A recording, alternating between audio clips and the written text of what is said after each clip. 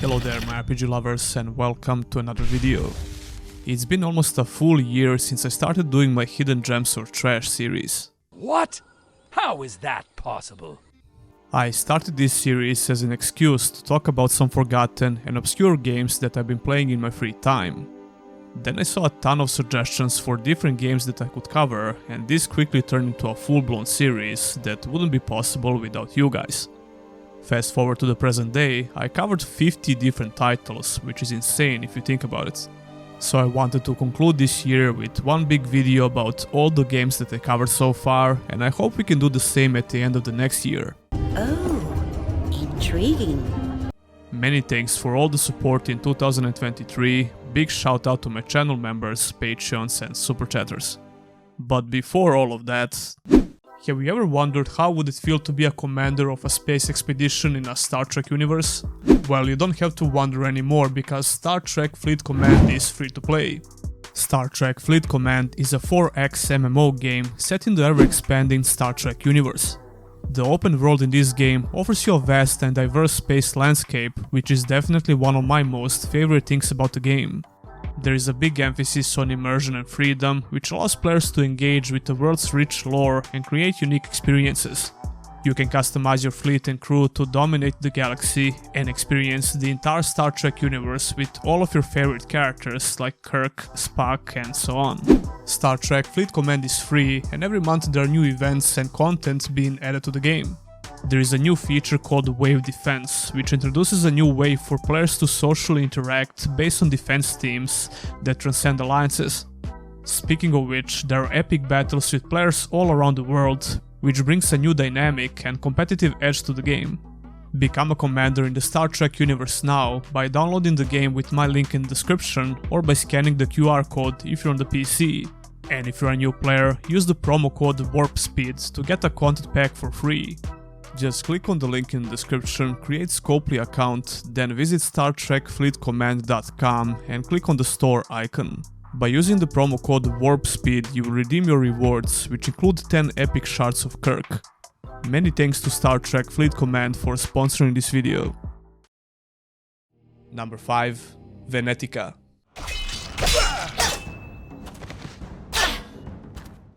We're starting off with a game that was heavily requested on my channel. Venetica is an action-adventure that came out in 2009 for PC, Xbox 360 and PS3. It's developed and published by Deck 13, the same studio behind Surge 1 and Surge 2. Judging by the comments on my other videos, it seems like a lot of my viewers want me to cover this game with a review. So I recently tried to do a full playthrough and make a proper review about this game, but to be honest, I kinda gave up. Venetica definitely has a certain charm to it, and if you really enjoy action adventures from this time period, it might be worth playing just because of that. I played this game for just a couple of hours, so it could get a lot better later, but my first impressions were not that good. I found the gameplay really stiff and not fun at all. That was probably the main reason why I dropped the game. You play as a girl called Scarlet, who discovered that she has some unique powers, which are somehow connected with the underworld. Undead Archon? I don't understand. These powers allow you to resurrect upon death if you have enough Twilight energy. After your village gets attacked in the beginning, Scarlet's husband gets killed by these assassins, and you're trying to figure out what's going on. In the beginning, your main goal is to get to the city of Venice.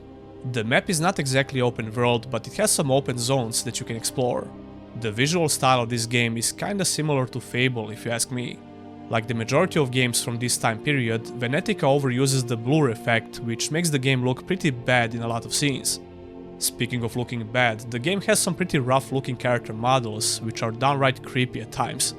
However, the areas you're going to explore are not looking that bad, although there are a lot of low resolution textures all around the map. I was trying to play the game on 4K, and considering how the game looks in general, I don't think my PC should have a lot of problems to handle it. But the UI doesn't scale properly on this resolution, so I just switched to Full HD. Even on Full HD, Venetica is poorly optimized and the performance of the game is not that great. Putting that aside, Venetica has an RPG progression in terms of learning new skills at trainers, looting new armors and weapons, and so on.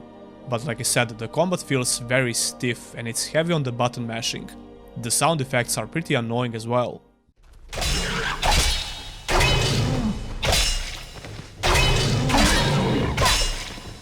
The voice acting is kinda solid considering that this was a lower budget game. Everyone has a strong British accent, which was to be expected because the developer is from Europe. This discussion is over, young man. Go home now. I hate you! Overall, it seems like Venetica is a mediocre action-adventure at best, but like I said, I just invested a couple of hours into this game. It was enough for me to quit the game, but I might try it out again in the future. Number 4. The Fist Templar.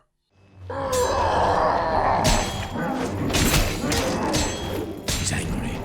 The Fist Templar is an action-adventure with co-op features released in 2011 by Heavently Games. In this game you play as a Templar who is on a mission to find the Holy Grail. If you're playing alone, you will get to switch between 2 different characters. The game has a bunch of puzzles and areas where you have to use both of your characters in order to progress further. Most of these puzzles are pretty simple and kinda boring if you're playing alone. The Fist Templar is a lot more fun if you're playing in co-op, and it's one of the major reasons why I decided to include it in the video. By itself, the game is not all that great. It's very obvious that this game was on a very tight budget. It looks pretty bad, even for a 2011 game, and some of the game mechanics feel outdated. I absolutely hate when you have to spam the button like crazy in order to perform some simple actions like closing a gate, for example. Putting that aside, the Fist Templar has a pretty simple combat system, but it's functional. You can win most fights by simply button mashing. It's not very challenging, mostly because of the brain dead AI. However, you occasionally have to block or break the shield on the enemy and dodge arrows. The controls are pretty snappy at the expense of very choppy animations when you move around. I actually like this design decision because they prioritize the feel of the gameplay over realistic animations for moving your character around. I mean, in a perfect world you should have both, but when you're on a tight budget, some sacrifices have to be made. Anyway, the combat has some pretty cool finishing animations.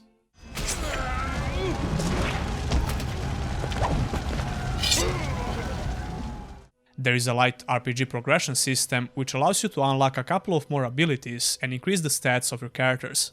For example, you can unlock the parry mechanic, but it's not very rewarding. You'll be better off with using the simple combo system by spamming the button. Even though you'll be able to find a bunch of chests on the map, the game is not very heavy on looting. Most of the time you'll be looting XP and some buffs for your character. It's kinda weird. The Fist Templar has a couple of armor sets and weapons that you can find, but they're just outfits. They don't provide you with any gameplay benefits. And what's kinda interesting, you can't equip individual armor pieces until you find the full set. The boss fights are few and far between, and they're not very good. Most of the time you'll be fighting a lot of enemies at once. To be honest, I'm kinda impressed with the amount of NPCs on the screen at once in some of these fights. This game is very linear, but every location has at least one optional objective that you can do. But even the characters think it's a waste of time. Was this detour really necessary? The Fist Templar is very heavy on the story, and it has a bunch of cutscenes and dialogues. The writing is mediocre at best, and the story itself is not all that interesting. But this game is not wasting your time. Like I said, it's very linear, and it should take you around 10 hours or even less to complete it. I highly recommend playing in co-op if you want to try it out. It's not worth playing as a single player game if you ask me. Number 3. Haunted Demon's Forge.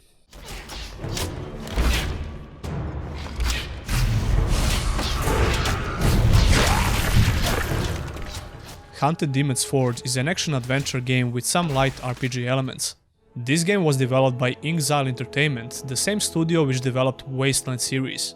I was curious about this game ever since it came out back in 2011, but I never got a chance to try it out. The reception for Demon's Forge was mediocre at best. And even though I'm not a huge fan of review scores in general, I would say they're pretty accurate in this particular case. The main selling point of this game was the local and online co-op. Unfortunately, the online co-op is no longer available. The Xbox 360 and PS3 had a split-screen co-op feature, and this is the only way to experience the co-op today. The PC version never had a split-screen feature, so you can only play the game in the single-player mode. Hand to hand! Get ready!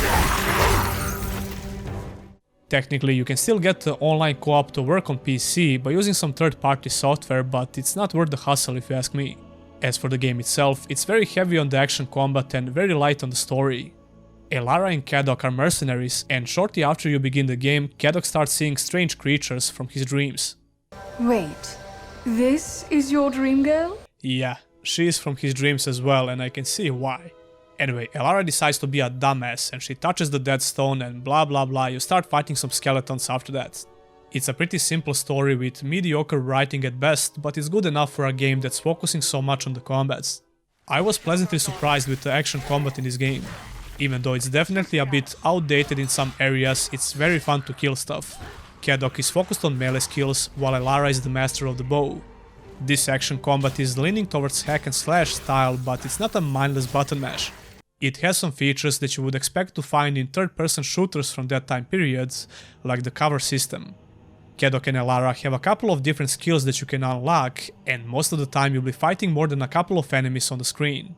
For example, Elara has a frost arrow which freezes enemies, and you can easily finish them off with normal melee attacks or regular arrows. You can do headshots which are very satisfying, and Kadok has some nice warrior skills. Besides the combat, the game has some puzzles that you have to solve, which usually requires some minimal effort. I think the puzzles were kinda unnecessary in this game, and they just slowed down the progression for no apparent reason. I recently made a review about Darksiders 2, which was another action adventure that came out around the same time period. That game did an amazing job with the puzzles.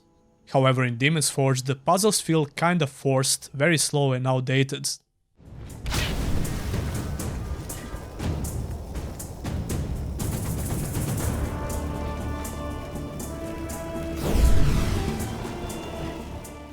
Overall, if you're looking for a decent action adventure with co-op features on consoles, you can have some fun with this game.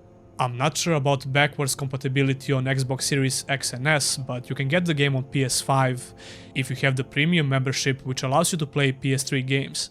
If you don't care about co-op, it works fine in single player on PC as well.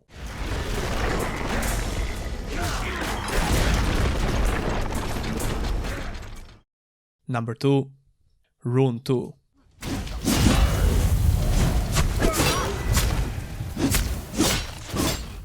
Rune II is an action RPG released in 2019. Apparently these guys tried to sue Bethesda for intentionally sabotaging the game in favor of Skyrim. Lol. Yeah, anyway, Rune II is pretty rough around the edges, to put it lightly. However, I believe it had more than a couple of very fun mechanics, and the fun factor in general could be very high if you're ready to ignore some major issues. Rune II looks like a 2003 game and not a good looking 2003 game. What's even worse, it runs like crap, it's highly unoptimized regardless of the graphical setting. This game is going to feel very familiar if you played Valheim. Come to think of it, Rune II had the potential to be equally famous like Valheim before Valheim. It essentially had very similar mechanics and the gameplay itself feels very similar. I would even argue that the combat in Rune II is better than Valheim. It has a mutilation system which makes it feel pretty brutal.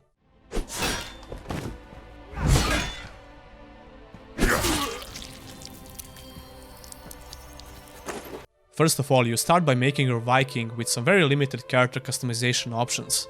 As you can see here, the game had the option for co-op play, but Rune II servers are dead for quite some time now. You start the game in Midheim and Heimdall is the narrator and your tutorial guy. You immediately get to try out some combat mechanics and then you start doing some very straightforward quests. Not long after the beginning of the game, you start learning about some other mechanics like building things, cutting down trees and gathering resources. Unlike Valheim, the map in this game is not randomly generated. You have a home base that you have to defend from frequent attacks and repair the buildings you made. These buildings give you different gameplay benefits and the game is heavily focused on gathering materials. You can craft gear, learn new skills when you level up, and as far as I could tell, the main quest is usually very simple. Just a bunch of kill quests basically. The UI is pretty bad and kinda confusing, but it's functional and learning new skills is kinda fun. Shortly after the beginning, you get to learn a unique skill by aligning to a certain god of your choice. The zones on the map are leveled, and the game is pretty challenging if you try to kill someone that's much higher level than you. Speaking about that, the combat is pretty fun like I said before. It's not amazing by any means, but I wouldn't call it bad. You have a couple of different melee attacks, a dodge, parry, and different skills to learn. The itemization in this game uses a pretty standard RPG philosophy. Items have different quality levels and bunch of different stats. Rune II feels like a Diablo-like game in terms of loot. I think it's randomized for the most part. I think they managed to do a good job when it comes to looting things because it feels satisfying. Well, in the early game at least. Unfortunately, this game is delisted on Steam and Epic Store as well. You could say it's completely dead, but there are still some other methods to get it if you really want to try it out, if you know what I mean. It's a shame because this game could have been really fun to play, especially in co-op. Valheim came not long after this game released and it managed to be extremely successful with a very similar game design formula. Number 1. Blades of Time.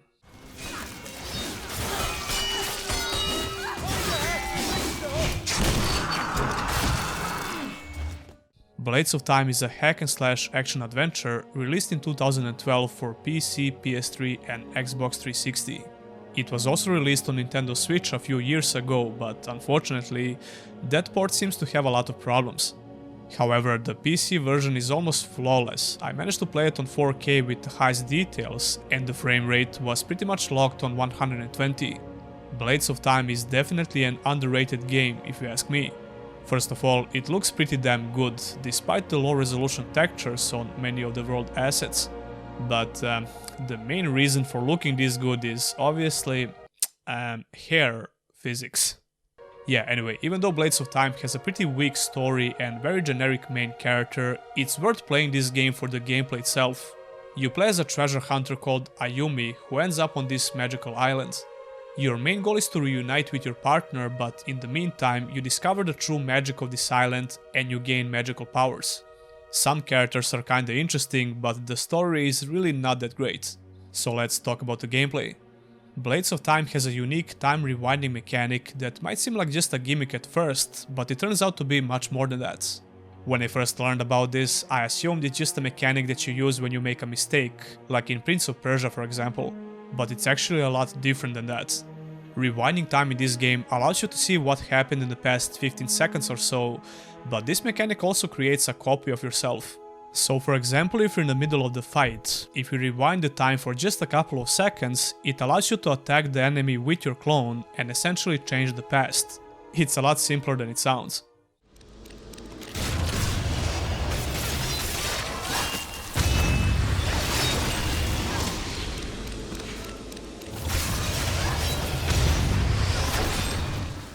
A lot of enemies will require you to use this mechanic because that will be the only way to kill them.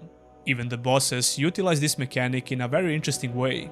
For example, this enemy has a special shield which can only be broken with a very fast gunfire. So you have to shoot it a couple of times and rewind the time so you can shoot it with your clone at the same time. You can rewind the time a couple of times in a row and create multiple copies of yourself. But of course, this wouldn't matter a lot if the action gameplay was not good in general. Blades of Time has a fast-paced action combat that relies on different combos and spells. As you progress through the game, you will unlock more attacks and spells, which you can execute with different button combinations.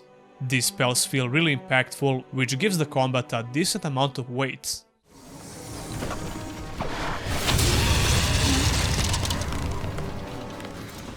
The flow of the combat is just amazing, and the game feels pretty balanced. You absolutely need to learn how to take the advantage of your combos and spells. Otherwise, the enemies can easily kill you in just a couple of hits. The character progression as well as the story is pretty linear. You don't have a lot of wiggle room while exploring these maps, but there are secrets to find by using your compass. Other than that, the level design is quite linear, but you'll need to use the same time mechanic to solve puzzles and do some platforming.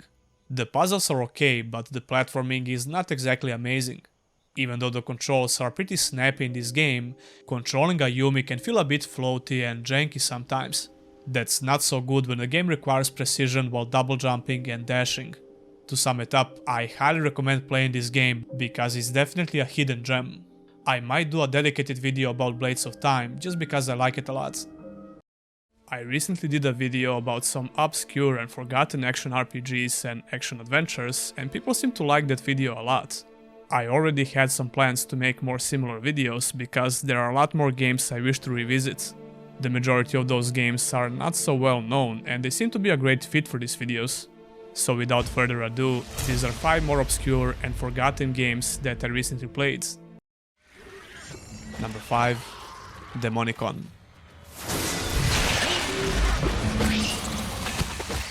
Demonicon is an action RPG released in 2013 for PC, PS3 and Xbox 360. I started playing Demonicon shortly after I made the first video about forgotten and obscure RPGs because I had a ton of suggestions for this game in the comments. The reception for this game was pretty average. The user score on Metacritic is slightly higher than the critic score, it has mixed reviews on Steam and 3.5 stars on GOG. It's not so hard to see that Demonicon was on a very tight budget. All right, none of my business. Can I go now? Don't get me wrong, I'm no stranger to playing AA RPGs and lower budget games in general, but Demonicon feels extremely cheap in certain areas. Although the quality of the intro cutscene beg to differ. It's a pretty good cutscene and a solid introduction to the story.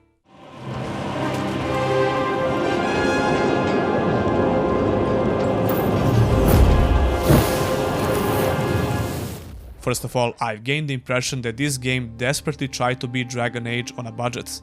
Most of the UI elements have a very similar design and the color palette is reminiscent of Dragon Age Origins. So naturally, Demonicon is focused a lot on telling an interesting story with varying degrees of success. Enough, I'm not here for sex. You're not? But I was told you were coming. Demonicon starts in the dungeons of Moloch Mountains. Chiron is the main protagonist of the game and there are no customization options of any kind. That's a bit disappointing because Chiron looks and acts like a pretty generic fantasy character. He is trying to find his sister Calandra, who apparently got lost in this dangerous dungeon. Why? Well, she ran away because your father is trying to force her into marrying this rich dude. Shortly after the beginning you manage to find her and now you have to kill the crazy cannibal from this dungeon. In the meantime, you get some strange magical powers and you get to make what's seemingly an important decision in the story. The game plays out a bit differently depending on the choices you make, which is definitely worth some praise. You can see some minor consequences of your decisions, in terms of NPCs mentioning your past actions and something similar to that effect. Anyway, Chiron desperately tries to save his sister from marrying this dude because he really loves her. Ah, that's so sweet, he's such a good brother. Wait, what the actual fuck? And now? Well, no one's watching. Chiron! It's not funny. Yeah, this happens shortly after the beginning. But don't worry, this is perfectly normal because later in the game your father tells you that she's not actually your sister. Chiron, Calandra is not your sister.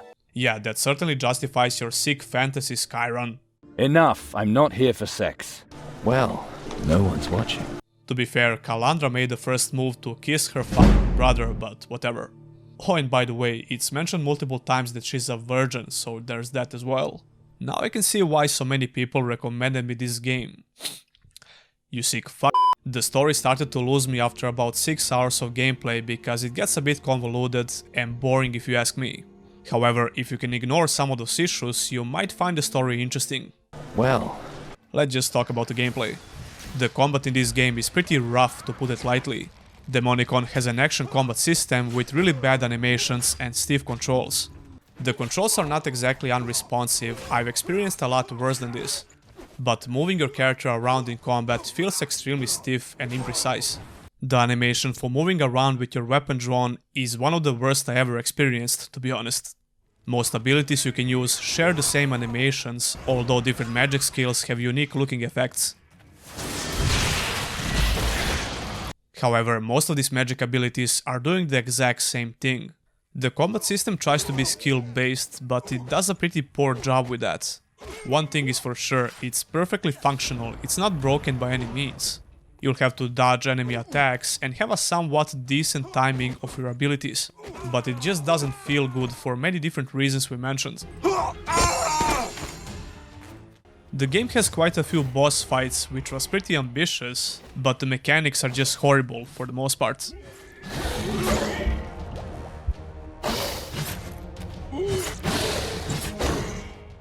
You can get used to the combat after a while, I guess, but then again, even if you stand in shit for long enough, it will stop smelling bad. That's a bit cruel, but I would lie to you if I said that this game has a good combat system. On the other side, the game has plenty of dialogue and skill checks, which you can take the advantage of. Outside of dialogue, you can find some chests to loot and plants to pick up if you have a certain skill. That's all fine and dandy, but can you please explain why do I need a skill to pick up a damn flower? Yeah, some RPG mechanics feel a bit forced. This game has a very linear level design and the exploration is almost non-existent. There are a few different maps, which are pretty small in general, with narrow passages, a lot of invisible walls and tiny areas. We could talk about this game a lot more, but we have to move on. Would I recommend buying it? Not really, unless you're really bored and you like watching incest in the first 15 minutes of the game. You're gonna buy it, aren't you? No one's watching. Number 4. Loki.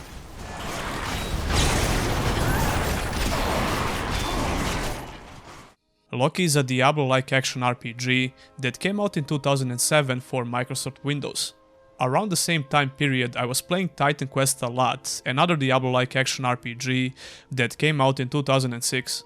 When I got bored of Titan Quest after God knows how many hours, I eventually started looking for a new, similar game. I can't exactly remember how I discovered Loki, and I don't know a single person on Earth who heard about this game before. As the majority of games on this list, the reception for Loki was really average. It managed to score 61 from critics and 5.7 from users on Metacritic, and it has mixed reviews on Steam. Anyway, Loki allows you to choose between 4 unique characters. All of the playable characters are from different mythologies, and they start the game in different locations with different quests to solve. It's a really interesting premise for the story, especially for a Diablo-like RPG, but the story itself is your typical mythology stuff. We carried off the wolf and raised him ourselves, so as to keep an eye on him, since it was foretold that he would devour Odin at Ragnarok. When I started playing the game again, I went with the Norse hero, but I also played a little bit with other heroes, just for comparison's sake. Loki has some specific technical issues which can be very annoying. I played the game on 4K with very decent frame rates. Although you're going to experience a lot of frame drops, and even when your FPS is very high, the game seems like it's dropping or skipping frames, which makes the gameplay feel really choppy. As for the gameplay itself, I always have the same criteria when it comes to Diablo-like games. The most basic thing you need to get right is to make the player feel good when you click on the enemy in order to kill them.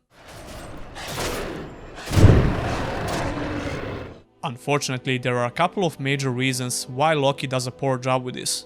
First of all, the controls feel sluggish and very unresponsive, especially if you compare the game to modern action RPGs. But even if you compare it to Titan Quest, the game that came out before Loki, or even the original Diablo 2, it feels way worse. There is a noticeable delay or input lag for every action you do, and even moving around doesn't feel smooth, which is a huge problem. As for the gameplay elements, Loki has a pretty standard Diablo-like formula. Loki fails to distinguish itself from other Diablo-like games because it doesn't offer anything unique. But that wouldn't be a problem if the gameplay was a bit better. Loki has 3 difficulty levels that you can only unlock after you complete the previous difficulty. Each hero has 3 different skill trees, and casting spells is pretty much identical to Diablo 2. You have to select the ability from the action bar and then use the right mouse button to cast it. This worked fine when Diablo 2 came out. But similar games that came out only a couple of years after Diablo 2 started using a much better system for casting spells. You just press the corresponding button to instantly cast a different spell, it's much more convenient. But Loki decided to use an outdated system for some reason. Putting that aside, the spells that your character can use are pretty standard stuff. The weapon types deserve the most praise when it comes to the gameplay. You have a lot of different weapons that you can use if you have the level for it and appropriate stats. I was surprised to learn how some of the stats, like the range on the weapon, actually have a major impact in the combat. You can find very shiny looking weapons and armor for the current hero you're playing or even for other characters. I think that feature is always fun in these types of games because it can incentivize you to play the game with other characters and use the items you found. There is a way to upgrade and customize your weapons, and that's pretty much it. Some of the enemy types in this game look very unique. I'm pretty sure that was everything positive I have to say about Loki. But yeah man, I was really disappointed with how the melee combat feels, and I played way too long with the Norse hero before I switched to a range class. The Egyptian sorcerer and Aztec shaman control a bit better because the range combat is slightly more responsive. So if you're crazy enough to get this game, I highly recommend playing as a range character. The last thing I want to mention is the UI, and not for a good reason. It's really bad. It's hard to compare stats on weapons and armor, and this game doesn't have a character spreadsheet like most Diablo-like RPGs. The UI looks like it's in alpha version, it's very unfinished. Loki had the potential to be a solid Diablo-like RPG, but unfortunately it had many issues. Nowadays you can only get it on Steam, and I wouldn't recommend buying it, mainly because of the poor performance.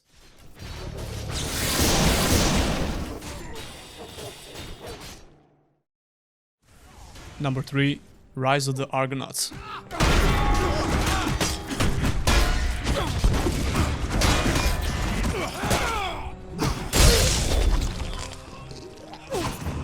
Rise of the Argonauts is an action-adventure that came out in 2008. This game was actually being promoted as an action RPG with streamlined character and resource management. Yeah, they were actually trying to promote streamlining in RPGs. I mean, streamlining is not fundamentally bad, but Rise of the Argonauts is definitely more of an action-adventure than anything else. When I first saw the game back in the day, I thought it's just another action-adventure with tacked-on story that doesn't seem very interesting. Achilles, tell the wine bearer to leave it at the door. We're waiting. However, when I finally got to play it a couple of days ago, I was pleasantly surprised with how interesting the story is, but very disappointed with the gameplay. It's usually the other way around when it comes to these older, lower-budget action adventures. Rise of the Argonauts follows the story of King Jason. The game has a Greek mythology setting which I really like, and you're going to see a lot of familiar names from this mythology. Not only meet, but befriend them as well. How many wenches do you have aboard? We've no wenches, Achilles. What? Hercules is your best friend from the start, and as you play the game and visit more regions, you're going to recruit more legendary heroes. They can help you in combat, and you'll have the option to choose who to bring with you on the next mission. They also banter sometimes, and they have different dialogue lines in different situations. This place looks deserted. We need to make port where there's some women to be found. Anyway, Jason's wife is killed in the beginning of the game, and he desperately wants to bring her back with the help of the gods. Literally. Should you accomplish what you seek, all the rules will have changed. Shortly after the beginning, you get a ship which basically becomes your hub area. You'll find all characters you recruited here, change your gear, improve your stats, and choose where to sail next. The game has a handful of different maps with unique storylines, and the level design is pretty linear. Every map has some side quests that you can do, and they also have different choices you can make. Rise of the Argonauts has a lot of dialogue and a lot of choices to make. Some of them are clearly illusion of choice, but it seems like some choices actually have some proper consequences. The voice acting is good enough for you to take the story seriously, and I have to say that I really enjoyed the story in general. There would be riots in the streets of Mycenae if I aided you on such a fool's quest. I would say it's worth playing this game for the story itself. It's not amazing by any means, but the Greek mythology setting and the characters are interesting enough. If you're a huge fan of Greek mythology, you should definitely consider playing it. But on the other side, the gameplay can sometimes make you pull your hair out.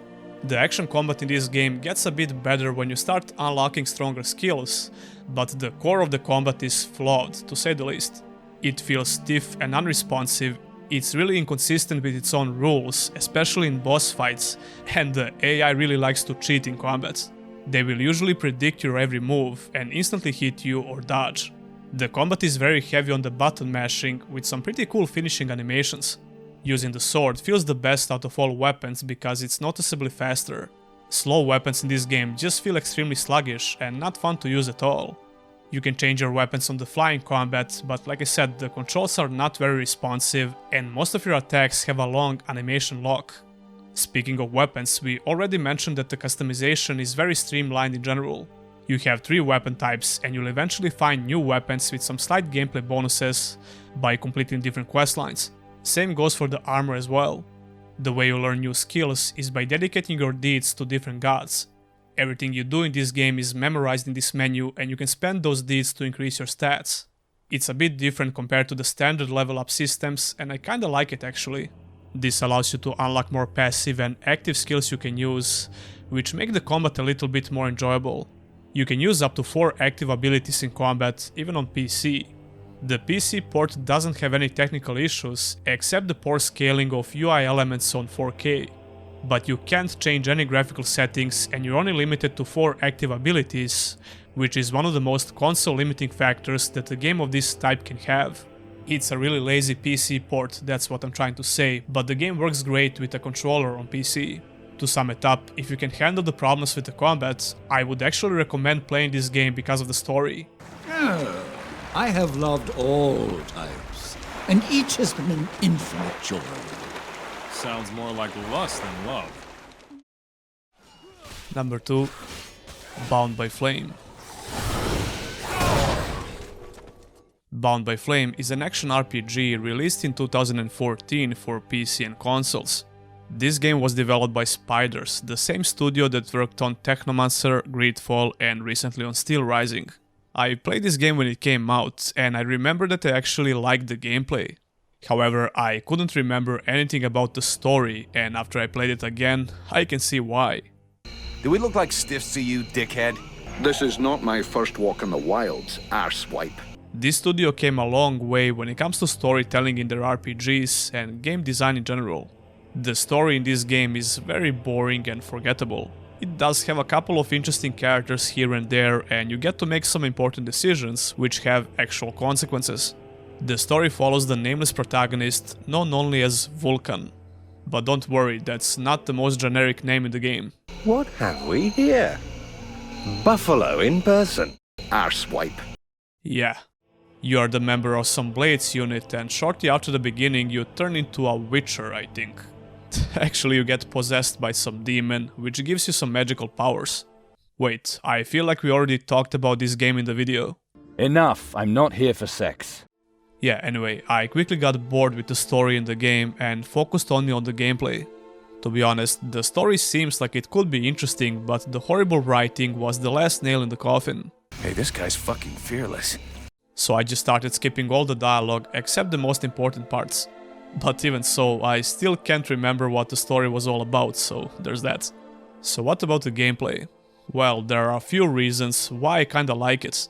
It's enough for me to care about the game in general and not quit because of the bad story and writing, which should tell you enough how I feel about the gameplay. But of course, we're going to get a bit more technical than that. Bound by Flame has some pretty snappy controls and decent combat animations. The major thing it lacks to make the combat feel very good is the sense of impact. The lack of impact makes it feel a bit floaty, but even so, I still think it feels pretty decent. The game offers you 3 different skill trees, which allow you to improve your melee, ranged, stealth and magic skills. Yeah, there is a pretty janky stealth system in the game, but it's functional. The game is pretty much forcing you to use everything at your disposal, even though you have the freedom to invest points into skills you want to use more frequently. Your hotbar is mainly for mapping your magic skills, potions and traps, and it's also used as a tactical menu. For the majority of the game you'll have a companion at your side and you can issue some basic commands through this menu. It kinda feels pointless and underdeveloped, to be honest. The companions are pretty useful in fights though. The game is not very long and levels are small, with a couple of optional areas to explore. You'll find different weapons, armor pieces and materials by looting containers on the map. If you play Greedfall, the crafting system in this game will be very familiar. But compared to that game, the crafting system in Bound by Flame is bare bones. The reason why I mentioned that you have to use everything at your disposal in fights is because of the difficulty. Even on easy and normal, the game is really challenging, especially if you focus on melee skills like I did. Traps, magic spells, ranged and melee attacks, everything is useful in combat. If you try to play it as a hack and slash game like I did, you're probably going to die a lot.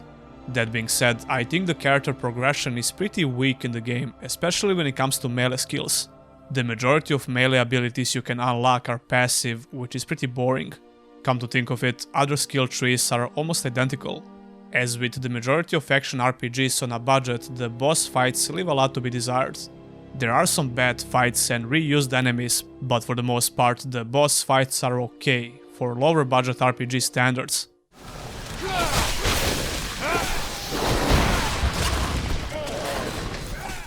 You can complete the game in about 15 hours or so, and I would recommend getting it if you like what you see. Just don't expect an amazing action RPG with a great story. Arsewipe. Visually, the game holds up pretty good, and I didn't have any issues with the performance on highest detail on 4K resolution.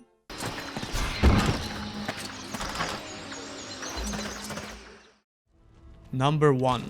Enclave. Eat this! Enclave is an action-adventure from 2002. It's a pretty old game, but would you believe me if I told you that the gameplay in Enclave is 10 times more fun than any other game on this list? It's very simple yet extremely addictive. You might run into a couple of technical issues if you get this game on PC today. It turns out my game was not working as intended because it was skipping frames and the game speed was messed up. Of all things, this issue was related to the refresh rate of the mouse cursor. I was able to fix it by reducing the polling rate from 1000 to 125. But before that, I already played the game a lot, and even in that broken state I liked the gameplay. So what's Enclave all about? Well, first of all, this game doesn't bother you a lot with the story, but whenever you get to watch a cutscene, they are pretty long. The intro cutscene is about 5 minutes long, and I love the way it's presented. To sum it up, it's basically the fight between good and evil, but the game has a lot of soul. What's perhaps the most interesting when it comes to this, you have two different campaigns, Light and Dark. However, you can only unlock Dark when you complete the Light campaign. Dark campaign allows you to play the game from the evil perspective and you get a lot of new characters to choose. Most of them are the NPCs you fought before when you played the Light campaign. The game is not very long, but the gameplay can be really challenging. It's fast-paced action with old-school level design and a lot of playable characters that you get to unlock as you play the game. What I found the most impressive in this game is the enemy AI, which can put to shame a lot of modern action games. I feel like the AI in most modern games is just going backwards, instead of making some giant leaps. There are few exceptions here and there, but playing Enclave will definitely make you think about this. For example, the ranged enemies are very effective when it comes to using the environment as a cover. Sometimes it almost feels like you're playing against real people, that's how good it is. Melee enemies are very good at chasing you down, even when they have to precisely use the jump mechanic.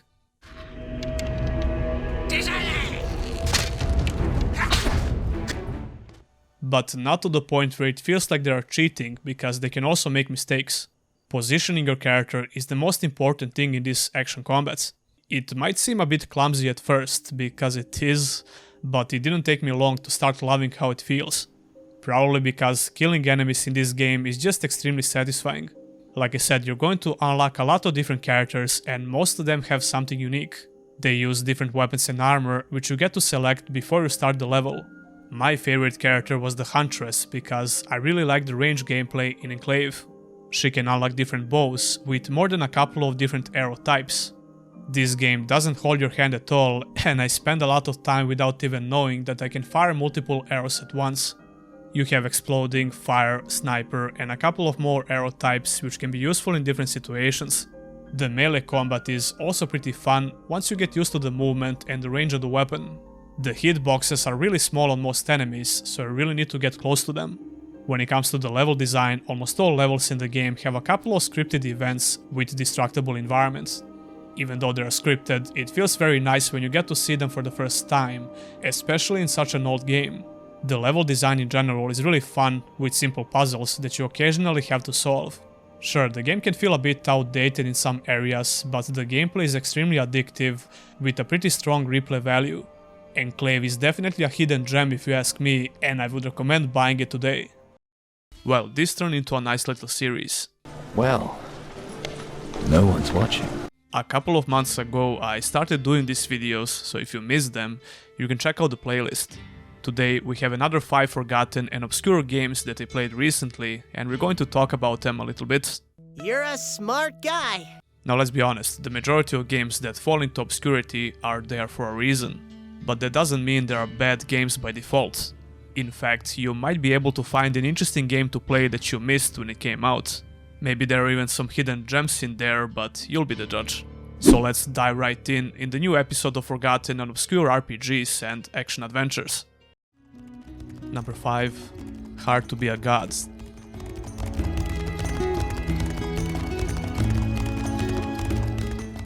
Hard to be a God is an action RPG released in 2007. You're a smart guy. It's a very flawed but kinda interesting game. Some people would even say that it's a real hidden gem, but to be honest, I wouldn't go so far. However, the game has a couple of features that took me by surprise, and the more I played, the more interesting it got. So what's it all about? Well, I'm glad you asked. What are you, a sissy? Hard to Be a God has a medieval/sci-fi setting with a unique story. The story doesn't seem all that interesting at first, especially because it starts off really slow. Your character is a mercenary and you start the game in an Imperial intelligence camp. After you're introduced to some basic gameplay tips, you get a quest to kill a band of thieves who are terrorizing the merchants in the capital city. That's everything you get about the story in the beginning, and I thought it's going to be very generic and boring, but I was wrong. It opens up a lot more as you play, and if you're willing to pay attention to the dialogue, you could find this story very interesting. Oh yeah? Then I lied. I like to lie, so get used to it. The writing is surprisingly good, even though it has a bunch of typos and some plot holes here and there. And speaking about surprising features, it's fully voice acted. Even the quality of voice acting is not all that bad, it's good enough to take the story seriously. Young man, are you always running headlong into whatever awaits you? Well, maybe that's not the best way to describe it, because there is a lot of humor in the game. The dialogue can be very goofy at times. I don't give a damn about that ugly bitch.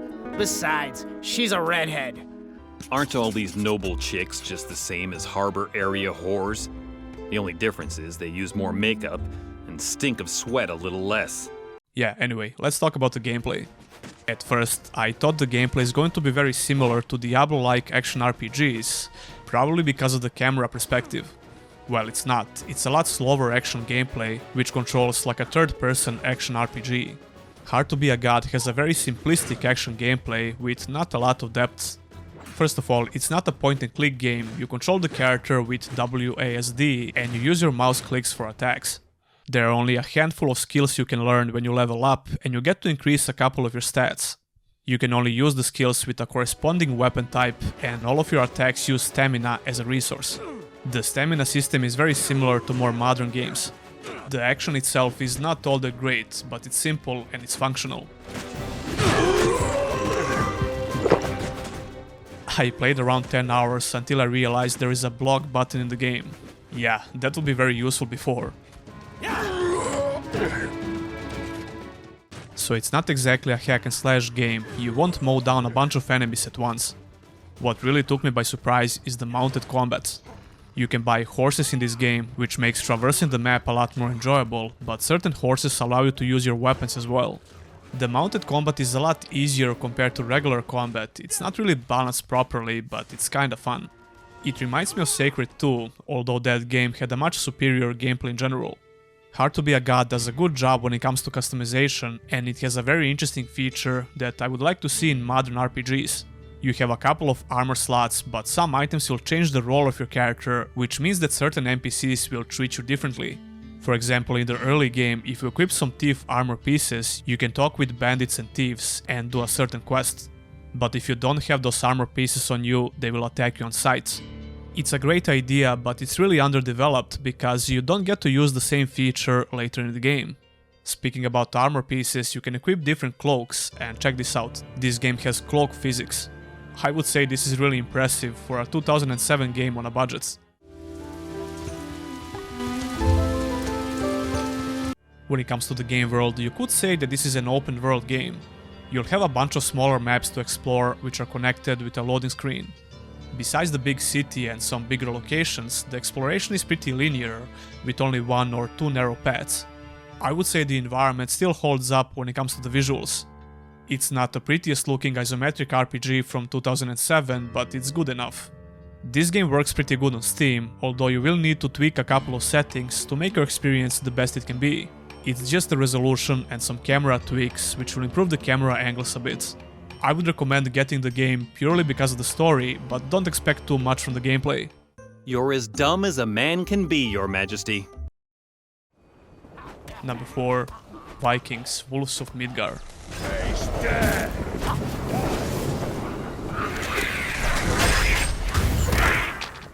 Vikings, Wolves of Midgard is a Diablo-like action RPG from 2017. I remember being kinda excited before this game came out because I love isometric action RPGs. And then I saw some very negative reviews from, well, everyone, and I just decided to skip it. In the meantime, I totally forgot that this game even exists, and I'm sure you did as well, which makes it a perfect fit for one of these videos. Is that your attempt to make yourself sound useful? Before I started playing it for the first time ever, I thought I'm going to like it a lot more than I actually did. It turns out I was wrong. Very wrong.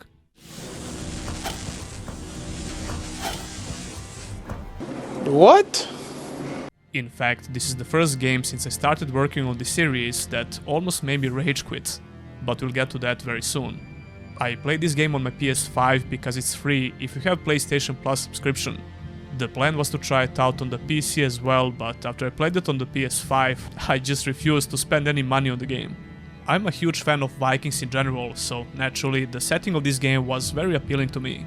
Even though it was obvious that it's going to be a very generic Norse mythology setting, but that wouldn't be a problem if the gameplay was better. You start the game by making your character and you get a couple of customization options. It's a pretty basic character creation menu. The most important option is to select one of the Norse gods, which will give you a starting weapon and one ability. After that, I started the game on hard because I didn't want to be a peasant. The intro cutscene is very vague, it only mentions the Ragnarok, the event which is supposed to destroy everything. The harbinger of Ragnarok, the end of all things. You're the main hero, obviously, who is supposed to save everyone, and that's pretty much it. Like I said, nothing unique. Right off the bat, you get into a fight with some goblins, and the first impressions of the combat are not very good.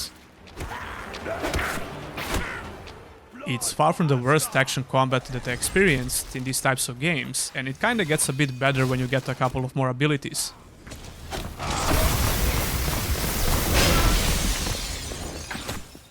However, the fundamentals of this action combat system have a couple of issues. Controlling your character feels okay, but all of your attacks have a very noticeable input lag. That's one of the reasons why the combat feels very stiff. Another big reason for that are attack animations. And again, not the worst I ever experienced, but they're not very good, to put it lightly.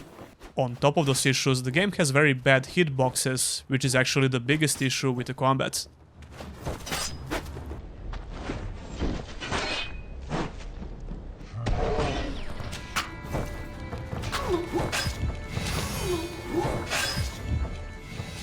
You have a dodge button that you have to use very often in fights, and it feels really clumsy. And I'm pretty sure the game doesn't have any iframes, which makes dodging attacks a lot more difficult. This enemy type was the main reason why I quit the game for a couple of days, and I forced myself to play it a bit more before I include it in this video. I usually finish the game even when it's really bad, but I just couldn't drag myself to the end in this particular case. This stupid NPC can block almost everything when you're facing them directly, so you have to attack them from the back, which is easier said than done. The peak of my rage was the boss fight, where the game puts two of these enemies before the actual boss fights. Fighting the boss is a lot easier than fighting these two regular enemies, which should tell you a lot about the gameplay. All shall fall before my might. I actually like the idea of using more skill-based moves in Diablo-like RPGs, but it has to be executed a lot better than this.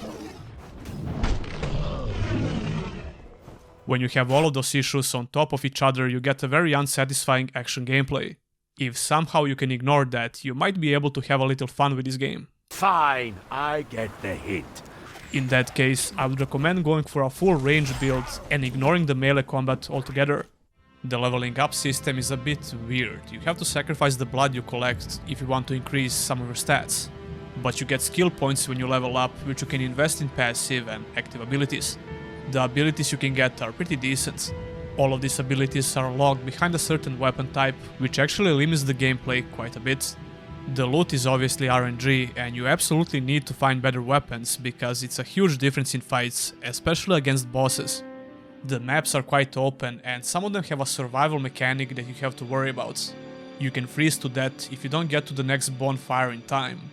This is supposed to make the exploration more fun, I guess, but it only makes it more annoying if you ask me.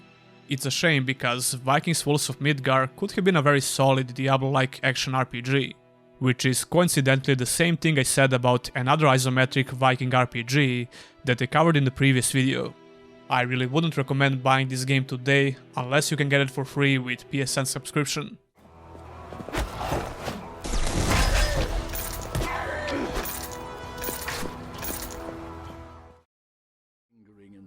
Number 3. Insomnia the Ark. The wind shall blow once more. The sleep that has lasted for so many years is about to end. Insomnia the Ark is a diesel-punk sci-fi RPG which came out in 2018 after it got successfully funded on Kickstarter. This game is set on an abandoned space metropolis where the humanity is trying to survive. Your character wakes up from a cryogenic sleep and he's infected with a rare psychological disease, and unknowingly he's holding humanity's last hope in his bare hands. This game is really slow in the beginning, up to the point where I almost quit out of boredom. One of the reasons for that is the quest design and how hard it is to get around this map. You can find yourself going in circles a lot, at least I did. First of all, I was always a big advocate for no quest markers in RPGs, but in order for this to work, you really have to know what you're doing with the map and quest design. The in-game map itself is not very helpful, and the way it's designed makes it really frustrating to constantly search for the right NPC. You get this menu that you use for traveling between different locations, and it works the same like in any other CRPG. There are random events which can happen, which are not very fun to be honest. That being said, the biggest strength of this game is definitely the atmosphere which the environment is creating. They really managed to nail this aspect of the game.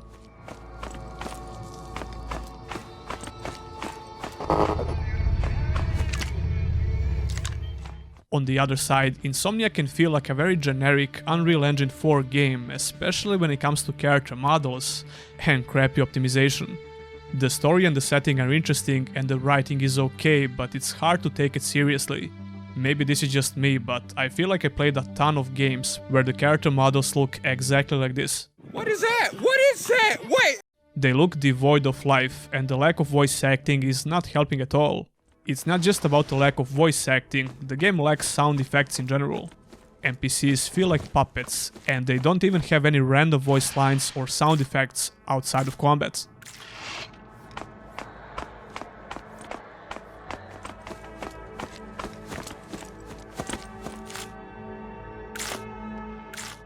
I mean, sure, quiet nature of the game kinda helps with the dark and gloomy atmosphere which the game is trying really hard to portray. It works in a way if you can ignore the issues I mentioned. This game has a lot of talking, and I actually think they did a good job with the dialogue. The majority of sentences are well compiled in just a couple of rows, which are easy to read. But the sheer abundance of dialogue and NPCs makes the game boring if you ask me. I mean, the story is good, but not good enough to justify so much dialogue in the game. There is a lot more talking than fighting in this game, by the way. The combat was a lot more fun than I expected, to be honest. Sure, it's really janky, but not in a bad way, if that makes sense.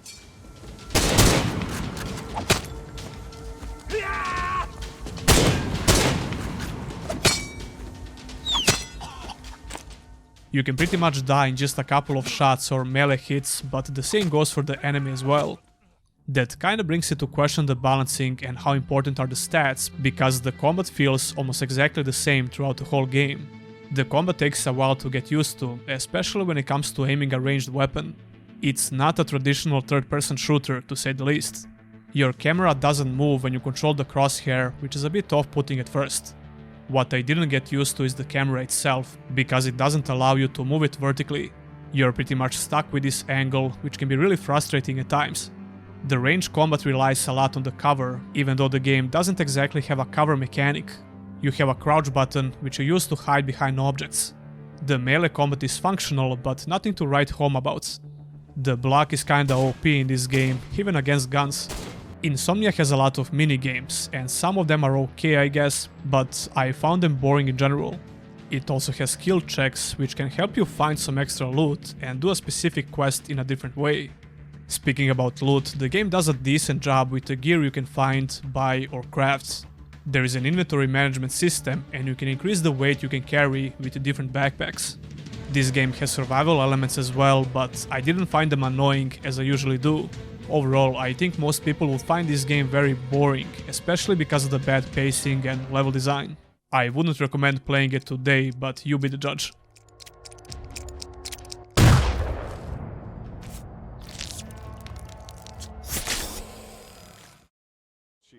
Number 2, The Cursed Crusade.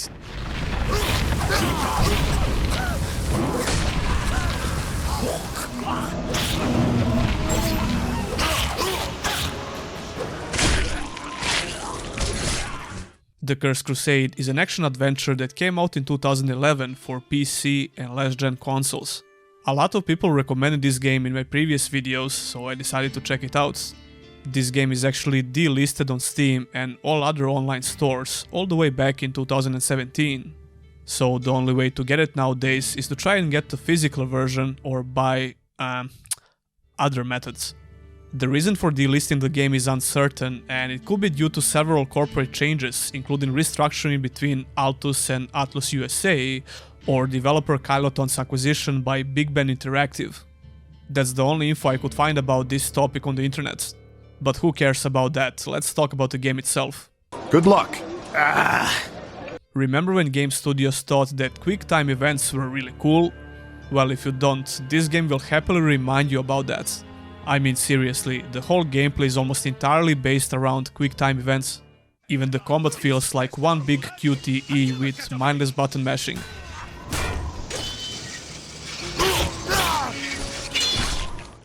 However, the biggest redeeming factor is definitely the co-op feature, because you can force one of your friends to suffer with you.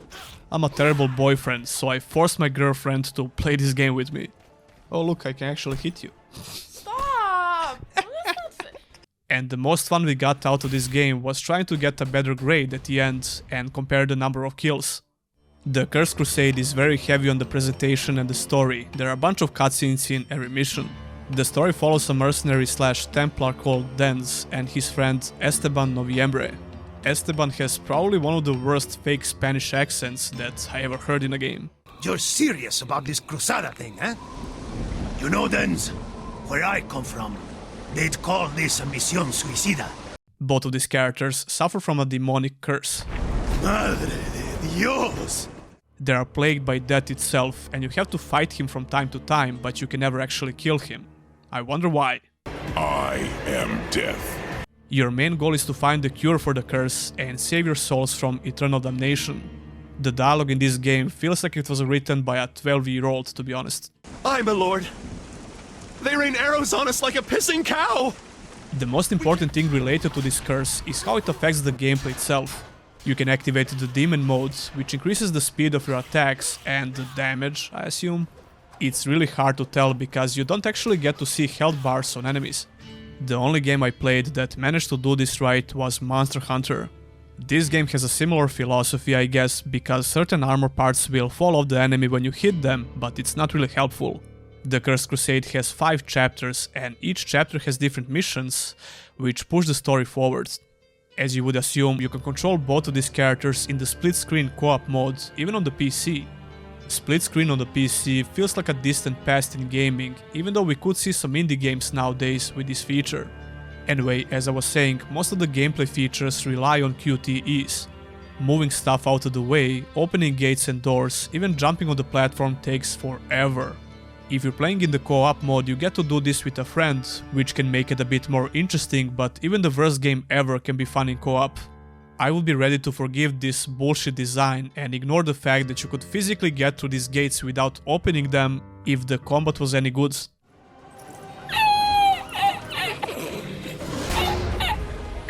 But nope, it's a mindless button masher with a lot of RNG. Finishing moves can happen in the first couple of hits or after 20 hits with a weapon. The parry mechanic is one of the worst I ever experienced. It doesn't require any timing at all. And of course, quick time events will frequently pop up in the middle of the combats. Not to mention the sound effects, which sound like you're hitting a trash can.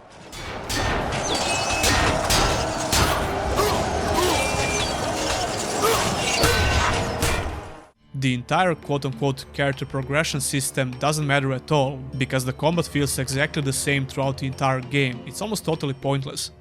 It's a shame, because the presentation of the game is actually very pleasant for the eyes. The game frequently uses the shaky camera effect, which seems like someone is following these characters with a camera, and I kinda like it. Speaking about the camera, it has a mind of its own.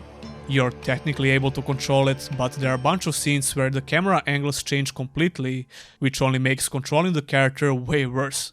There are a lot of interactive cutscenes basically, which only require you to press 1 or 2 buttons while you're watching the gameplay itself. To sum it up, the Cursed Crusade has a lot of issues and questionable design decisions, but the split-screen co-op makes the experience a lot more fun. The game is a product of its own time, but 2011 had much better action adventures and action RPGs, so this is not exactly a valid excuse. Should you go out your way and try to get the physical copy nowadays? Only if you're really bored. We should have seen this coming. Sneaking in is going to be impossible. Why can't it be easy? You know, we knock, somebody opens, we fight. Number 1. Drakensang the Dark Eye. So, friend, never tell for you. Drakensang the Dark Eye is an RPG from 2008, developed by a German studio called Reborn Labs. It's definitely a game that went under the radar, and after playing it for the first time ever, I would even say that it's a real hidden gem. Good day, what'll it be? It reminds me a lot of Dragon Age Origins, and if you're a fan of that game, I would seriously recommend trying out Drakensang. For some reason, I was convinced that Dragon Age Origins came out before this game, but that's not true. Drakensang came out a whole year before Dragon Age Origins. I discovered this game a long time before, shortly after I played Dragon Age Origins, but for whatever the reason, I never played it. So it was a perfect time to go back and finally try it out, and I'm really glad I did. This game obviously didn't have nowhere near the budget of Dragon Age Origins, and you can easily tell that when it comes to some features. However, this game still has a lot to offer. It's an interesting question, one that I've had plenty of time to think about. First of all, it's very slow paced, like very slow paced. This will probably be a major turn-off for some people, but if you love CRPGs, you probably won't have a lot of issues with that. Although most modern CRPGs with real-time combat usually have an option to speed up the gameplay. Anyway, Drakensang is based on the pen and paper role-playing rules of the Dark Eye. That's the most popular pen and paper role-playing game from Germany, which had very limited international success. Long story short, you shouldn't have a lot of issues with how the game works if you played games like Neverwinter Nights, Baldur's Gate or Dragon Age Origins. The story of Drakensang starts off really simple. You get a letter from a friend called Ardo, who lives in the city of Erdok. I am turning to you in what are now dark times.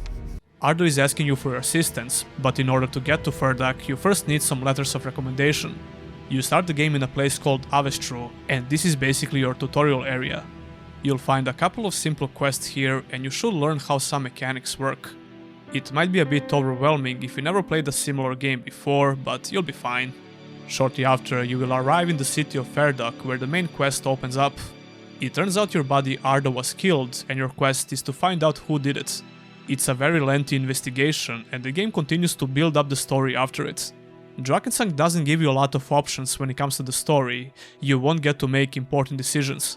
However, the dialogue itself is pretty decent, and I really like how it's presented. You get this zoomed in perspective with the character you're speaking on the sides, even though this is showcasing the age of the game with some low resolution textures on the characters. But I was pleasantly surprised with the number of different looking character models. If you watch my reviews about games from this time period, I usually ramble about the character models and how many clones there are in the game. It's not like Drakensang doesn't have any clones, but important characters in the game usually have unique looking models. It's definitely worth some praise, especially because this game didn't have a big budget. When it comes to the gameplay, it's almost exactly what you would expect from a CRPG. You get to make and customize your own character with an impressive amount of different classes to choose. This is a party-based RPG, you'll be able to have up to 6 characters in your party. Unfortunately, these characters are not all that interesting from the story perspective. They do have some banter here and there, and some different comments about certain situations, but that's pretty much it. Are the merchants allowed to block any road they feel like? As for the gameplay, you have a tactical pause and you get to issue commands to all of your followers. Like I said, the gameplay is very slow, so you always have more than enough time to figure out what you're going to do in combat. It starts off kind of challenging, but as you progress through the game and when you figure out how things work, it becomes pretty easy. I think the biggest issue with the combat is the lack of meaningful boss fights and enemy variety in general. It gets very easy after a certain point, but I still found it enjoyable. I think it's a very chill RPG to play, it was a relaxing experience. When it comes to the game world, this should also be familiar if you played similar games. The world map starts unlocking new areas after you finish a certain quest, and there are about 6 or 7 different locations that you'll get to explore. The main city of Heretic is the only location that you're going to visit frequently, while other locations will be permanently locked when you're done with them. At first, I thought I'm not going to like the game world that much, since the first location has a yellow and brownish color palette that I'm not a huge fan of. It basically looks like a bad Instagram filter. But as you unlock new areas, you'll find out that the game has a decent visual variety. I mean, sure, many assets have very low-res textures, but the atmosphere which the game creates is still pretty good. Overall, it's a pleasant game for the eyes. Drakensang the Dark Eye is a very chill game to play, and I recommend checking it out if you can handle those issues I mentioned. Sure, it has some underwhelming features, but I still think it's worth playing. You can easily get 30 plus hours from it. Warandra! Take that! Drink blood, my sword! Yes!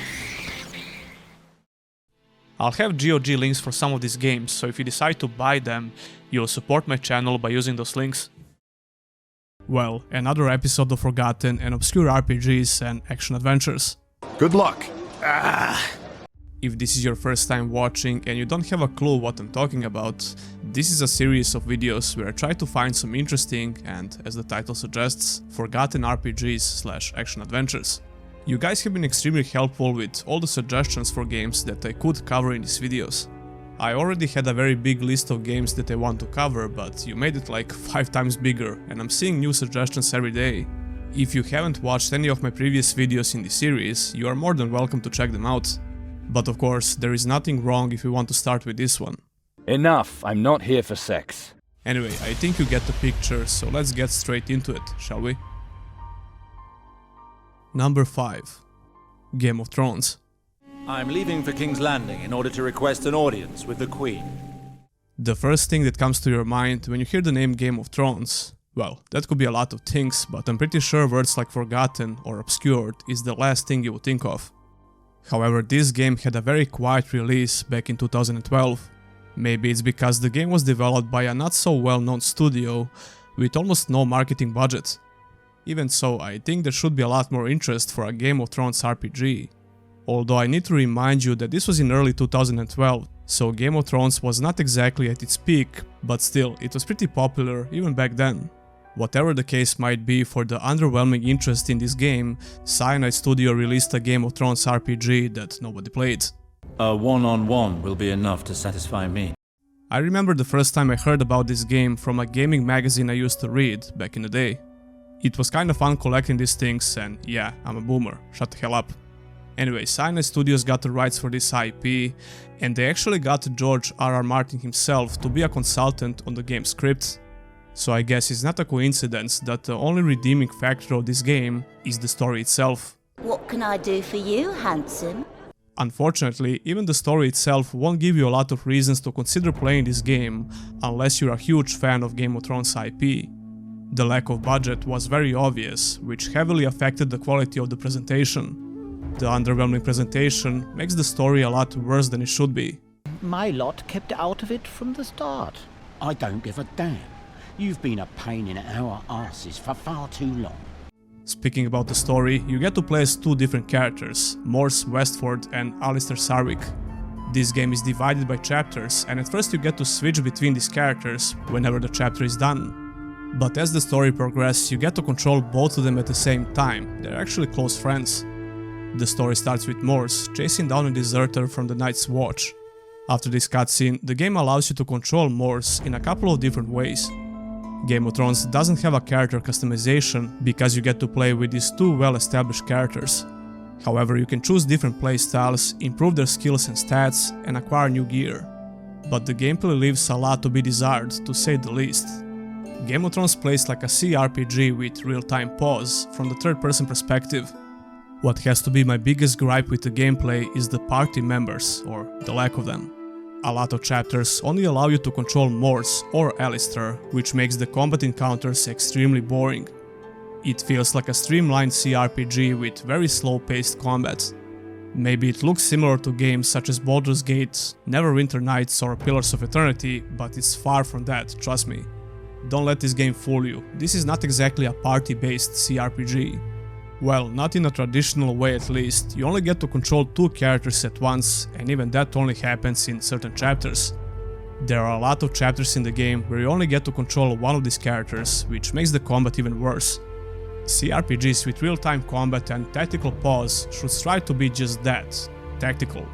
If you ask me, the whole appeal to that combat system is how you choose to approach different combat situations and how you build your characters in the party.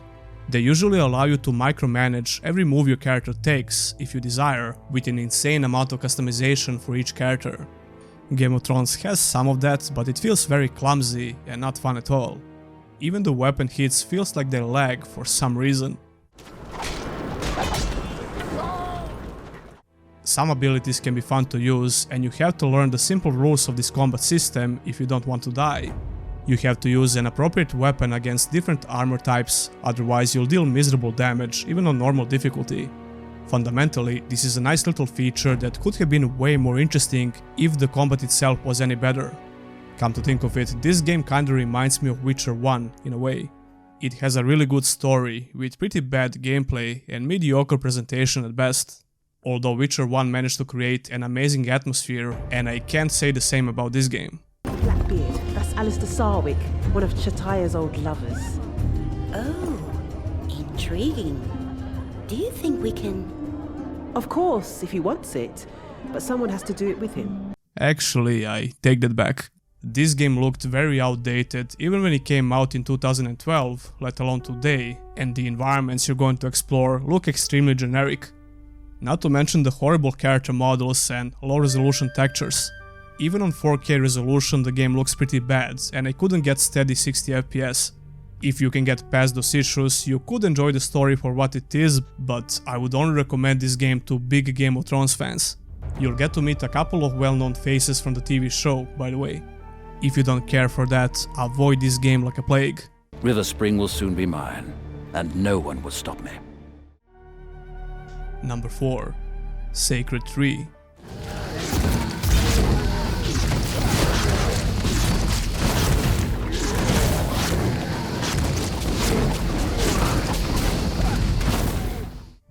If you're watching other videos on my channel, you probably know that I recently made a review about this game.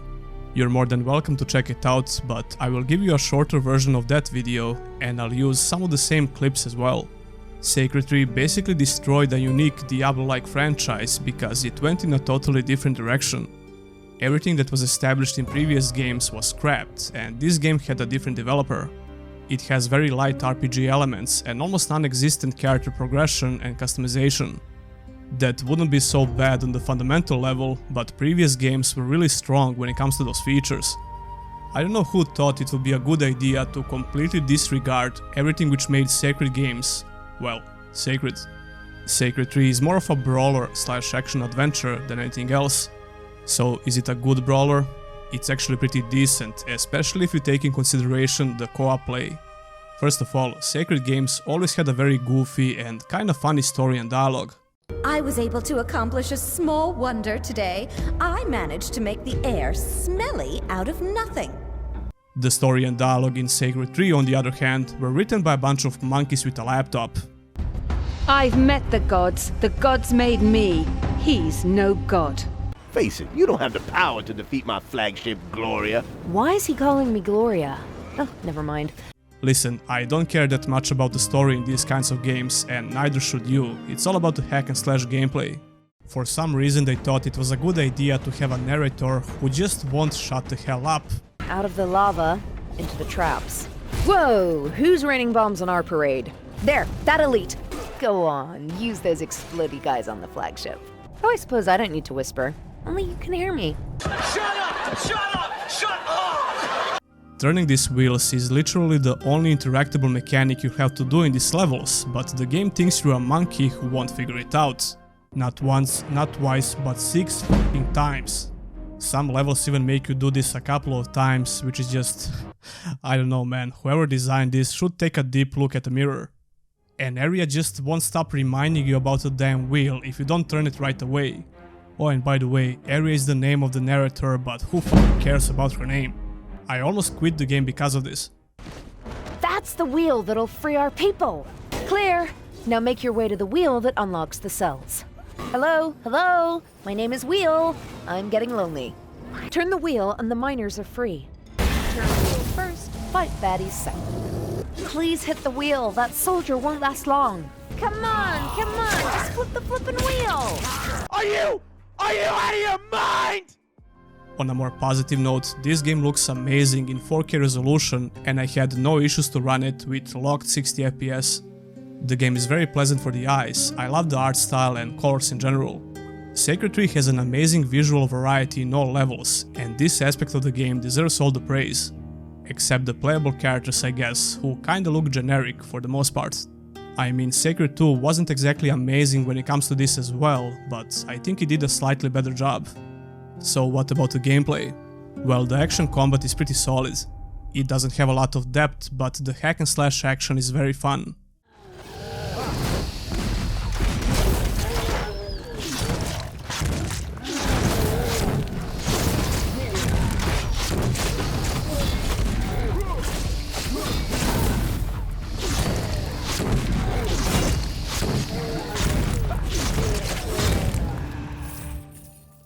I beat the whole game with the Barbarian in single player, then I started playing local co-op with my girlfriend with a ranged character. The Barbarian has a couple of different skills you can unlock, as well as a couple of weapons. The skills are definitely different, but the weapons don't mean that much, they feel the same, and the stats don't seem to do anything.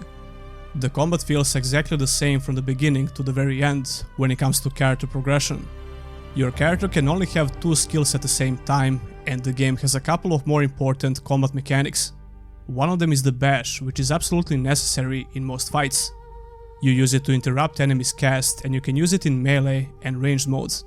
There is a slight chance that you'll knock down the enemy with bash and some other abilities. This opens up the chance to use the execute mechanic, which works pretty good and it's fun to use.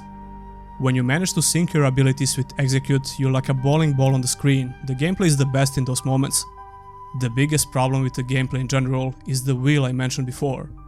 The game overuses this feature on every level, even more than once sometimes. You'll need to turn these damn wheels 6 times in a row every time, and each time there is a wave of enemies. That might sound stupid, because it is, but the combat makes up for it, I guess. It's a very streamlined action combat system with only 2 skills, but it's fun. Well, 3 skills actually, you get a special skill you can use every now and then. I would even recommend buying this game, especially if you have someone to play it with in co-op. If you don't hold a grudge against this game because it ruined the Sacred franchise, you could have a lot of fun. But please, consider turning off the voice volume, like completely. We are under alert! I'd like to be under something else, if you know what I mean. The Dark Core itself lies inside the keep. I'd like to go deep inside your keep. I don't really mean keep. Number 3. Dungeon Lords.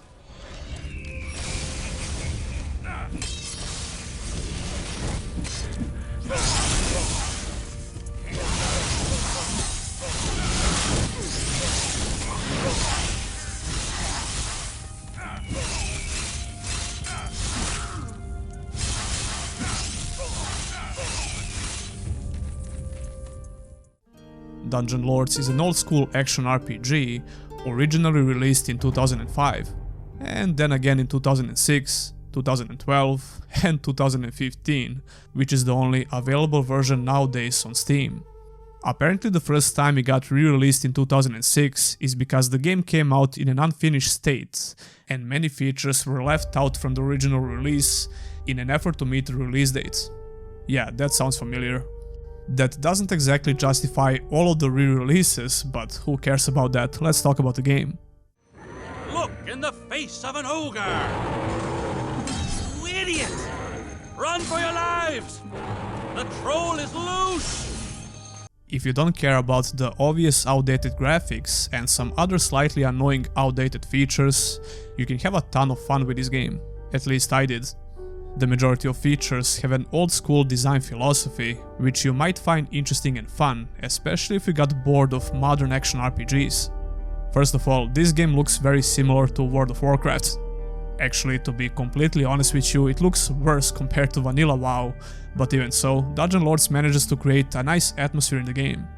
Like I said, it's very outdated by today's standards, but I think there is a lot to like about this game. The comparisons with WoW don't stop with the visuals. For example, the inventory system is almost a carbon copy of vanilla WoW, and it functions the same as well. Putting that aside, the game has an action combat system with many different abilities and enemies to fight, big open worlds, different factions to join, interesting level design and good character customization. The character creation is very basic, but the customization you get with different classes is very good. The open world is completely covered in fog of war, the in-game map is not all that helpful, you have to discover everything by yourself, which makes the exploration very enjoyable in a way, but also really frustrating sometimes when you're trying to find something specific on the map. The dungeon crawling aspect is very good, mostly because of the level design.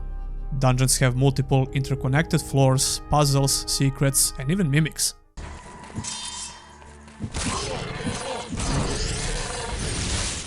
Yeah, Dark Souls didn't invent those things, by the way. The only problem is, a lot of assets in the game look the same, which can be very confusing sometimes. These levels usually require you to explore the full area, find keys for locked doors in order to proceed, or do a specific quest. For example, you discover the first city Farglow early in the game, and you can only get in by using the complex sewer system. Once you get in, you can only leave after you do a couple of specific quests. Speaking of quests, this game doesn't have any quest markers or pointers, you have to discover everything by yourself. You only get some basic instructions and that's it. When it comes to the story, the intro cutscene tells you about Lord Davenmore and his enemy, Lord Barogrim. They both have powerful wizard allies and one of them was recently slain, which gave the advantage to Lord Barogrim. Davenmore's daughter escaped because she didn't want to get married, and you begin the game by searching for her. To be honest with you, I didn't really care that much about the story in this game. The dialogue system reminds me a lot of Morrowind, there is a ton of dialogue to read. A very small percentage of dialogue is voice acted, with some pretty bad voice acting. The star crystal bequeathed you by Sir Augustus is very rare and possesses the power of life itself. He might have used its power to save his own life, but his destiny was to sacrifice himself, that this power should be yours. The action combat is pretty decent, you have a lot of options to build and play your character. Most of the time you'll be fighting a large group of enemies, and depending on your class, you'll have different spells and weapons to take them down. You have the option to choose your race and the class when you're making your character, but as you play the game, you will unlock a couple of more classes to mix with your original choice of class. Different classes can wield different weapon types and learn unique spells. The itemization is very satisfying in this game, you'll find weapons with unique skills. For example, you get the quest to kill a powerful vampire in the first city. The vampire can stun lock you, which is very annoying, but that's because of the dagger she's using. When you kill her, you can get this very good dagger with the same effects. She also drops a good necklace, which allows you to summon the same annoying bats that she used in fight against you. There is no level scaling in this game, so the enemies you're going to fight all have fixed levels. That's what I usually prefer in RPGs, but this game has random enemy encounters, which can be very annoying if you leave this slider to default. I recommend putting this to low if you want to try this game out. You will learn a lot of spells regardless of your class choice, and when you get to combine them in combat, it becomes really satisfying to mow down a bunch of enemies. Enemies can be very mindless, but some of them require you to use your brain a little bit. The combat can feel a bit too button mashy and repetitive, but most of the time it feels like a solid hack and slash combat. The RPG features are pretty strong, which makes the combat a lot more fun than it might look. And when you think about it, the whole game can be described just like that. It's a lot more fun than it might look, and I highly recommend playing it if you don't mind the outdated visuals.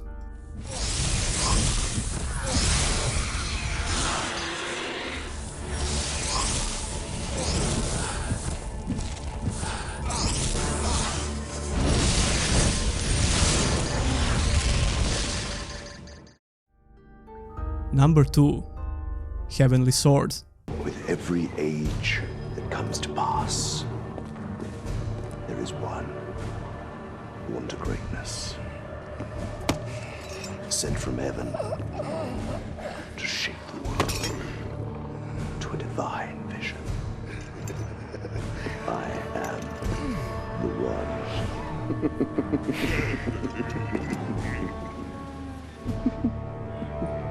So where's the sword?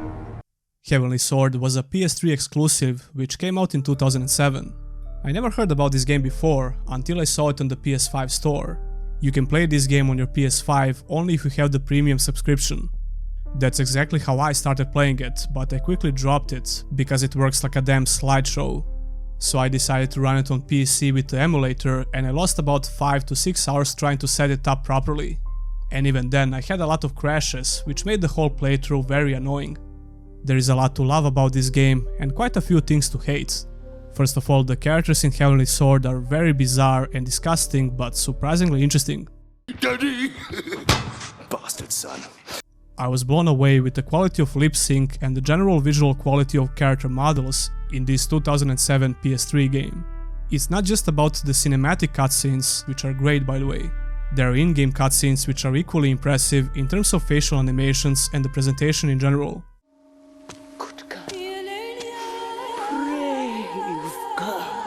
Venetica, leave me. My men will cut him to shreds out there.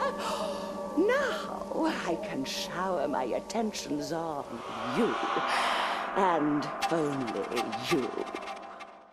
You play as a character named Nariko, and you have to protect this sword by all means from the evil King Bohan and his minions. Nariko has a little sister, who is pretty weird by the way. She's a good character though, and you will play some missions in the game with her. Their father is also one of the main characters in the game. Heavently Sword has some cookie cutter bad guys, but all of them are well acted with some very good voice acting. Some of them have very annoying voice acting, but that was the whole point of this character, I guess. And, of course, the, right price. Sire. Like I said, there's some very bizarre things going on with these characters. I mean, just take a look at this, please. Steady. What have I told you about calling me that word? It's bad enough seeing you blot out the sun each day without being reminded that you sprang from my youthful and exuberant loins. Sorry, Daddy. On the other hand, this is exactly what makes the story more interesting, if you ask me. All of these characters have over-the-top evil bad guy performance, but I think it's entertaining. As for the gameplay, my first impressions of it were not that good. This was partly because of the very bad frame rate on PS3, but still, the combat felt really stiff to me. You can't rotate the camera like in a traditional third-person game, you can only pan it to the side with shoulder buttons, which is pretty useless. This makes controlling your character more annoying than it should be, but the combat moves are snappy and responsive. You have a dodge button that you have to use frequently, but for some reason they thought it was a good idea to map it on the right stick.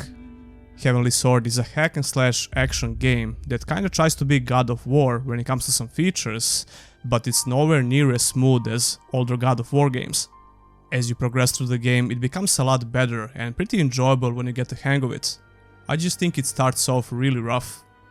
The Heavently Sword is your main weapon and it gives you a couple of different fighting styles. The game does a decent job with introducing you to the core mechanics of the combat.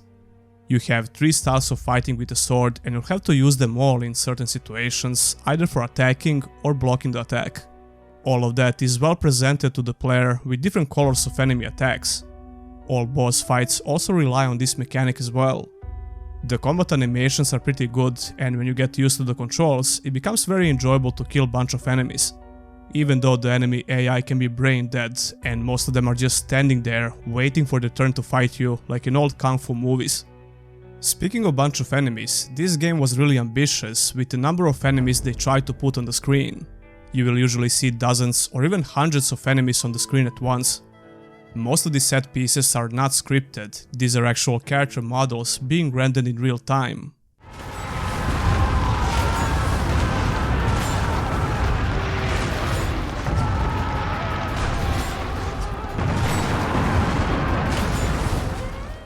It's really impressive stuff until you realize they tried to put this on the poor PS3, which really struggles to keep that target at 30 FPS. Unfortunately, even the emulation on PC has a lot of performance issues, at least on my PC. The performance is way better in general compared to PS3, and I got 40 to 60 FPS in some cases, but there are a lot of situations where the FPS drops in low 20s. This game really needs a remaster or a remake, and I think it deserves one. Heavently Sword came out shortly after PS3 released, so naturally it tried to include some shiny new features. Some levels require you to use gyro controls to solve puzzles or even fight a bunch of enemies.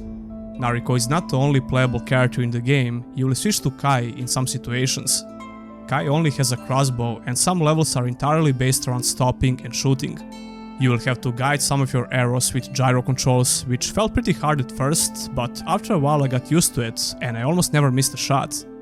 However, some of the worst levels in the game are designed for Kai. This is hands down the worst level in the game.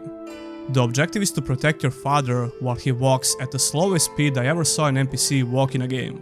To make things even worse, even a single attack will kill him and you have to spam the arrows and kill all the enemies. It's extremely frustrating and I almost quit the game because of this. Speaking of stupid features, the game is plagued with quick time events, even in crucial moments in boss fights.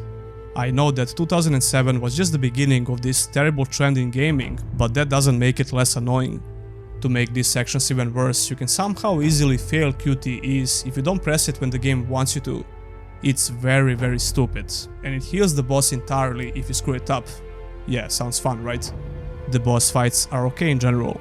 There are just a handful of them though, and the game repeats some of the fights as well. Well, a single fight actually.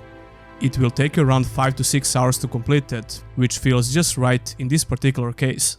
Overall, I would recommend playing this game if you can bother with emulation on PC. And if you already have the Ultra subscription on PS5, you should check it out as well. But if not, I definitely would not recommend buying it just to play this game. Let's start again. Try to get to know each other a little bit better, eh? I mean, you're actually quite pretty, you know, and I think life's all about having fun. What do you say, eh? I'm going to kill you. And I'm going to kill that walking flesh-bagged son of yours. How very interesting. Number 1. 7. The Days Long Gone.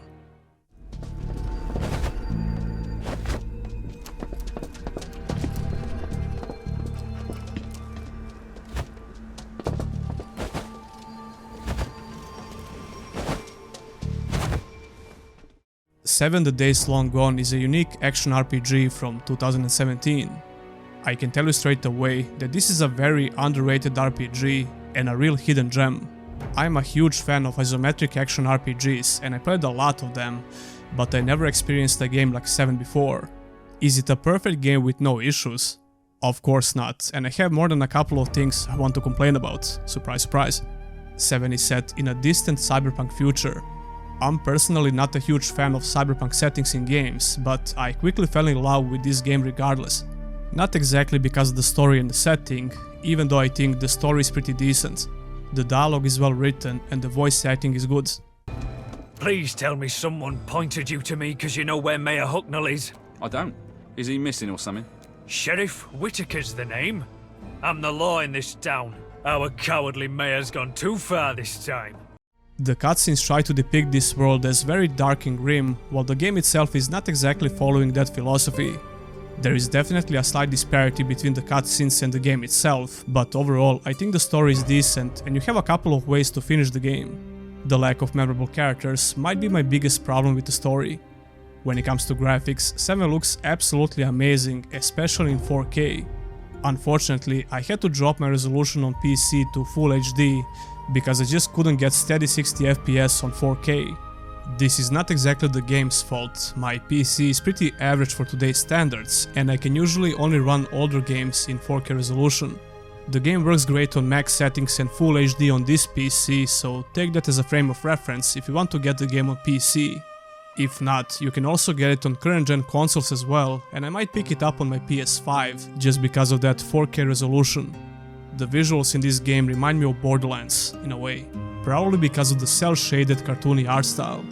I was blown away more than a couple of times with the impressive distant terrain and the insane verticality of this open world map, but we'll get to that soon. You play as Tyrael, a master thief who ends up on an isolated prison island called Pech. material got possessed by a demon and he will be your guide for the whole game. They usually have a fun back and forth dialogue. Of course not. Why do you assume we are to blame for all the ill in the world? I don't know. Perhaps it's the fact that you possessed me and brought me to this shithole. The Island of Pech has a couple of big rules. You have to acquire different visas in order to explore major populated areas without being attacked by the guards. You'll mostly explore this open world by foot, but there is a fast travel system which needs to be unlocked at specific points of the map. The exploration is stellar in this game. The open world in 7 has phenomenal verticality, which wouldn't be that impressive on its own. What makes it amazing is the great parkour system, which allows you to seamlessly climb and jump all around the map. It's almost like you're playing an isometric Assassin's Creed game.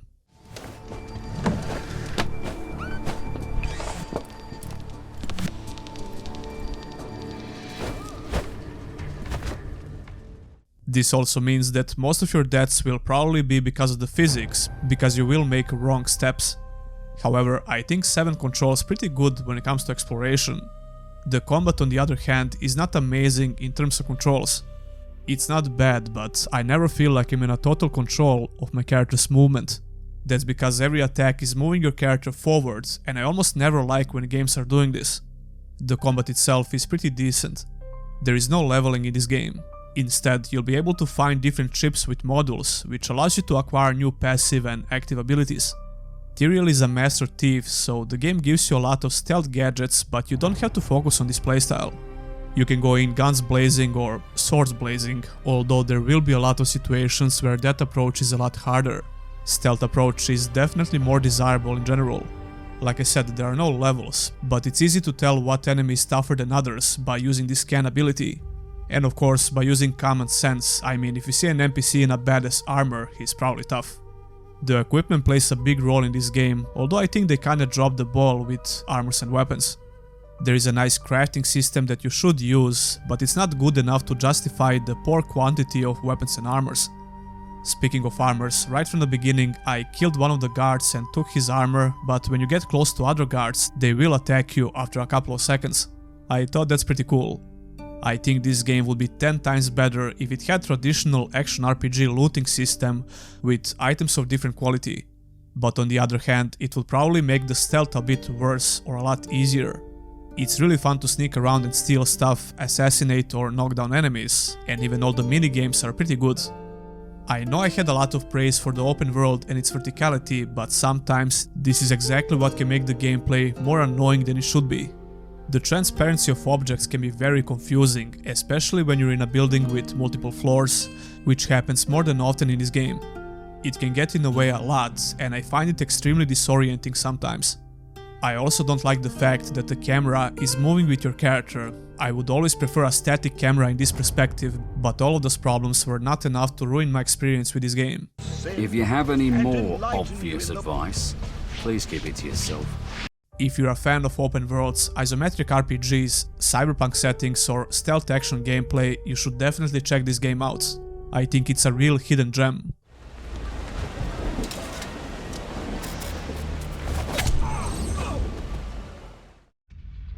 Tell me what game looks the most interesting to you and why.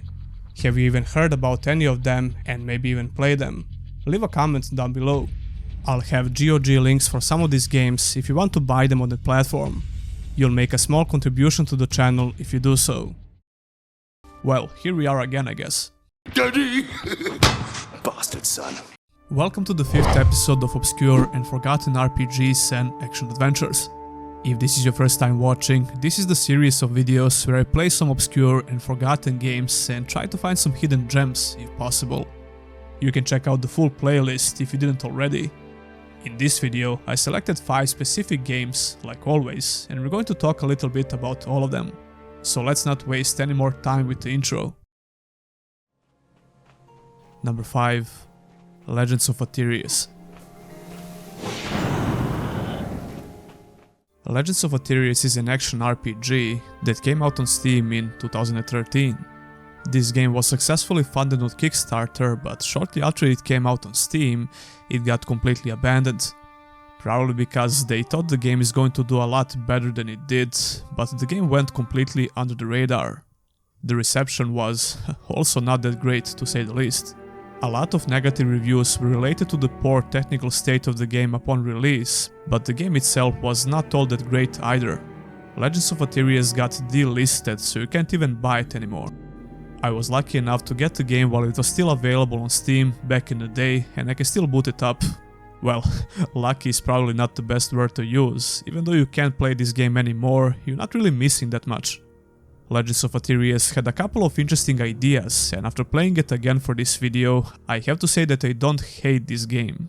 The gameplay is really stiff, the level design is pretty bad, and the game is literally unfinished. Those are just a couple of notable problems which the game had, but let's start from the beginning. Amidst the chaos, I saw this settler single-handedly take on 8 Kagall warriors before the Serpentika shaman drenched the poor fool in aether venom. It's a miracle the settler survived. This heap sitting there did that? Yes. Either way, the Kagall push isn't the worst of it. Legends of Aethereus had a co-op mode, and the general design of the gameplay feels MMO-ish. You get to make your own character in the beginning, with a pretty extensive character creation menu. The UI design reminds me a lot of MMORPGs from that time period. You can choose between 2 different factions that kinda feel the same, and you jump right in. There is a short little cutscene which doesn't tell you much. Speaking about the cutscene, the story is bare bones, so I'm not even going to talk about it because it's a waste of time. Even accepting quests feels the same like in MMORPGs, but this game felt the need to narrate every single action you do. This stops after a couple of missions, but the tutorial text never stops. Even though these levels are extremely linear and you have a checklist of activities on the side. Many gates have been placed throughout the wild spaces of Aethereus. To open a gate, stand in proximity to highlight it, and then hit the E button to open it. This process can sometimes require a special key. It's clear to me that these people had no idea what they're doing with the level design. When there is literally no room for mistake, why do you feel the need to include heavy hand-holding features? It's beyond me. For example, this quest requires you to visit every zone on the map, just because. You just walk towards the zone, and you need to go back and do the same in the other zone, and eventually kill something. No things to explore, a very few things to loot outside of enemy NPCs on that, and it's just a bad experience overall. The gameplay had some interesting ideas, so to break the monotony, let's talk about the positive stuff first. First of all, I think the co-op play could be very fun in this game if they actually bother to finish it. This game had an arena, PvP and PvE fights, and the ability to do quests with up to 4 players, which is pretty cool. The Nexus is your hub area, and you could do some side activities here. If you had the materials, you could build a lot of statues around this place and customize them in a couple of different ways. Then we have the crafting system, which is surprisingly pretty extensive. It reminds me a lot of Dragon Age Inquisition and Greedfall crafting system. You can make a lot of different items with a variety of different materials, assuming you have them.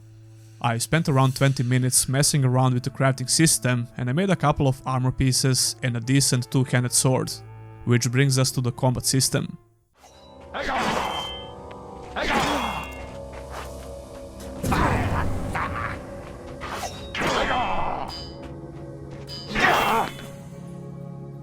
Legends of Aethereus had some very stiff animations, which look outdated even in 2013.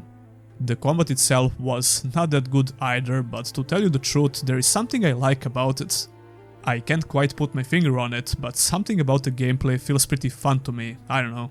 There is an OP thrust attack, which I started abusing, and the rocket skill I got was very useful. Some of these abilities feel pretty decent, but the game falls flat with the enemy types. Every single mob you can fight in the game feels the same. Although I only played a couple of hours in total, and the game was obviously unfinished. I don't see how the boss fights at the end of the level would be even remotely challenging in the co-op play. The progression system feels awkward. It looks like a talent skill tree, but it's actually very simple and pretty boring in general. Even when you get these skills, you need appropriate materials to cast them, which was a pretty stupid design choice. Although when you kill enemies, you'll get showered with insane quantity of different materials.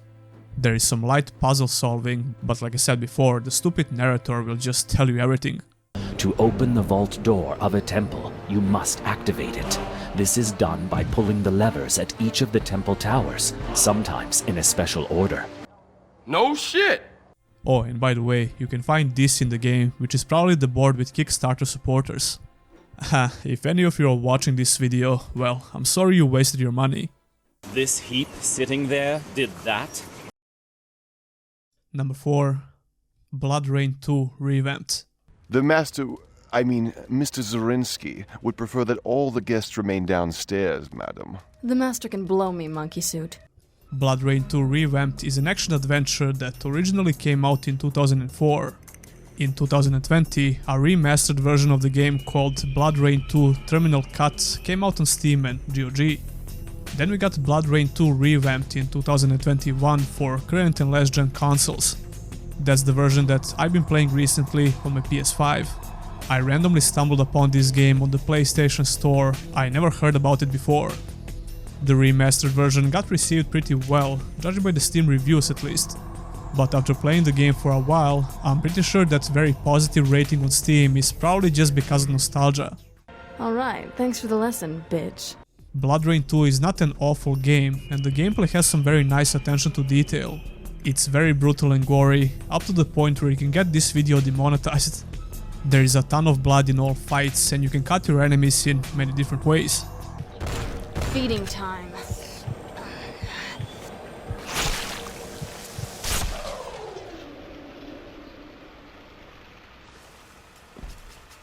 BloodRayne 2 is labeled as a hack and slash game, but I would actually disagree. The majority of important fights in the game are based around the gimmicky mechanic. The gameplay is very stiff and unbalanced, and the main skills you get from the very beginning allow you to cheese the entire game, basically. And it seems like the game actually encourages this playstyle, which is pretty awkward. It definitely has its fun moments, but there are some big problems with the core gameplay mechanics, which makes the game really frustrating. But first of all, the story. Do you know what's worse than blood-sucking vampires? Nazi blood-sucking vampires. Yeah, I'm serious. But I trust she died painfully, like the rest of her family. You Nazi asshole! You play as a vampire called Rayne, and the story picks up where the last game ended, apparently. Rayne wants to kill her vampire dad, Kagan, who doesn't even recognize her. I thought the whole story of the game is going to be related to Rayne trying to kill Kagan, but surprisingly, he dies in this initial cutscene. Rayne then spends 60 years trying to kill all of his children, her half-brothers and sisters. Yeah, if she needs more than 60 years to kill them all, we can safely assume that Kagan is not only a blood addict. Never mind, I'm terrible with names. The writing and the dialogue ranges from just okay to I don't have a clue what the fuck they're talking about. Oh, you see, we like a big bang, like a big surprise. True, true. You big surprise, Kitty. Ain't so rough. Wanna play on our side, maybe? Rayne has a lot of cheesy one-liners and she acts like a generic superhero, with the vampire theme on top of that, of course. Yeah, kinda stings, huh? There are two types of cutscenes in the game, pre-rendered and in-game engine cutscenes.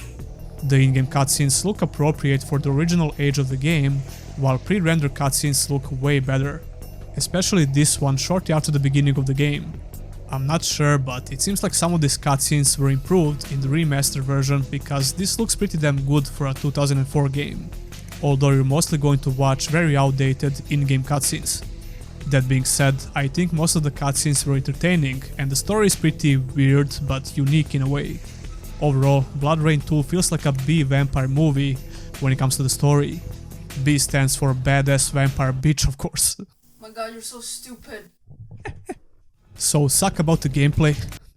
Sorry, what about the gameplay? The cheesy nature of the game really got to my head. That's how I like it, honey. The combat system doesn't leave good first impressions. You have a slash and kicking attack, which you'll be using for the entire game, basically.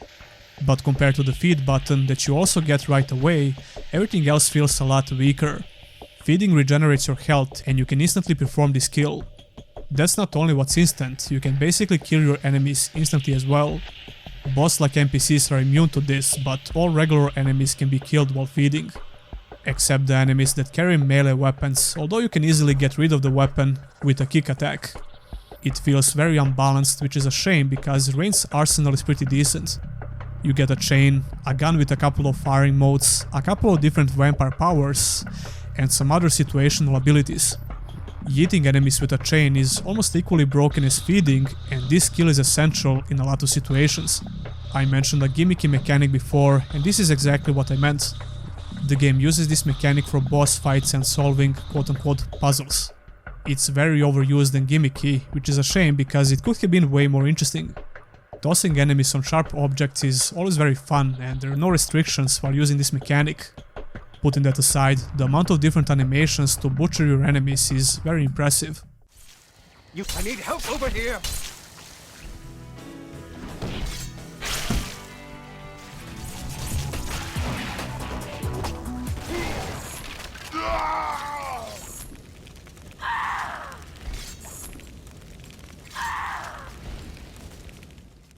It seems like 90% of the development effort was invested into this particular aspect of the game.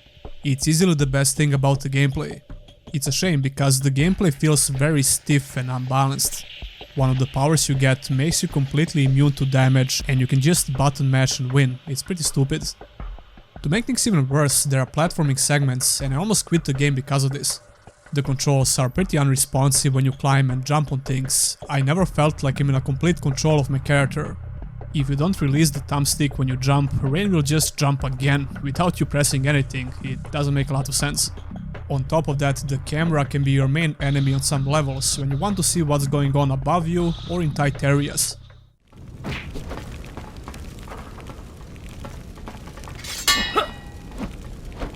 Now here's the thing, I really wanted to love this game because my favorite superhero movie is Blade 1 and 2. What's the matter, mister? BloodRayne seems to be inspired a little bit by those movies, but I would say it's mostly inspired by Matrix. I'm not surprised at all, considering the year it came out. The game left a bad taste in my mouth, no pun intended, believe it or not. Feeding time. I wouldn't recommend trying out this game, although the price is very low. BloodRayne 2 didn't age all that well when it comes to the gameplay mechanics, although the visuals in the remaster are solid for a 2004 game. But if you plan to get any of these games, you can support the channel by using my GOG links. Don't buy this game though. Alright, thanks for the lesson, bitch. Number 3. The Bard's Tale. They'll keep your arms and legs inside the vessel at all times. You aren't pregnant, are you? No, of course you're not. The Bard's Tale is an action RPG, originally released in 2004. Technically, this game had nothing to do with the original The Bard's Tale game from 1985. It was not a remaster or a remake because the studio behind the game don't own the rights for the original IP. Despite that, The Bard's Tale had some references to the original game, which was a pretty ballsy move. Oh yeah, I'm sure it's all a big coincidence. Especially considering that the original IP is owned by EA. Anyway, in 2020, remastered and re-snarkled version of the game released on pretty much all platforms.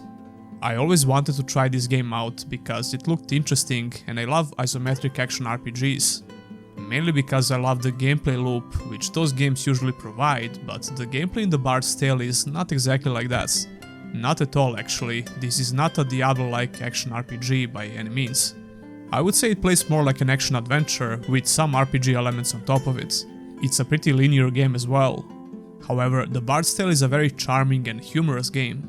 Up to the point where I would recommend it just because of the story and the humor. Prepare to die! I am Organ, the Chosen One! Nothing will stop me from my quest to save the princess and drive the evil from this land! Have at you!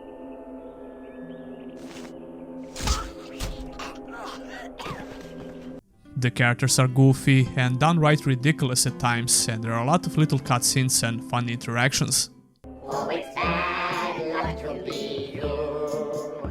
You play as a bard obviously, and right from the first cutscene you should get a good idea of what kind of a game this is. This continues throughout the whole game, it's very entertaining. You never get to hear the actual name of the protagonist, you're just a generic hero. But the story has a clever way of using that to its advantage. The game is completely narrated as well, and like I said before, I always think that's a bad idea. Ironically, the bard hates the narrator as well, and the game breaks the fourth wall a couple of times. Wait, am I reading that correctly? This can't be right. You'd be surprised. I find all kinds of things inside these beasties. Did I ever tell you about the time I killed this rat and out popped an entire chest? Well, I'm just going to skip those passages in the future. What? That's a major source of income. You cheap, good-for-nothing horses. And so the bard continued on his journey. So I don't hate this feature in the Bard's Tale, even though it can still get annoying, especially when you're just trying to browse the menu. The main story is essentially just about a princess who needs to be saved, and the game offers you an interesting choice when it's all said and done. Speaking about choices, in the majority of dialogues you can select a good or a bad option, I guess. But this doesn't seem to affect the gameplay in a major way, although different reactions you get are very entertaining. I'm not a huge fan of how the game plays. The combat is very simplistic, but you'll get a couple of useful spells, which are mostly related to summoning or buffs. You'll get to allocate RPG stats in the beginning and when you level up, and there is stuff to loot, of course. The melee combat feels very stiff, especially because of the stagger mechanic. Almost all melee hits you deal or receive will stagger the character, which is very annoying. You get buttons for block and jump, and that's pretty much it. The spells you get are pretty much essential because the melee combat feels more like a utility than anything else. As you progress through the game and when you gain more levels, the gameplay gets a bit better, but I wouldn't recommend getting this game if you expect to find a good combat system. To be honest, the majority of fights in the game feel completely pointless, especially the random encounters on the map. Speaking about maps, they are pretty generic and not so fun to explore. However, I would recommend buying this game if you want to get a good laugh. Pull that one! Pull that one! No, not that one! I think that's it. The gameplay definitely didn't age all that well, but it's still a pretty entertaining game because of the story and the humor. The remastered version of the game is available on pretty much all gaming platforms nowadays.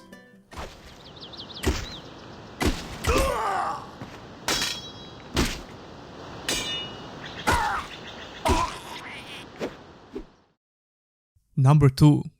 Dungeon Siege 3. Automatons, here. Now, it will plot thickens, yes?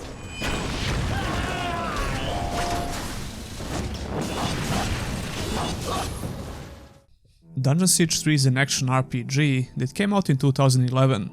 It was developed by a well-beloved RPG studio, Obsidian Entertainment. However, I'm pretty sure that Obsidian wants you to forget this game because it wasn't received with open arms. Even though the game itself was pretty decent overall, it had very little resemblance to the classic Dungeon Siege series. At least that's what the fans of this series think. I personally didn't play Dungeon Siege games. I definitely want to play them and possibly include them in one of these future videos.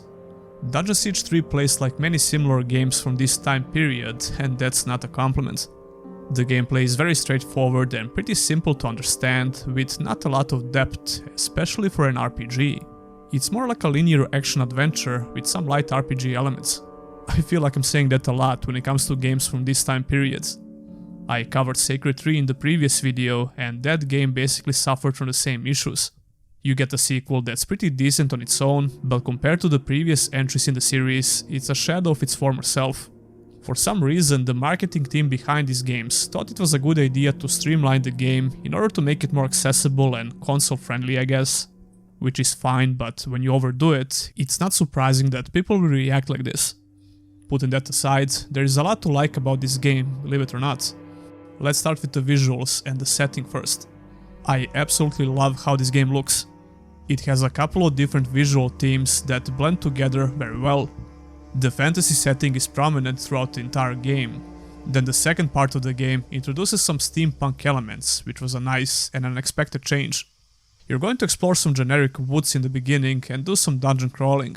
But all of these places are pleasant to look at, and the visual variety is pretty good in general. The color palette in the first part of the game reminded me a lot of Dragon Age Origins, probably because of the brownish filter. Despite that, the color palette is very vibrant, and I always enjoyed this semi-realistic / cartoony art style. I had 0 frame drops while playing this game on my mediocre PC. You can only tell the age of this game in dialogues when you get to see these characters up close. The resolution of textures is obviously very low for today's standards, but the faces are still okay, I guess. It didn't affect my enjoyment of the story or the game in general. What the f*** is that? And speaking about the story, let's talk about it for a little bit. The story of Dungeon Siege 3 takes place 150 years after the events of previous games. You can choose between 4 different characters, and the story will be slightly different depending on your choice. All of these playable characters are important for the main story, so you're going to meet all of them, regardless of whom you chose. There are only slight variations in dialogue, it's not a huge deal, but it's a nice touch which gives the story a little bit more depth. Would you judge me so quickly on account of my blood? Not every Lescansi woman is a devious witch, scheming to enchant a man's heart. I played with Lucas because he's the only character that focuses entirely on melee combat. Lucas is a member of 10th Legion, and this faction is essential for the main story. The 10th Legion has almost been completely wiped out, and you need to rebuild that by doing various quests in the game. I like the dialogue and some characters in this game, although I found the plot a little bit confusing at times. I don't want to spoil the story here, but the story comes down to killing a mutant god at the end. The writing is decent at best. It's a little bit rough at times, and Obsidian's other games are definitely stronger on this field. Suspicion is an ugly trait in a man, dearest. Luckily, you needn't trust me to see the profit in my offer. You're going to have some dialogue choices here and there, which doesn't seem to affect the game in any major way, and sometimes it can be hard to tell which option will get you out of the dialogue. Which can be annoying at times, but it's not bad. I enjoy the story for what it is, even though it kinda lost me in some parts. Oh yeah, pretty much all female characters in this game are supermodels, and I ain't complaining. So what about the gameplay? Well, I'm glad you asked. Softly, outsider.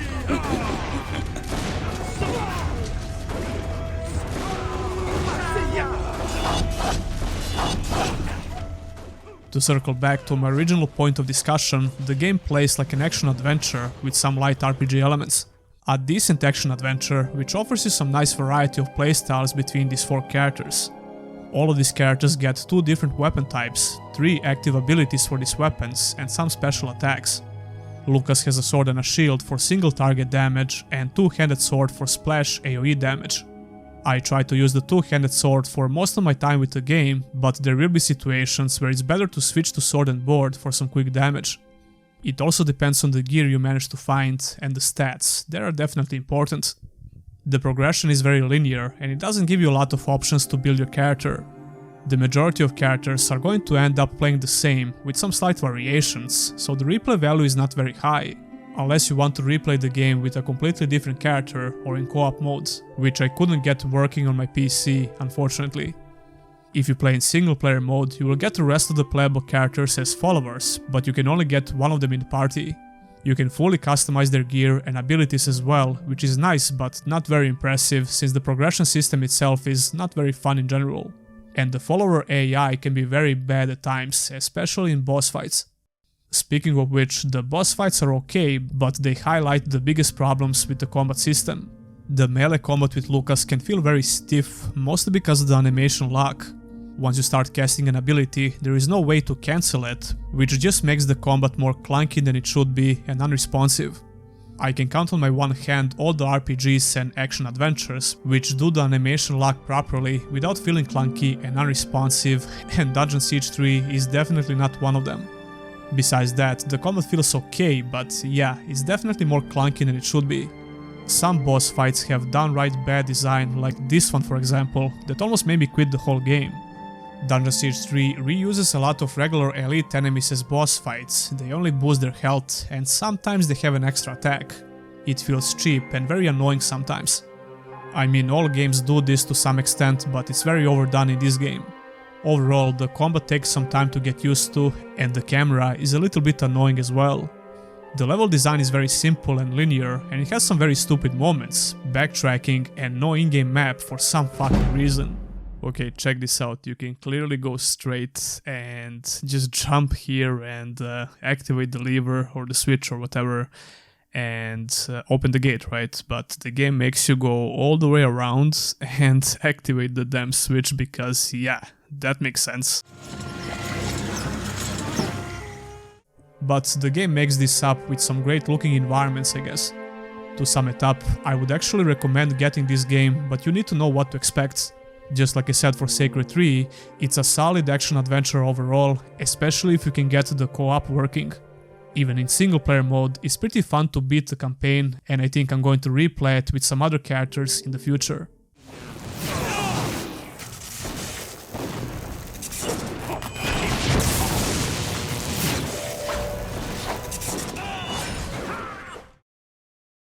Number 1. Sudeki. Regretfully, your lives will be terminated immediately. Thank you for your cooperation, and have a good day. Kren Systems, making life better. Well, it's polite, if nothing else. Sudeki is an action RPG, originally released in 2004 on Xbox and later on PC. A lot of people recommended this game in previous videos, and I finally decided to check it out. And boy, I was glad I did, because this game is the definition of a hidden gem, if you ask me. Sir, we don't have a clue. If Fable was a JRPG, that's how people describe this game, and I guess there is some truth to that. The release of Fable could also be one of the reasons why this game got overlooked, because they both came out in 2004. Anyway, Sudeki didn't age all that well when it comes to the visuals. It's not an ugly game, the art style still kinda holds up if you can ignore the low resolution textures. Even on 4K and max details, this is the best you're going to get, and I'm totally fine with that. Different cities and areas have a very unique look, which makes the visuals really nice in general. I only had one specific issue with the performance of the game. My whole PC would start stuttering like crazy for a couple of seconds, usually when I open up the menu. It was not very frequent, and everything besides that were great.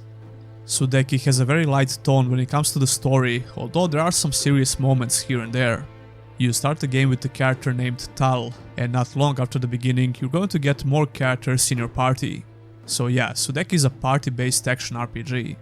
But some main quests in the game will limit your party to certain characters, so you won't get to control all of them all the time. Tal and Ailish are probably the most essential characters, I guess, although all party members have a unique background, unique place in the story, and different gameplay benefits. I agree. It's a soldier's job to march. Scientists are supposed to save energy.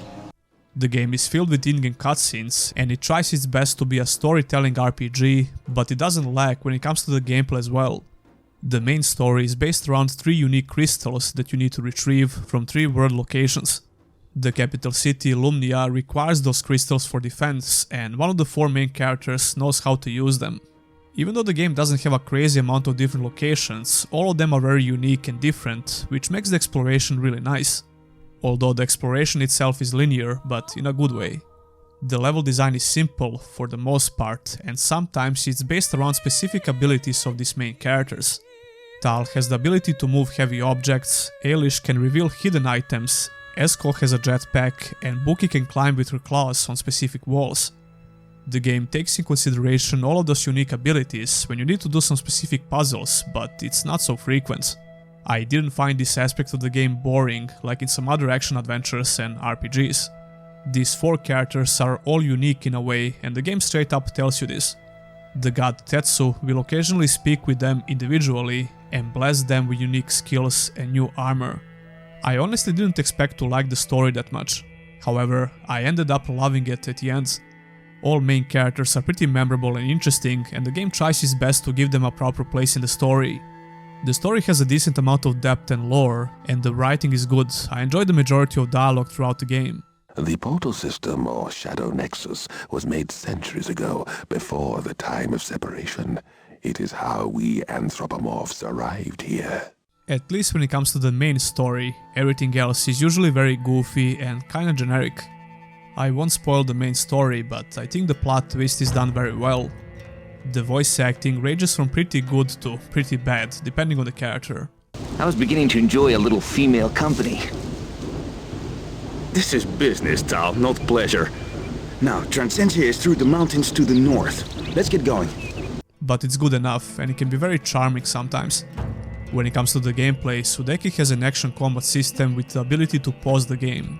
This is the only method to use character-specific abilities, and most of them you'll have to aim, which can feel pretty clumsy because of the camera. You can only turn your camera horizontally for some freaking reason, and there will be a lot of situations where you can't even turn your camera when it collides with objects at certain angles. Unfortunately, the combat is always done in specific zones, which are more open and easy to recognize, but the camera can still be very annoying. The abilities these characters can use are actually very fun and useful. A couple of characters play exclusively in first-person mode, so the game essentially turns into FPS. You can seamlessly switch between characters with the press of a button, and the AI will control the rest of them. Even though the abilities are fun to use, it can get boring to always wait for this long-ass animation to finish, before the character finishes casting the ability. I guess that a bunch of other JRPGs have the same design philosophy, which I'm not a huge fan of. Melee characters like Tal and Buki have a combo system and you can chain up to 3 attacks. If you manage to perform a full combo without getting interrupted, you'll deal a lot more damage and knock down most enemies. I think the melee combat is solid, but it would be a lot better if the camera was not so janky. The boss fights are okay for a 2004 game, but they're not that hard at all. If you focus on a melee character, it will be harder compared to ranged characters. Like I said before, sometimes the game will make you play with certain characters because of the story. And it's usually because there is a certain puzzle you need to solve with unique character abilities. The enemy types are pretty cool. Overall, I enjoyed the gameplay in Sudeki despite all the issues I mentioned. It's a fun little game that should take you around 10 to 15 hours to complete. It's a real hidden gem, and a lot of people who played it would agree.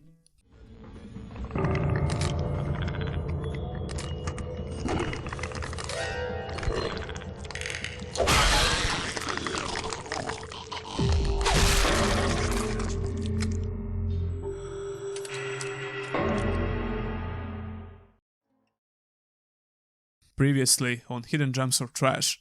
This is business, Tal, not pleasure. So suck about the gameplay? Sorry, what about the gameplay? The cheesy nature of the game really got to my head. That's how I like it, honey.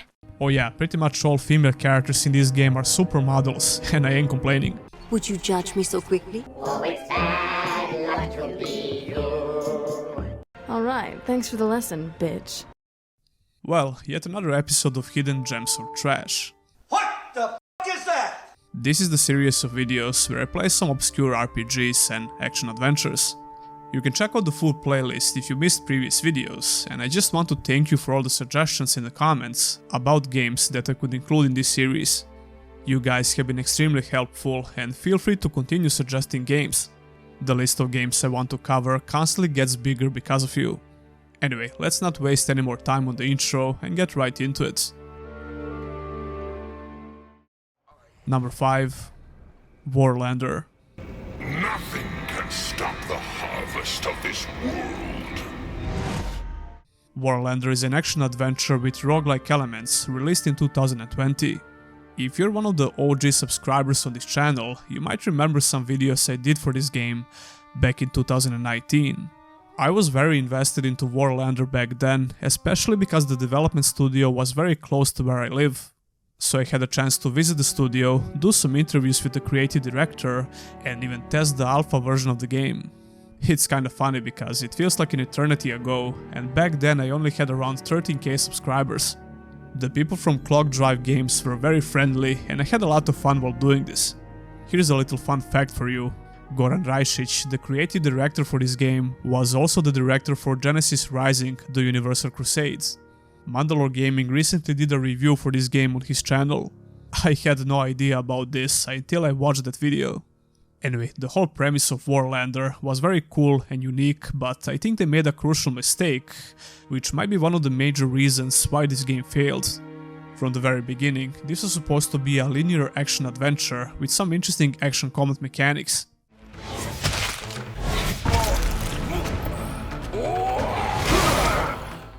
However, they decided to completely change the whole genre of the game basically, very late in the development. They replaced the linear progression with roguelike elements. Which kinda made sense because this genre of games was starting to get really popular, and it would give the game a strong replay value, on paper at least. However, the initial reception for this game was not great, and around 7 months after the game released, it got delisted on Steam. You can't buy it nowadays. Now, I understand that linear action adventures are not exactly the most popular games nowadays, but I'm still convinced that this game would do a lot better if they just kept the original idea. Especially because the gameplay was pretty fun and unique, even though it did require a lot more polish. So let's finally talk about the game itself. Warlander follows the story of a guy named Bruce and a sword named Ferguson. Yeah, the sword you use is an actual character and it communicates with Bruce throughout the game. Who's that? Show yourself. Already at your back. In the intro cutscene, you learn that Bruce has received some amazing powers upon death and he gets resurrected as a servant of the forest. Bruce seeks vengeance and Ferguson is there to guide him. In the release version of the game, the story is spoon-fed to the player at certain progression points. Speaking of points, if you ever played a roguelike game, you'll know exactly how Warlander works. You get a branching tree of levels and you choose where to go next. It's a pretty basic roguelike philosophy and it was a bit boring if you ask me. I don't know if that's because I played the early build of the game and I know it was supposed to be a linear action adventure, but roguelike elements in this game felt very tacked on and out of place. The gameplay was supposed to be the main selling point of Warlander. The sword fighting requires you to be precise with your attacks, and there is an extremely satisfying mutilation system.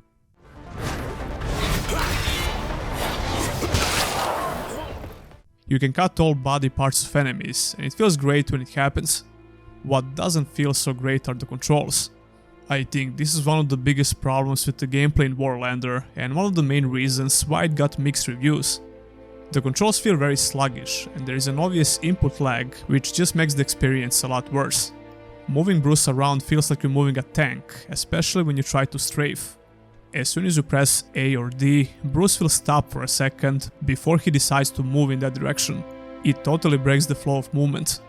On top of that, the game feels very janky in some specific combat situations. The camera won't follow Bruce when the ragdoll effect happens, the execution mechanic turns your camera abruptly, and there are some similar, specific situations where your camera is not working great. They obviously needed more time to polish the controls, the camera, and the game in general, but none of these problems were unfixable. If you could ignore those issues and when you get the hang of it, the combat gets very satisfying. I think they did a great job with the core mechanics. Aiming your hits was the most important thing in the game. Certain enemies will have armor protection and you need to aim at naked body parts. Well, that came out wrong.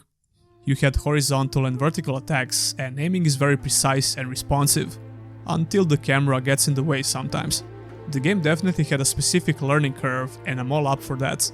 It didn't feel like anything I played before and I can appreciate that.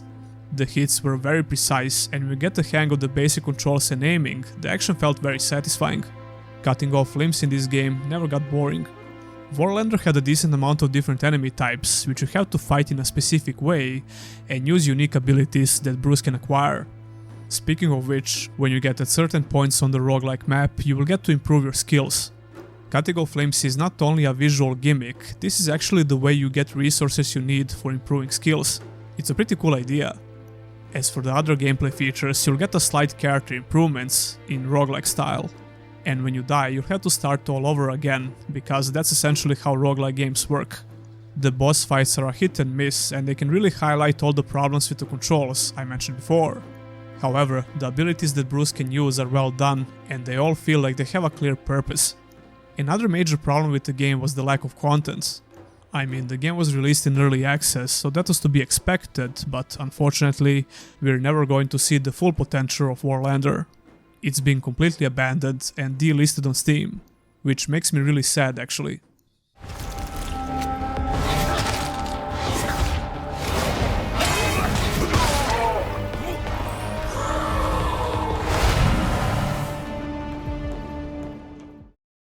Number 4. Viking, Battle for Asgard.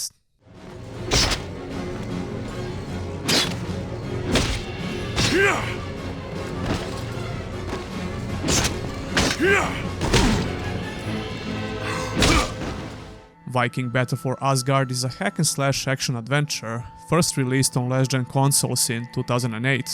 4 years after the original release, this game got a PC port in 2012.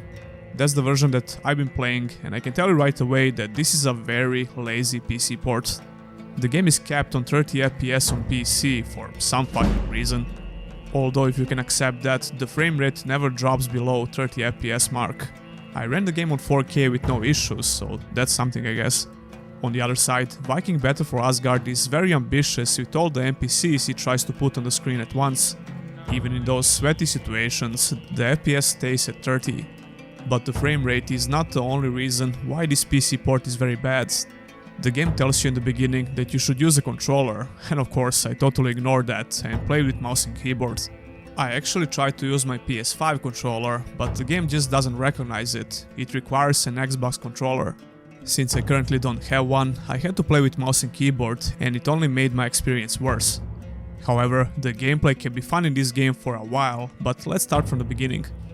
Viking Battle for Asgard has a Norse mythology setting, surprise surprise. A very generic Norse setting with very little story elements. You play as a Viking called Skyrim, and your mission is to stop the goddess Hel and her army. There are a couple of cutscenes after you complete a map, and there are 3 maps in total, so the story is not exactly deep.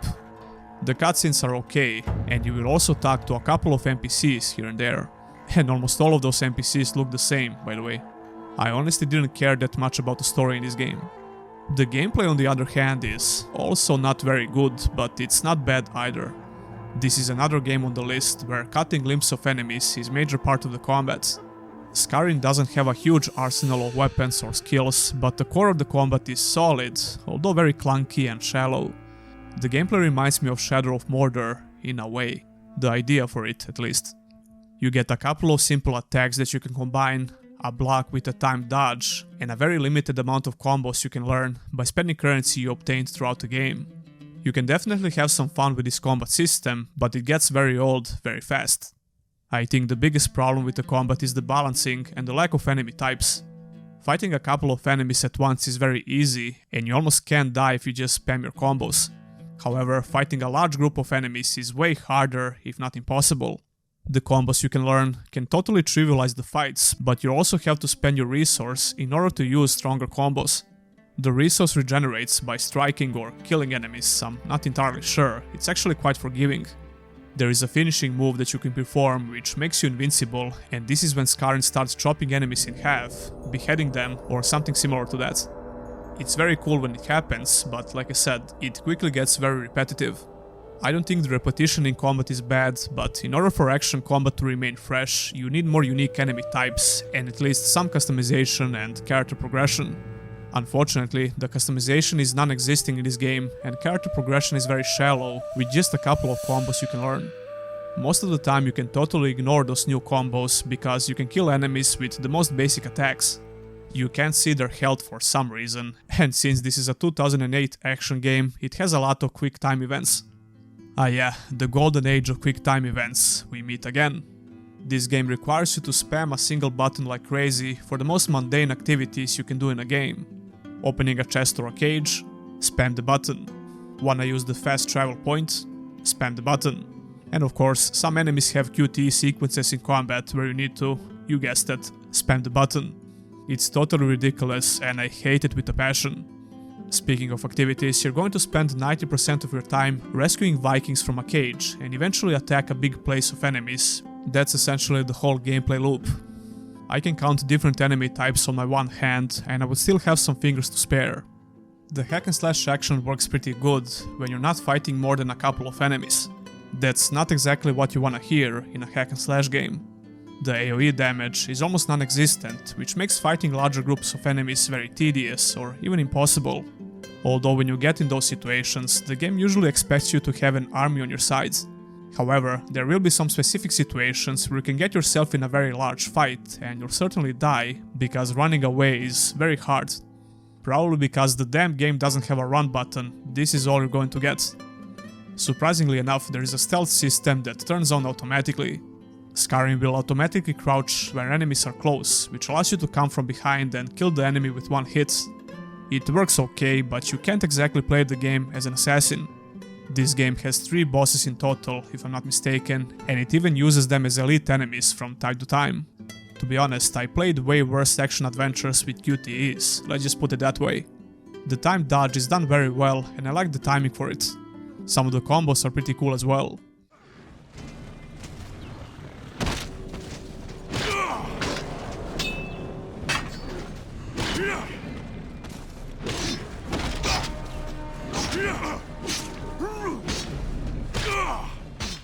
Like I said, there are 3 maps in the game in total, and all of them look very uninspiring and generic. The last map has snow, so that's something, I guess. Overall, it's a very mediocre game, but I didn't hate it. Like I said, I had some fun with the gameplay, but it quickly gets old. You can finish this game in about 10 or 12 hours, depending on how you play it.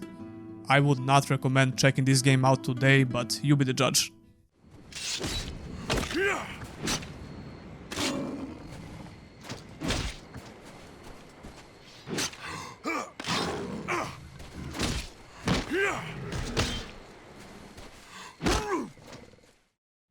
Number 3. Shadows Awakening.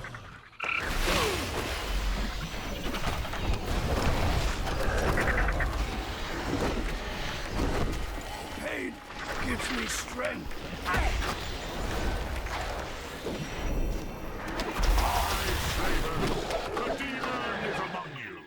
Shadows Awakening is an isometric action RPG that came out in 2018.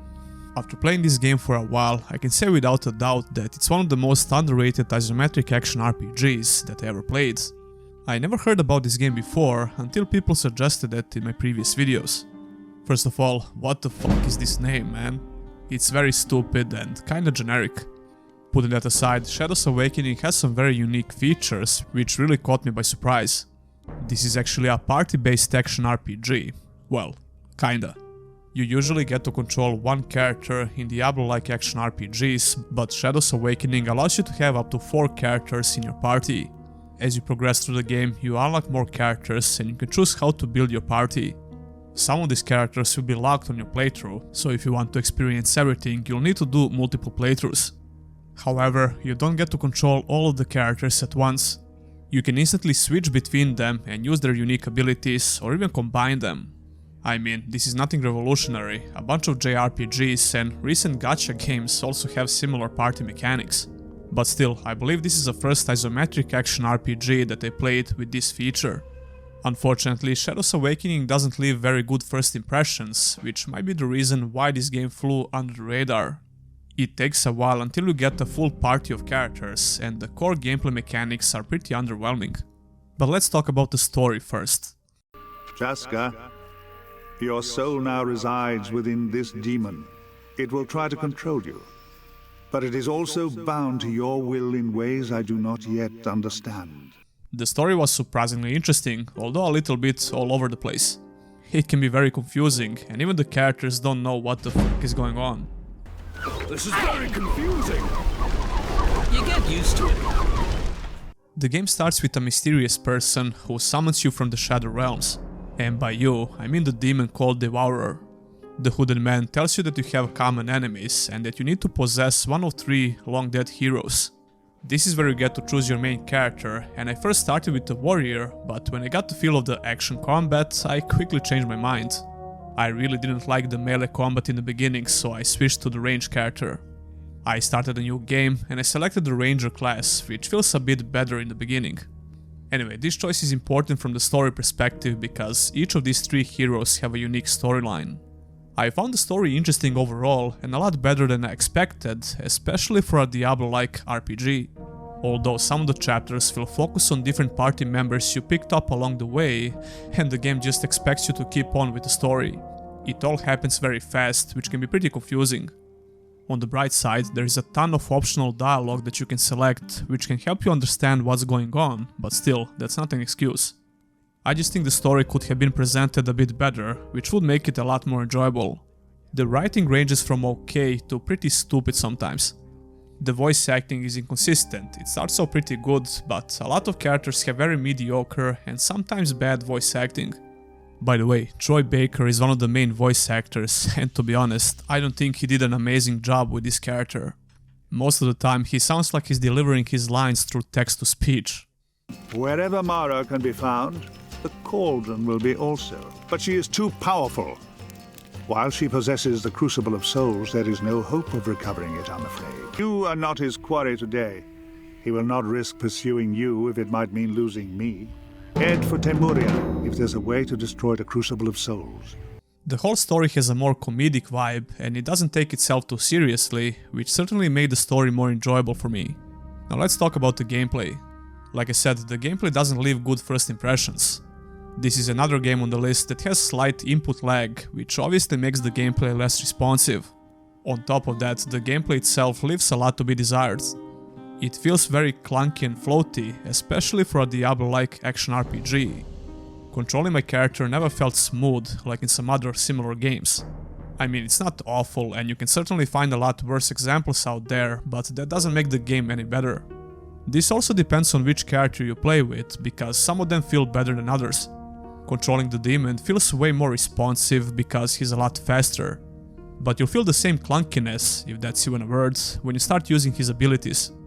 Speaking about the demon form, this is one of those unique features. When you switch to the demon, everything around you changes. The environment, the enemies, and puzzle solving is also affected. When you get stuck, it's usually because you'll have to do something in demon form. And like I said, you get to fight different enemy types, although for the most time they feel exactly the same, just with a different skin.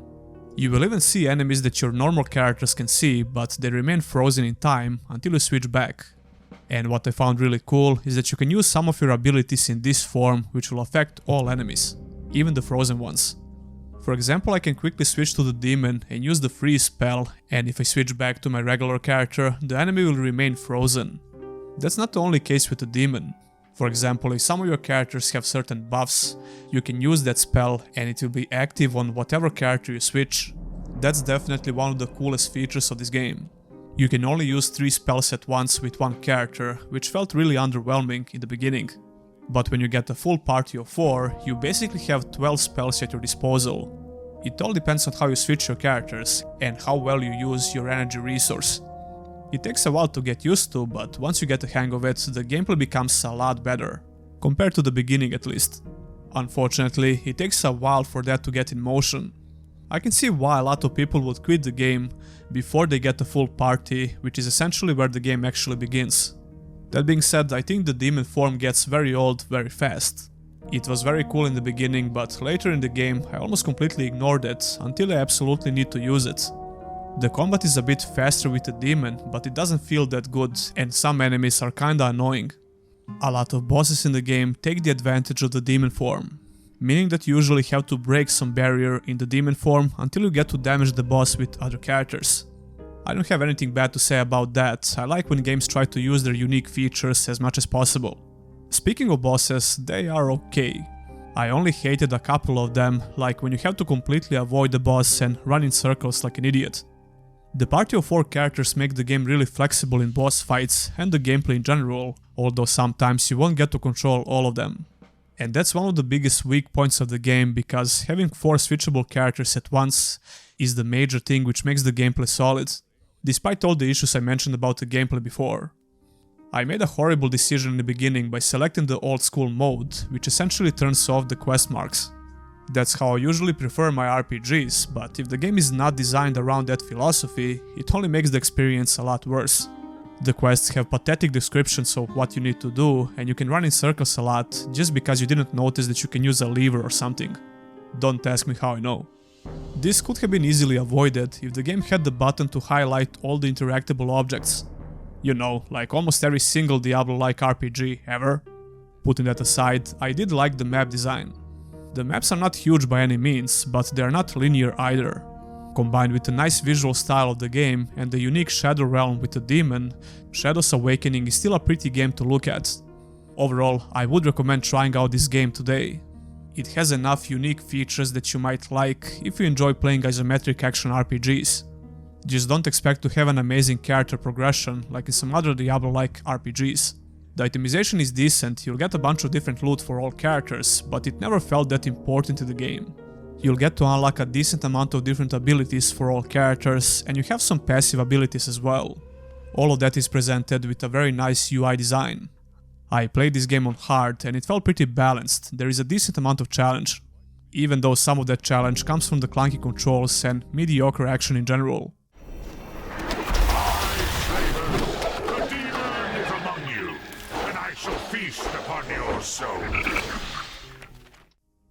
Number 2.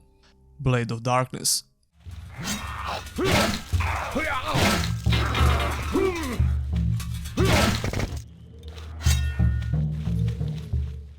Blade of Darkness is an action-adventure that originally came out in 2001.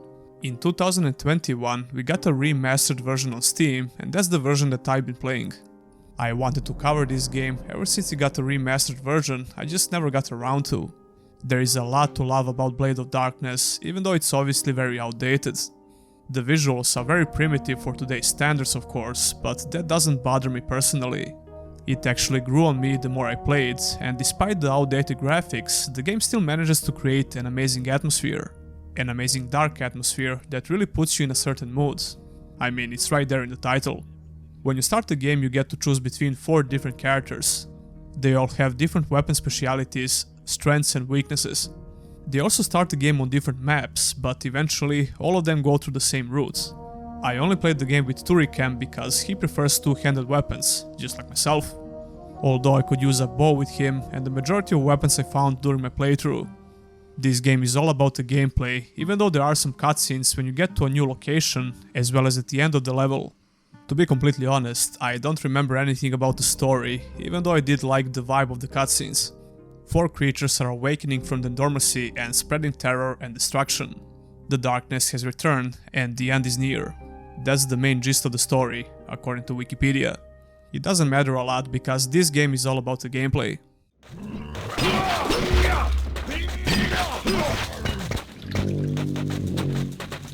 Some people will say that this game is the granddad of Souls-like games, although I would disagree. Blade of Darkness can definitely be very challenging, and there are some similarities with Souls-like games, like the energy/stamina system. However, the gameplay in this game leans towards hack and slash style. At first the combat feels very odd and not so precise because of the controls and stiff animations. But if you give it a proper chance, it's not so hard to get used to. At least that was the case with my playthrough. The combat is all about different combos and unique weapon abilities. There is a decent amount of different weapons to pick up and all of them have something unique. You have a menu with all the combos and learning how to use them in combat is very satisfying. Although once I found something I really like, I rarely switch my tactic in combats. For example, I love this sidestep with a slash and I used it a lot. I found a lot of unique two-handed swords and I was always very curious about their special abilities. In order to perform these special abilities, the game requires you to be a certain level and they usually cost a lot of energy. You will have to manage your energy resource, but it's not that aggressive like in Souls-like games, it's a lot more forgiving. If you don't spam your special ability, you won't even know it's there. The game requires you to be somewhat precise with your positioning in combat. You can't really take a ton of hits and survive. But this also depends on your defense stats. There are some armor pieces that you will find throughout your campaign, which will boost your defense stat, but this is very rare. It's not like the weapons, which can be found on each enemy and various locations. It's really enjoyable trying to learn the combos on weapons, if not a little bit clumsy. Although a lot of these combos don't seem to be worth it, especially when the combat gets really intense. When you're fighting multiple enemies at once, which will happen quite often, you don't have the time to execute a complicated combo. Maybe if you're really good at this game, but I usually stick with just a couple of simple attacks. I'm not saying that these complicated combos are not worth doing at all. If you manage to pull them off without getting attacked or killed, you'll do a ton of damage. And I always try to memorize the unique ability of each weapon I used.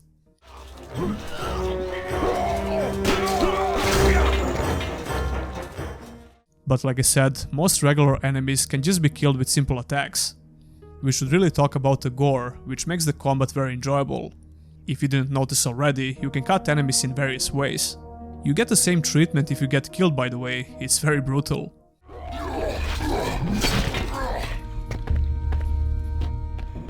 Cutting enemies in half never gets boring in this game. I think I'm saying that a lot for all games that have dismemberment features. But still, the gore effects are very enjoyable in Blade of Darkness, and it's one of the staples of this combat system. All weapons have durability as well, which means they can break. It takes a while for that to happen, so I didn't find it very annoying. There is something very addictive about the gameplay in these older games, and I can't quite put my finger on it. The level design might be one of those things. I absolutely love the old school level design, and the maps you're going to explore are pretty big and vertical. All of these maps have a lot of verticality in terms of multiple floors and different areas to explore. You'll usually need to find keys for certain doors, which makes you explore the whole map, but it never feels tedious. Sometimes the game will dial this up and you'll need to find multiple items on the map to open a door, or lift in this particular case. The game tells you very little about what you need to do, so you can get stuck sometimes. That can certainly get annoying, but the map design is very well done, which makes it more bearable. If you remember, when we talked about Shadows Awakening, I mentioned how the maps are obviously not designed around the old school modes. However, in this game, you can clearly tell it's designed around this philosophy. Even though you don't know what exactly you need to do, or where you need to go, you'll figure it out by just exploring the map. It never got boring, and I rarely went in circles around the map before I stumbled upon the item I need to progress further. The only thing I didn't like that much is how the game respawns some enemies. For example, I would clean this area of enemies completely, and when I came back after a while, after exploring the other side of the map, the enemies would respawn. I mean, it's not a huge deal, but it feels very cheap. The boss fights are kinda weak in this game because they're usually not that interesting to fight. They just have a ton of health and they fight like a buffed up version of regular enemies. Some of them are unique, but fighting them never felt that good. It's just a bunch of moving out of the way and trying to land a hit on them. Wait a minute, that sounds a lot like modern Souls-like games, does it? I didn't hate the boss fights though, I just think they're not the best part about this game. Overall, I love this game and I can't wait to replay it with some other character.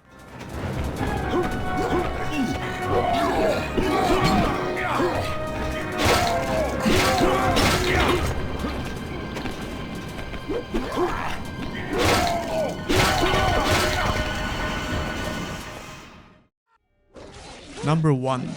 Silverfall.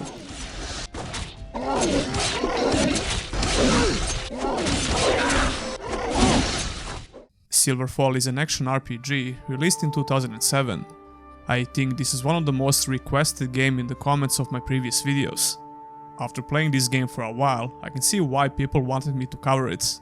It's a pretty enjoyable RPG, although very flawed in certain areas. First of all, this game doesn't really run all that well on modern PCs, well, at least not on mine. Choosing the settings for the game is done by running the external program, which is completely messed up if your desktop resolution is full HD or higher than that. But no matter which setting I selected, the game just runs like crap. It will frequently drop to 30 FPS or even below that. These are not just frame drops, it's almost the average FPS I had throughout the entire game. To be honest, it didn't bother me that much because the gameplay in Silverfall is pretty slow, it's not skill based. Although it's still kinda annoying because you would expect this old game to run properly on modern PCs, when it comes to the FPS at least. Another technical issue on modern PCs is the resolution, or the UI scaling to be more precise.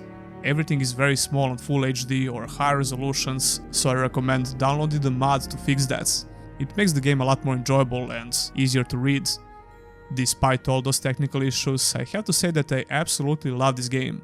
Silverfall didn't age all that well when it comes to graphics, and to make things worse, it doesn't run that great, like I said before. The game mixes fantasy and some steampunk elements, which works pretty well. When you start the game, you have the option to make your character. There are different races to pick and some light character customization. The tutorial for the game is a crucial part of the story, so I wouldn't recommend skipping it, even though it's kinda annoying with all the walls of text. The city of Silverfall has been attacked by some undead creatures, and you take the control of an archmage who is trying to defend the city. That's just in the tutorial, and shortly after this you get to control the character you created. Your task is to look for supplies outside of the city and help the refugee camp. The daughter of the archmage, Kara, is one of the main characters, and most of the main quests are revolved around her. The game doesn't waste a lot of your time on the introduction, and the quests are pretty simple in general. There is a nice morality system, which seems to slightly affect the story, and some gameplay elements as well. Technology and nature are two options you have, and selecting different dialogue options will affect this bar. There are certain items that will require you to have a technology or nature points, and you also get unique skills to learn, depending on the stats. I was kinda surprised how well this system works. It makes the dialogue a lot more interesting, and it also affects the gameplay in a way. Speaking of dialogue, the writing is decent, although the story itself is very simple and not very interesting. It lacks proper plot twists and memorable characters. When it comes to the gameplay, Silverfall plays like a simplified CRPG with real-time combat. You only control one character, but you'll be able to have a couple of followers. I only figured this out after a couple of hours of gameplay, because in order to recruit some of the followers, you need to do their side quests. The side quests didn't seem that interesting to me, so I ignored most of them. By the way, that's not a great idea, because you can easily hit a brick wall if you just follow the main quest. The game doesn't play around, you can easily die in combat if you're undergeared or underleveled. There is some level scaling in Silverfall, but different areas will have certain level cap for enemies, which means that you can encounter some very high level enemies that can easily kill you. Doing side quests, exploring the map and killing some more enemies is kinda necessary. You could say the game requires some amount of grinding, but the gameplay is pretty fun and simple, so I don't have any problems with this. And if I'm not mistaken, the level scaling used to be way worse in the original game, before the quality of life improvements in the complete version. Even though you can get a couple of followers, you can only control the character you made. The followers will automatically do their thing, although you can talk with them and give them a couple of different commands and customize their gear. You control your character with WASD movement keys or by point and click. The camera controls are a bit obnoxious, and moving your character on the map can be very frustrating. That's because the collision in this game is terrible, you can easily get stuck on the terrain. In moments like this, which are plenty of throughout the whole game, Silverfall feels extremely unpolished. Moving your character on the map should never feel this bad in a game. Speaking of the map, you're going to visit a lot of different looking zones. Silverfall looks pretty bad in certain areas, even for a 2007 game. The level of detail in these areas is very low, but all of the zones have a very nice vibe to them. As you would expect, there is a ton of items of different quality to loot. Killing stronger enemies is almost always rewarding because they seem to have a high chance for a good item drop, especially elite enemies and bosses. The crafting in this game is very good as well. You can invest some points into crafting skill and get a lot of options to customize the item you want to make. The materials you need are easy to acquire because almost every single enemy will drop something. The combat itself is very simple but very fun. I invested a lot of points into melee skills, while I had one of my followers to heal me and another one to deal some ranged damage. You can build your character as a tank, and some skills will support that playstyle, but I wanted to focus more on dealing damage. Whatever you do as a melee character, you will need to invest some points into defensive skills. The thing is, if your main character dies in combat, your whole party is instantly dead. However, there is no game over screen, you just get to respawn in the last place you visit. Enemies you kill will remain dead, but if you were killed by a boss, he will completely regenerate. NPCs do respawn though, but only if you use the fast travel option or if you reload the game. I think the challenge in the game was decent on the normal difficulty, even though I'm not so crazy about level scaling in games. The level scaling is not nearly as aggressive like in some other RPGs, and the progression system is pretty good in Silverfall.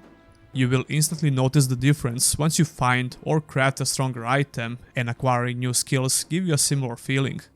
Silverfall Earth Awakening can be purchased as a standalone game, but it's more like an expansion pack for the original game. This version of the game introduces some notable quality of life improvements like the brand new UI, a couple of new playable races, and of course new content. I believe that most of these improvements are included in the base game as well. In the complete version I mean. When you start the game, you get the option to play as a level 1 character or make a level 45 character, so you can start Earth Awakening right away. But if you complete the base game, you can just continue the expansion with the existing character. I still have to complete this expansion, so I didn't form a complete opinion about it. I'm enjoying it so far, but that's because I like the base game despite all of its flaws. Silverfall can feel very rough around the edges, to put it lightly, but I would still recommend trying it out if you like these types of games. The gameplay is simplistic, but it doesn't lack the depth. You can get a lot of hours of fun if you can tolerate all the issues I mentioned. You can grab the complete bundle on GOG with the base game and the expansion for around $10. I'll have GOG links in the description. And those will be all the games for this episode. This is very confusing! Tell me which game you think is the best and would you try playing some of them? Leave a comment down below. I'll have some GOG links for these games, so if you decide to buy some of them, I'll get a small contribution. And here we are in 7th episode of Hidden Gems of Trash.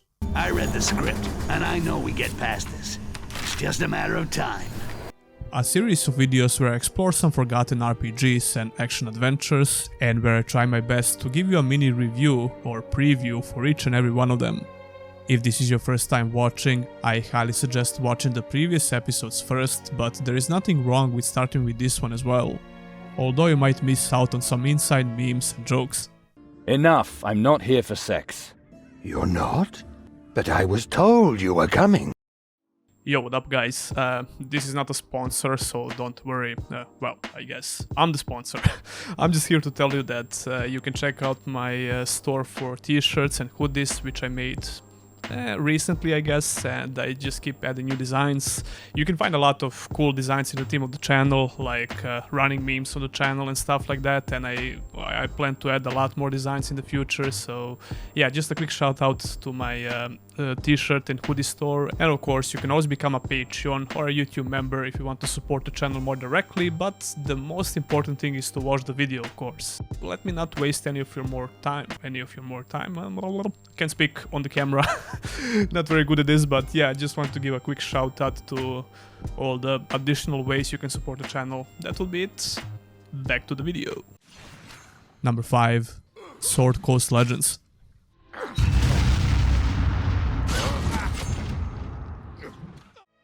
Sword Coast Legends is a CRPG set within the universe of Forgotten Realms, a campaign setting of Dungeons & Dragons. This game came out in 2015 and after only a couple of years it got delisted. According to delistedgames.com, Dungeons & Dragons publishing contract has ended, requiring the game to be removed. That's really weird, man. Why would you only buy the license for a couple of years? It doesn't make a lot of sense to me. Although there is probably a lot more to this story that we don't know, but anyway, I heard about this game back in the day and I always thought it's a pretty bad RPG for some reason. Maybe because of the mediocre ratings and the poor reception, I don't know, but I never wanted to try it out. Well, after playing it for about 5 or 6 hours so far, I can say without a doubt that I was completely wrong. In fact, I'm struggling to find a reason why people didn't like this game that much. Sword Coast Legends is a CRPG, which plays very similar to games like Pillars of Eternity, Baldur's Gate or Pathfinder. However, this game is not extremely deep like those games I mentioned, but that doesn't make it bad. On the contrary, it makes it more accessible to players who want to get into this genre. D&D rules can be very overwhelming for new players, but that's not the case with this game. The only thing that can be a bit overwhelming is the beginning of the game, because you instantly get a lot of party members. All of them have more than a couple of different spells, and it won't take long until the game starts to be a bit more challenging. I played the game on normal, and it starts off really easy, but the difficulty picks up after about 40 or 50 minutes in. The character customization should be familiar. If you play RPGs and D&D games, you get several different races, classes, and the customization options are pretty good. The game is still looking pretty decent, especially if you can run it on higher resolutions like 4K, and I managed to get a stable 60 FPS for the most part. There are some segments where the game looks really flat or boring, I guess, especially in the open areas, but for the most part, I like how the game looks. It's nothing amazing or anything, but it's more than enough for me to enjoy the game. When it comes to the story, you start the game as a member of the mercenary group called the Burning Dawn. Burning Dawn has a rich history, which is somehow connected to the strange nightmares you and your party members have. The Burning Dawn is hired to escort a caravan from Neverwinter to the city of Luskan, and this is where the game begins. You start clearing the area of bandits, and the main story of the game quickly picks up. It doesn't take long for some significant things to happen, which I found quite interesting, mainly because most of the characters are decently written and voice acted. I assume you're with that halfling that came through here. I have never seen such anger. Not since I raised Kipper Harple's old cat from the dead. There are a bunch of dialogue interactions with RPG skill checks and actual gameplay consequences. So yeah, pretty much everything you will want to see in a game like this is there. You have come.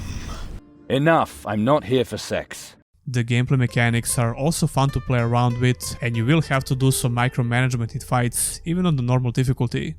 The party AI is pretty good, so the characters you're not directly controlling at the moment will cast appropriate spells for the most part. But if you like these kinds of games, I'm pretty sure you will want to make those kinds of decisions yourself.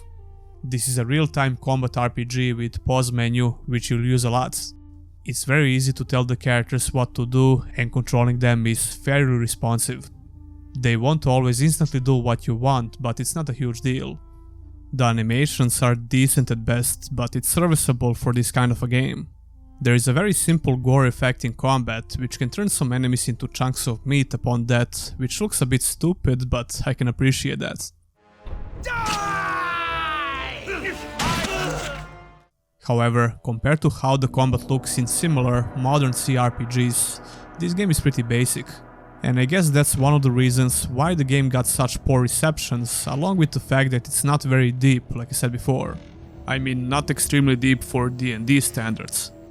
The speed of the combat is okay, but I would like to have an option to speed up or slow down the gameplay like in most modern CRPGs. The only notable problem that I had with the gameplay so far is the poor quest design in some cases. Some of the quests can feel like the game is trying to artificially extend the playtime.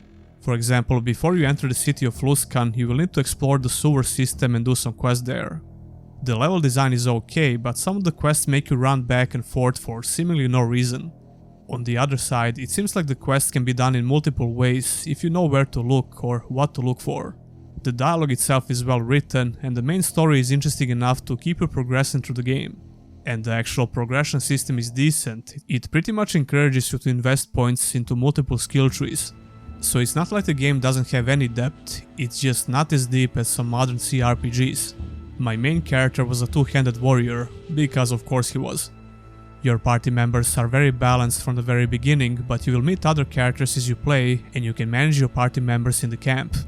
So it seems like you can definitely have some nice flexibility with the party management. I still didn't finish the game, but I enjoyed it quite a bit so far. If you could actually get this game today, I would definitely recommend it, especially if you like CRPGs with some light D&D rules. But you know, you can actually get the game if you try hard enough. Or should I say, hard enough, matey. Number 4. Blood Knights.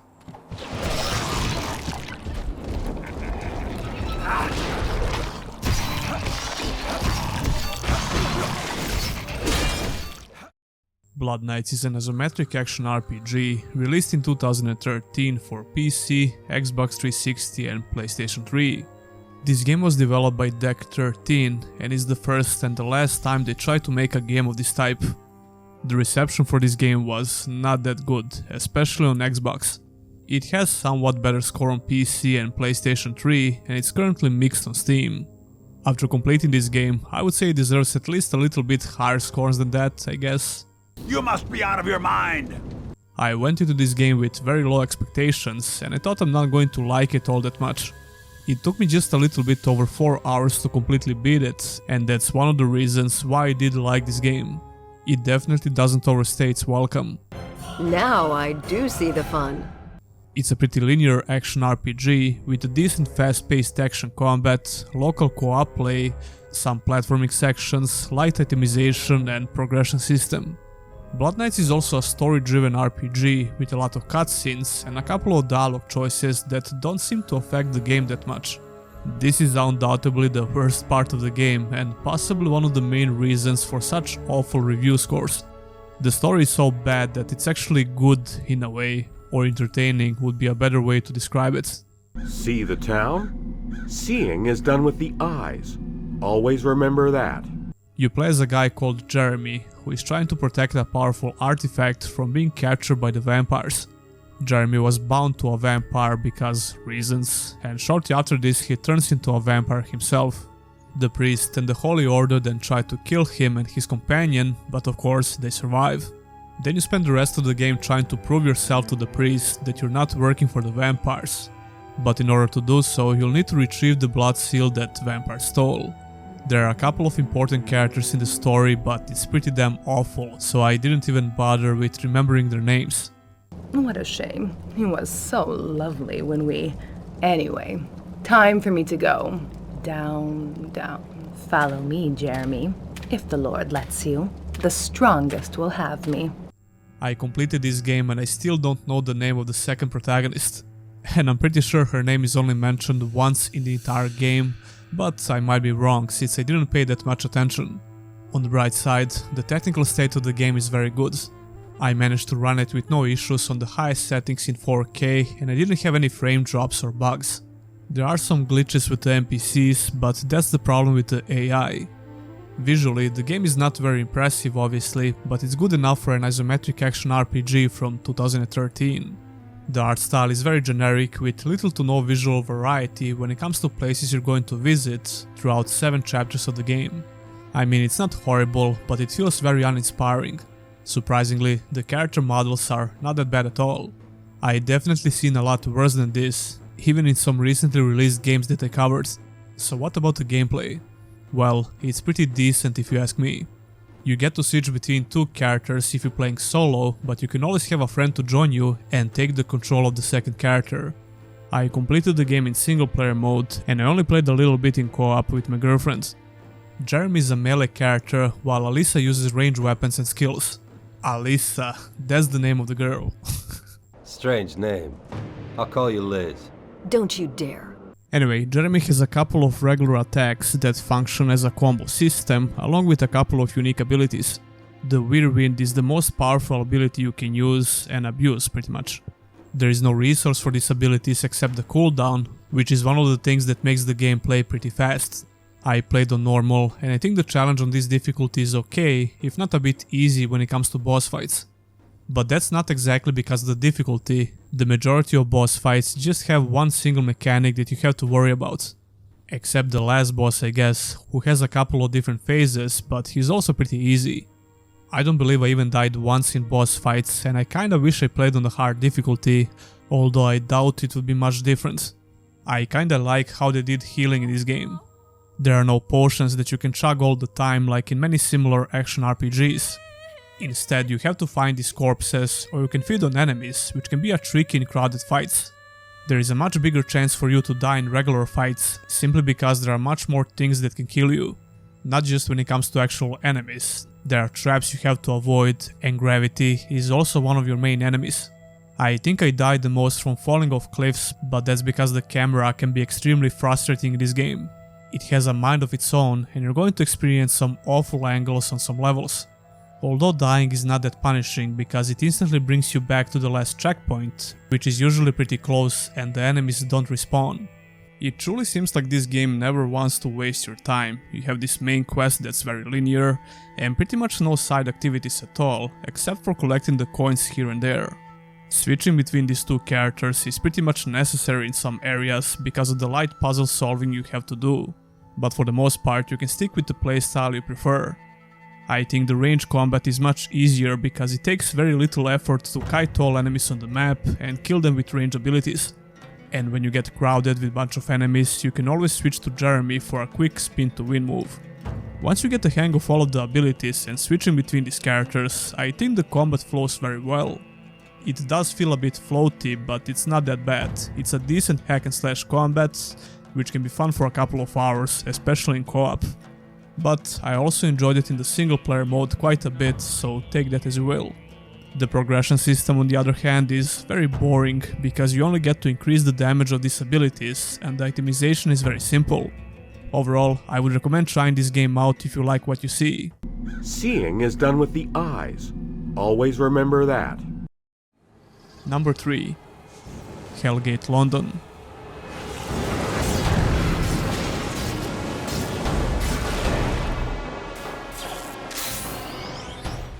Hellgate London is an action RPG originally released in 2007 on PC. Apparently, the developer of Hellgate had a lot of legal issues and the game has been re-released multiple times in the past. The current version of the game is from 2018 and it's only available on Steam.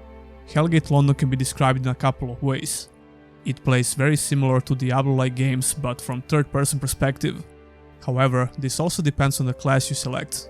So, for example, if you choose to play with a marksman, you can switch to the first-person perspective as well. You wouldn't be wrong if you labeled the game as a looter-shooter as well. In fact, it might be one of the oldest games that can be described like that. But no matter how you choose to call this game, the idea remains the same. Hack and slash or shoot your way through hordes of enemies from hell, collect and customize your gear and unique character skills. Speaking of Diablo, this game was actually developed by a team led by former Blizzard employees who overseen the creation of the Diablo series, so there's that. But instead of fighting the demons from hell in medieval fantasy setting, you get to fight them in modern London. It's a pretty interesting idea for the setting of the game, even though the art style is not particularly great. I mean, it's okay, but most of the locations use the same generic assets. That's because the game uses a procedurally generated system for these maps, as well as for the quests. Yeah, pretty much everything in this game is procedurally generated. I always had a love-hate relationship with procedurally generated systems. From one side, they can provide some great replay value, which this genre of games pretty much depends on. And as a matter of fact, Hellgate London has an insane replay value, and if you like the core gameplay, you can spend hundreds of hours playing it. And then create a new class and do it all over again. On the other side, the world of these procedurally generated games can feel very artificial and generic, which is kinda ironic because one of the goals of the procedurally generated systems is to make every playthrough unique and different, at least according to every marketing pitch for every one of these games ever. Hellgate definitely makes your every playthrough unique when it comes to the gameplay, but the visual variety is pretty poor and uninteresting. I think they could have been way more creative with this setting. You'll get to explore a lot of tunnels, hellgates obviously, and random streets of London. When I first entered the game, I thought I was playing an MMORPG from 2007. That was not so surprising because one of the main selling points of the game back in the day was the online play. However, the current version only includes the single player mode, which is completely fine by me. You could probably still manage to set up the online play with the original version of the game if you can bother with setting up a third-party software and if you have a friend who is willing to put up with your bullshit. But anyway, I think the game is really fun in single player mode as well. Although those were not my initial impressions of the game, it was quite the opposite actually. This game doesn't leave good first impressions, when it comes to the gameplay at least. The intro cutscene was very good and it's definitely worth watching, but the story doesn't get in the way of the gameplay a lot. There are only a couple of cutscenes in total, which is a shame because they're pretty damn good. Besides that, there is nothing noteworthy to say about the story of the game. The dialogue is really weak and most characters try to act silly, which doesn't really translate that well with the intro cutscene. I thought I'm going to play a pretty dark game with a more serious setting in the story, because that's exactly what the intro cutscene represents. The reason why I said that the game doesn't leave good first impressions is because the gameplay feels, well, not that good. It takes a while to get used to, but not because the game is very hard or anything, but because the combat is a bit floaty and it lacks the sense of impact. The hitboxes are much larger than what you would expect, which is not bad by default, but it feels really weird in the beginning of the game. It started to make a bit more sense when you start fighting flying enemies, but even so, the hitboxes are huge, which is a bit off-putting. This is far from a reactionary combat, it's more about playing with all the RPG systems you get. I played the most with my Guardian and a bit with Marksman. I also tried all the other classes, but I didn't play them a lot. The best thing about the classes is that all of them seem fairly unique. The monsters you fight are also randomly generated for the most part, as well as bosses and elite enemies. It took a while before I felt a noticeable difficulty spike, but you can always start the game with the elite mode, which does make the game a lot harder right from the start. The difficulty comes from the number of enemies you get to encounter, their type, and your character stats of course. If you're playing on the normal mode, you won't be challenged that much in the first 10 to 15 levels, but this also depends on the RNG of the monsters. I love when I get to encounter elite and very strong enemies, which you can determine by the color of their names, because they have a chance to drop something nice. Speaking of which, the customization felt a bit weird at first, but it's actually very decent. Just like in most Diablo-like RPGs, you can get items for different classes, but unfortunately, I didn't find a way to transfer these items to my other characters. Although I'm pretty sure you can find a mod to fix that. The Guardian can use one-handed swords, shields, and some ranged weapons. You can equip multiple weapons and switch them with a press of a button, assign specific abilities to your main and secondary attack, and choose which skills you get to level up. I wasn't that impressed with the abilities for the Guardian, or even the Marksman to be honest. The build diversity doesn't seem to be a big factor with these classes, but then again, you have enough different classes which are unique by default. You can improve your gear in a couple of ways, and you'll need different materials that you get when you kill monsters and explore these maps. Hellgate London has a bunch of different hub areas where you can take quests, sell, buy or improve your gear.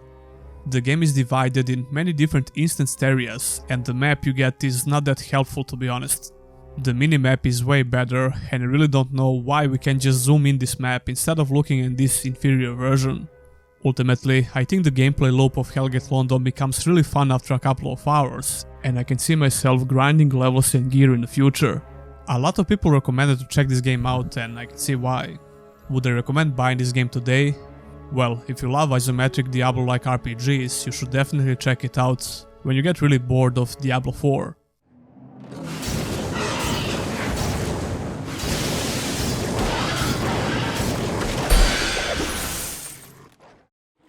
Number 2.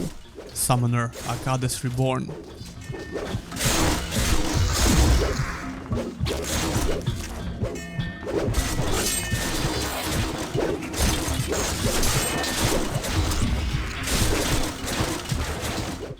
Summoner, a Goddess Reborn, or Summoner 2, is an action RPG from 2002. This was a PlayStation 2 game, but it also came out on GameCube. That's why I tried to use the Dolphin emulator, but I had a ton of technical issues. I just couldn't get past the ship tutorial section because the game would always freeze. No matter which settings I tried, and how long I googled for solution, after about 3 hours I had to give up. The second option was to play the PS2 version with emulator of course, and that was a much better experience. However, I still had some technical issues with this version in terms of texture flickering, so I apologize for the footage. It didn't bother me that much because the gameplay was pretty smooth. So what about the game itself? In short, I really like this game, and I would definitely say it's a hidden gem. Summoner 2 is essentially a party-based RPG with real-time combat and a pretty decent story. The story takes place 20 years after the first game, and the main protagonist of Summoner 2 is called Maya. Maya was pronounced as a goddess upon birth, and she has a huge castle that's like a hub area. The game begins on the ship where Maya is attacked by some pirates. She's on a mission to retrieve a book of prophets that's been stolen by a traitor from her court. The pirate island is the beginning area of the game, and shortly after you start exploring this place, Maya gains some special transforming powers, which sets the main story in motion. After she comes back to the castle, she learns more about the prophecy, and she has to restore the Tree of Ele, which gave life to the world. That's essentially the main gist of the story. Summoner 2 has a bunch of in-game and cinematic cutscenes, which can hit you hard with nostalgia if you played PS2 games back in the day. Most of the dialogue lines are voice acted, and the quality of voice acting is pretty decent, especially for 2002 standards. Can't you feel the wind from the sea? However, the graphics are noticeably outdated, even for 2002 standards. But the visual variety is very good in the game. Every place you visit has a unique look and vibe to it. Unfortunately, my experience was ruined a bit with all the visual glitches I had, but still, I was able to enjoy this glorious low resolution PS2 graphics. Well, I actually upscaled the image to 4K, but still, not everything scaled properly. The party members and very important characters have unique models, but everyone else have a bunch of clones running around. Like I said before, this is a party-based action RPG. You're going to have up to 3 characters in your party at once, but I believe there are around 6 or 7 party members in total that you can choose from. You'll unlock more party members as you progress through the story, and some items in the game can kinda spoil this. That's because every weapon have this disclaimer about the party members, and you can get some weapons with names of characters that are not yet in your party. Putting that aside, I really like the gameplay in Summoner 2, even though it does have some notable issues. You start the game by controlling Maya and her loyal bodyguard Sangreal. Maya plays like a support character, while Sangreal is an assassin. You get a simple combo attack for all characters, and you can hold a button to block. As you level up, you will get to increase some of your stats, which unlocks unique passive and active abilities for your characters. Some of these abilities can be casted with certain button combinations, but you also get a pause button. All of your party members have unique playstyles. Sangreal can go invisible, and she has a very strong backstabbing ability.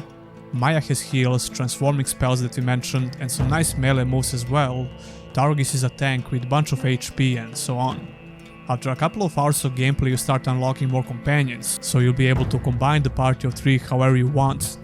Maya is always an essential character though, so you won't be able to change her. The game also has quests where you get to control only one of these characters at once. I usually don't like when party-based RPGs do this, simply because the combat feels awkward, because the game is obviously not meant to be played like this. However, I have to say that Summoner 2 does a decent job with its levels. These particular quests are obviously designed to be beaten with only one character, and since the combat itself is pretty decent, I don't have a lot of reasons to complain about this. The controls are okay, but there is definitely a certain amount of jank within this gameplay. Your left thumbstick is used to move your character, but it also turns your camera quite aggressively, which is not so uncommon even in modern third-person action RPGs, but the camera is usually only slightly affected by the character movement. You use your right thumbstick to move the camera. Summoner 2 also uses the right thumbstick to move the camera, but it does feel awkward when you only want to move the character. There is a target lock which can kinda help with this, but still, controlling the character is just not extremely precise, which doesn't matter a lot because you don't need some amazing precision in combat. Your positioning is important for some abilities like the backstab or some strong attack, and they can feel a bit awkward because of the controls, but I didn't have a lot of problems with this. The thing is, I really don't like using target locks, but you definitely should in this game. I think the balancing is a bit weird as well, because the first couple of hours of the game feels really easy until the fight with Grobulus. And the bosses in general are much harder to deal with compared to many regular fights, which actually makes sense. You'll have to use a lot more abilities, interrupt spells, heal your party, and so on. I really like how the stats of different weapons affect the gameplay. The differences in damage you deal against enemies is very noticeable, depending on the weapon type and stats. You'll get to loot a lot of different weapons, and switching between them against different enemy types is pretty much necessary if you want to maximize your damage. The first island of the game tries to teach you this as well, since you'll encounter enemies that are completely immune to certain damage types. You get this amazing fire sword in the beginning of the game, but it won't be useful against all enemies. I love when RPGs pull this off properly. I still didn't finish the game, but I'm really looking forward to playing more. I would definitely recommend trying it out, and I just hope you have more luck than me with the Dolphin emulator.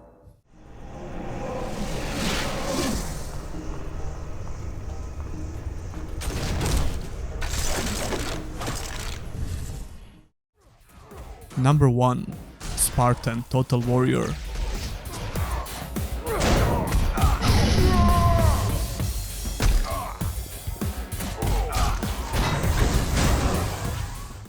Spartan Total Warrior is a hack and slash game released in 2002 for PlayStation 2, Xbox and GameCube.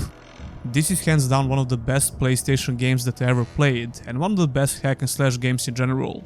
The gameplay is very addictive, and I just couldn't put the controller down once I started playing. The combat mechanics have aged very well, which was kinda surprising because I didn't expect that, I guess. I covered a bunch of games from this time period, and most of them have at least some issues with the controls or some core gameplay mechanics. Spartan Total Warrior have zero issues, and it's a very polished game in general. I played this game with the PS2 emulator, and only when I was done with it, I remembered that it was also on GameCube. So I tried that version as well, and it looks a lot better, but it plays the same, so I just continued the PS2 version. Although I would recommend playing the game on the GameCube version with Dolphin emulator, even though it does have some popping issues with NPCs. Putting that aside, let's talk about the game itself. Foolish Spartans. That was very foolish. Spartan Total Warrior has a very simple premise. The story is heavily inspired by the Greek mythology. The Romans have conquered almost the entire Greece except the city of Talos.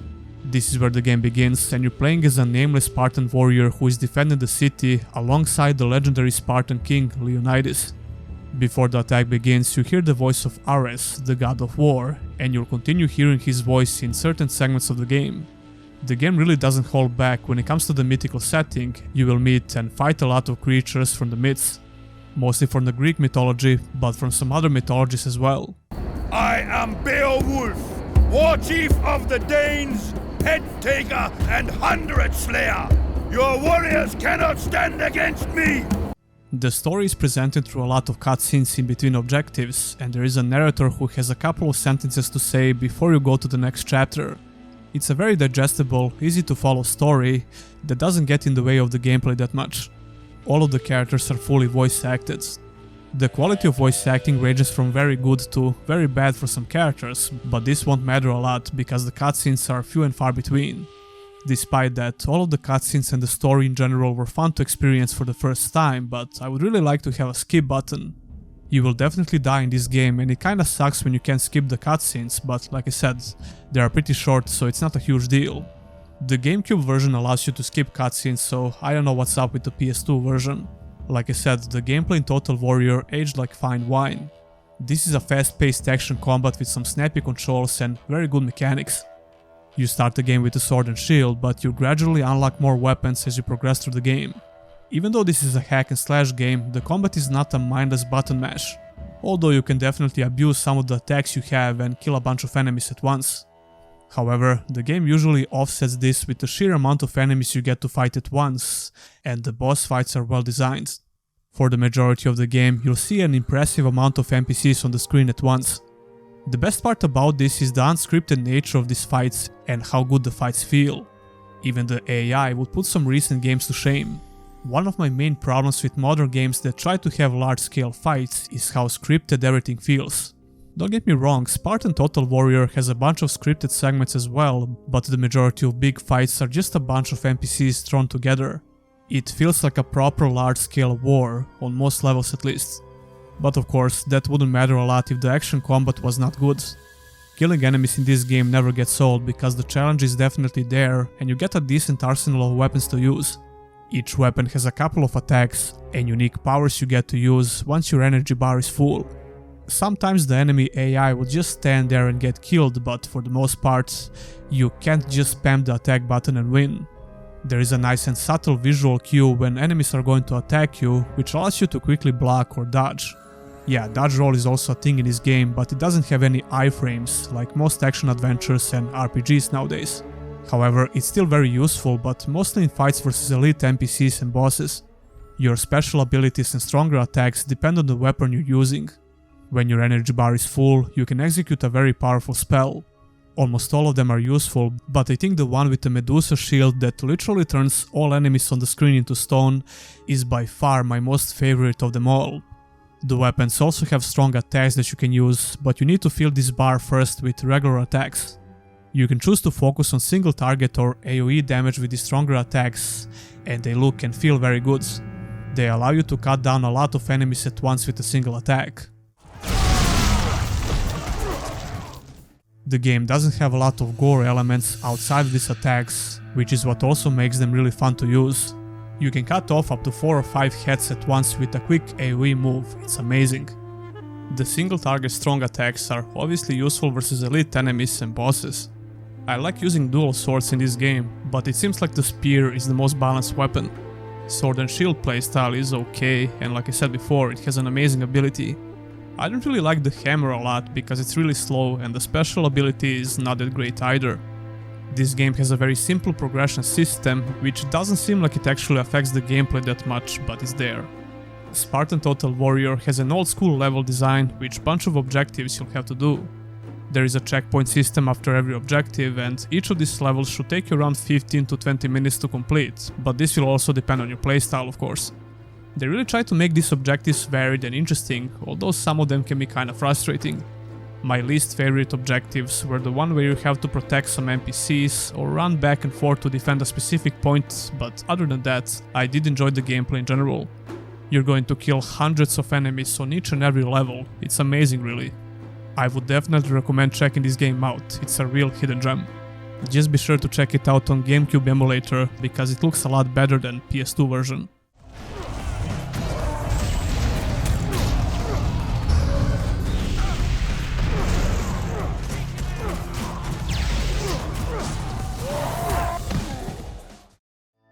Tell me, did you play any of these games and do you agree or disagree with my thoughts? Leave a comment down below. Seeing is done with the eyes. Always remember that. Well, it's been almost 2 months since the last episode in this series. You must be out of your mind! If this is your first time watching, this is a series of videos where I cover some forgotten games, which I personally find interesting and when a lot of people suggest them in the comments. So if you played some games that people forgot about, be sure to let me know in the comments and I might cover it in one of the future episodes. Anyway, welcome to another episode of Hidden Gems or Trash. Hope you enjoy.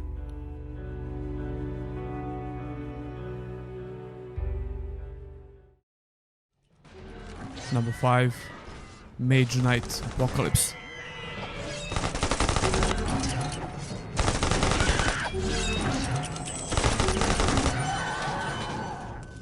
Mage Knight Apocalypse is an action RPG that came out exclusively on PC back in 2006. You won't be able to buy this game today because it's not on Steam or any other online platform. So if you're really curious to try it out, well, get your pirate hat ready. But let me stop you right there because trust me when I say that it's not worth the hustle. What? How is that possible?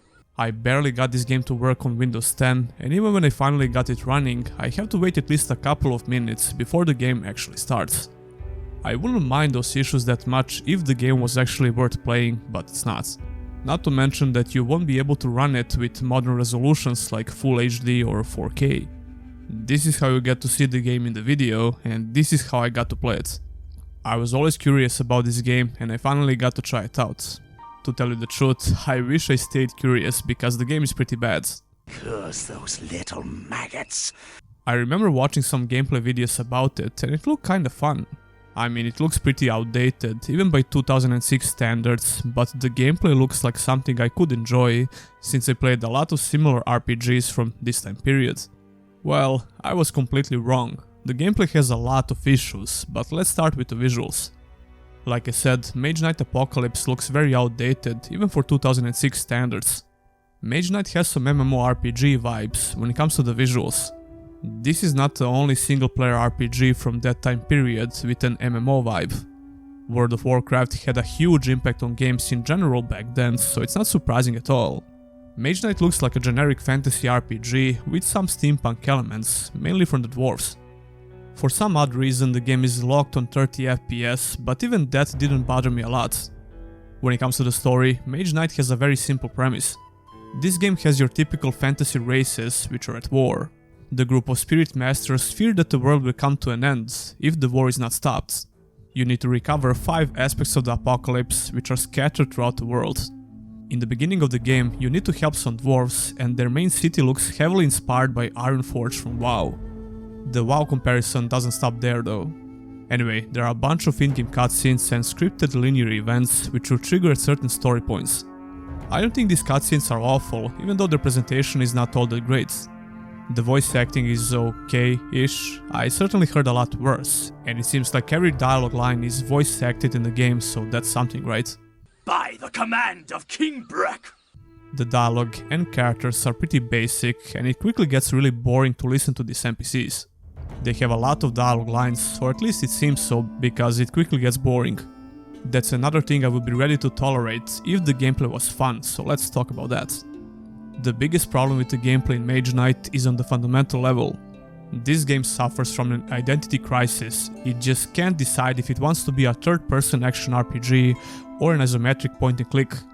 Listen, I'm not complaining about multiple options to control your character, but if none of those options feel good, you got a big problem on your hands. How is that possible?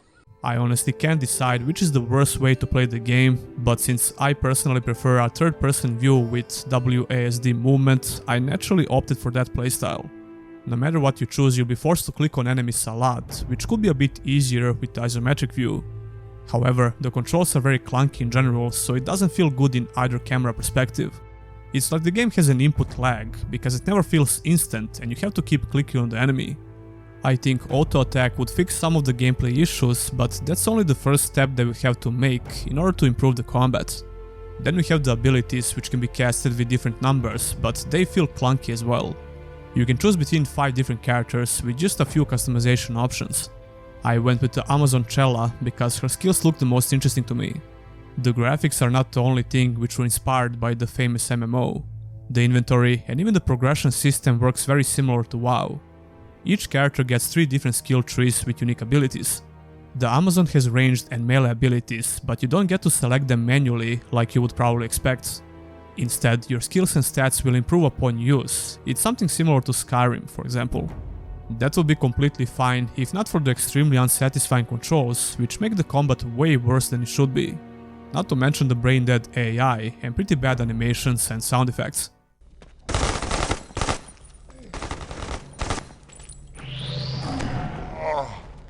For some stupid reason I played on hard and I did die more than a couple of times.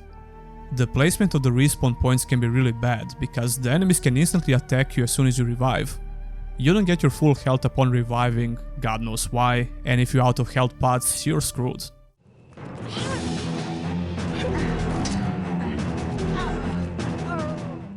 I did have some fun with the loot in the game, and once again it's very similar to WoW. It seems like the loot is totally randomized, you can find high quality items by pure luck, but your inventory bag is extremely limited, which gets frustrating after only 20 minutes of gameplay. There is a stash that you can use, and I assume you can transfer items from other characters as well, although I'm not sure. I didn't care enough to check, to be honest. The maps have tight corridors and exploration is very linear, so I don't have a lot of things to say about that. Wow, this sounds like the worst game ever, right? Well, no, I played a lot worse, but it's definitely up there. If they fix the problems with unresponsive controls and make them a bit snappier, I will probably even finish the game. Here's the thing, even though the game is bad, it really seems like these developers tried their best. I got the feeling like they tried really hard to make a fun game, but they just failed completely when it comes to the gameplay. I wouldn't recommend trying this game out today, but hey, I can't stop you if that's what you wish to do. Most of those sons of hill goats ran up the mountain, carrying off everyone else to turn over to the slavers, no doubt. But I will burn before I wear those chains again. Number 4. Ascend Reborn.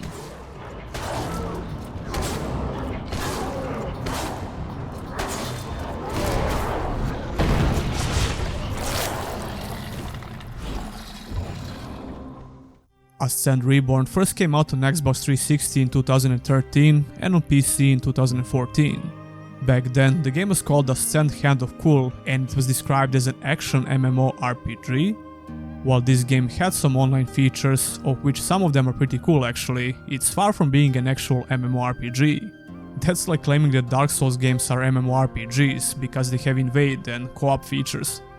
Speaking of which, Ascend Reborn online features are very similar to Dark Souls invasions, but we'll get to that soon. This game had a very short running time when it first released. The servers were shut down in 2014 on Xbox and the servers on PC suffered from the same fate in 2016. Out of nowhere, the game released on Steam in 2022 with a new name, and that's the version that I've been playing. This is a free-to-play game, by the way, so if you're curious to try it out, you don't have any barriers to entry.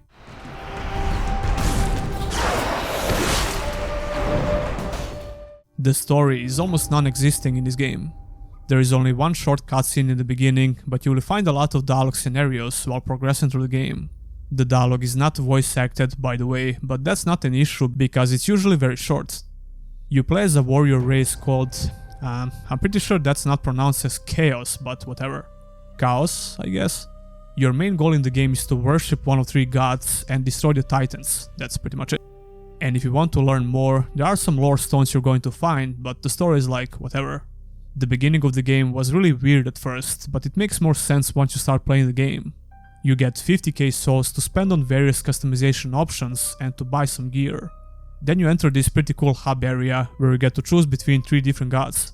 These are actually other players on the leaderboards with the high score. I think that's pretty cool actually. You have to pledge allegiance to one of the gods and fight under their banner. Darkness, Light or the Void, those are your options, and I went with the Void because it sounds and it looks cool.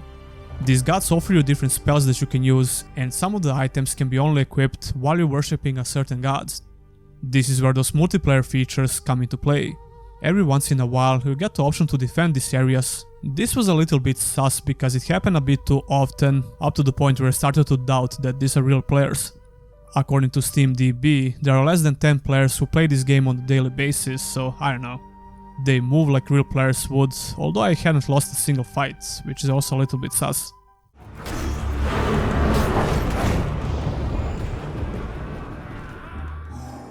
Besides the invading feature, you can also see phantoms and check the overall score on these maps as well as the leaderboards I mentioned before. I really like to see some light online features in single player RPGs because it makes them a bit more fun to play. So what about the gameplay? Well, it's a mixed bag overall. It plays like a hack and slash third person RPG for the most part. My biggest issue is the clunky controls. Moving your character around feels like driving a car sometimes. However, the attacks and spells are decent overall once you get the hang of it. The melee combat has different combos that you can use, but I only used a couple of combinations. Performing longer combos is definitely useful because you usually do a lot more damage, but it can be hard to pull off. You have light and heavy hits, a dash button and a block. All of those abilities are useful in fights. However, the game suffers from some very bad hitboxes and the lack of enemy types.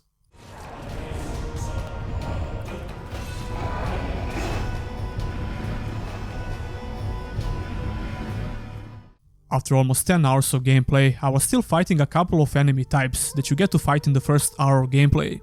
The game reuses a lot of the same boss fights on different maps, which can make some dungeons unnecessarily long and tedious. The maps are pretty linear, but you always have some optional dungeons which are worth doing because of the loot. There are some cool mechanics, like being able to call upon a bunch of humans to climb on you. They will attack enemies with you, you can heal by eating one of them or throw them on enemies. It's not a big deal, but it's kinda cool. Loot is everything in this game, and I don't like how the progression works, even though you'll get some very cool looking armors and weapons. First of all, the menu is laggy as all hell, there is always a delay when you press buttons. There is an in-game store which will replenish each time you level up, so you can buy new items, but you can also find items in chests. This game is free to play, like I said, but it's also pay to win, because you can buy souls with real money. Yeah, that sucks, but who cares? No one is playing this game anyway. You can definitely buy items through regular means by just playing the game and collecting souls. Although you will hit a brick wall, which means that you have to grind a little bit and collect enough souls for upgrades and new items. Of course you will. In a way, this game feels pretty unique with some of its features.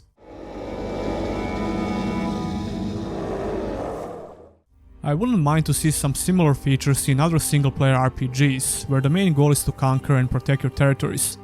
I mean, sure, the PvP will probably be unbalanced as all hell, but who cares? People are having a blast with Elden Ring and Souls games.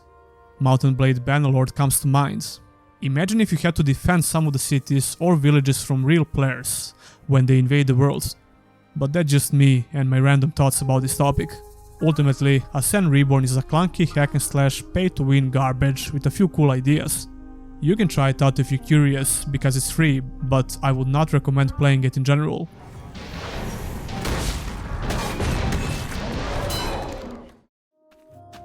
Number 3. Kult Heretic Kingdoms.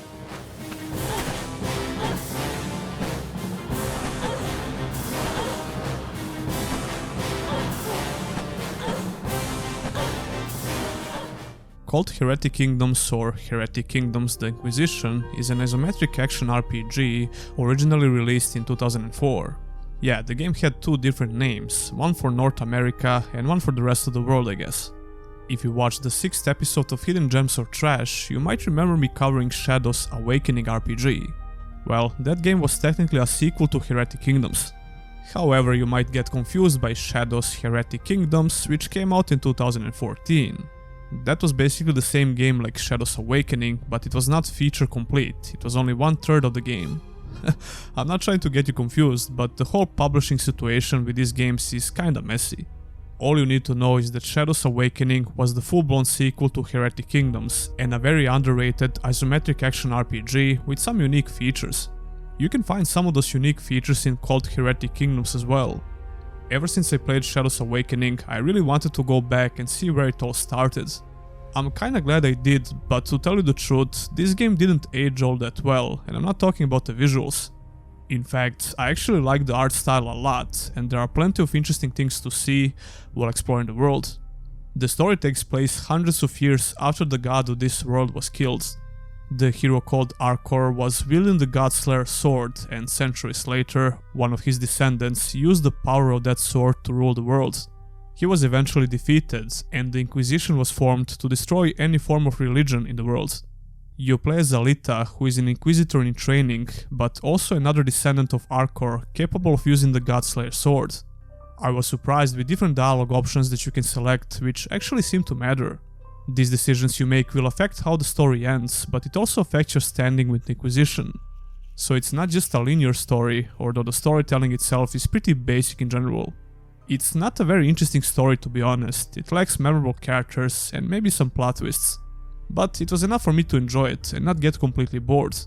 The dialogue is very rough sometimes, but hey, it was their first game, give them a break. How is that possible? Although I had some problems with the storytelling in Shadow's Awakening as well, mainly because it can get a bit confusing at times. This is very confusing. You get used to it. but overall they vastly improved the storytelling and dialogue in general in Shadows Awakening. The story is told through a lot of scripted dialogue interactions, as well as these beautiful artistic slideshow cutscenes, I guess. Speaking of interesting things to see, the game has various locations that look unique, even though the exploration itself is not amazing by any means. This world map has a bunch of different areas that you'll unlock, which are connected with a loading screen. It reminds me of How to Be a God, another similar RPG I covered in the series. You're a smart guy. The size of all of these locations is pretty decent, but they still kinda feel linear to explore. The minimap can be very confusing or straight up broken.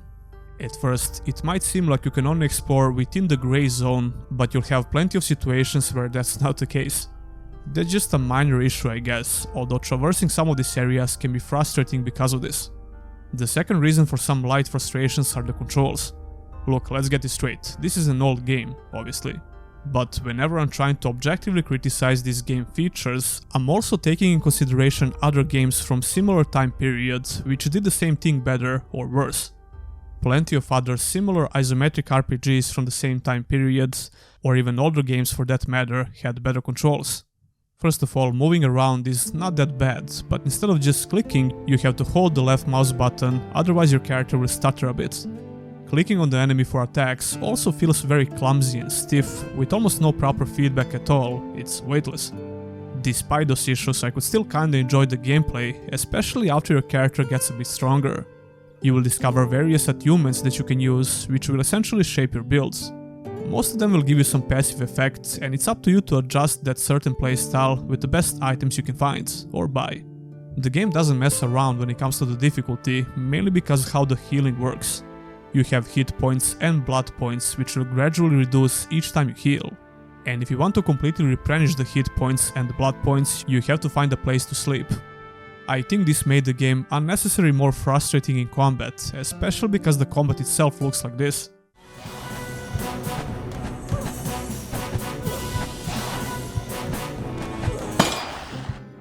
I obviously played as a melee character, and I know you can cast some spells, but the variety of builds seem very poor in general, especially because of the lack of unique abilities and spells.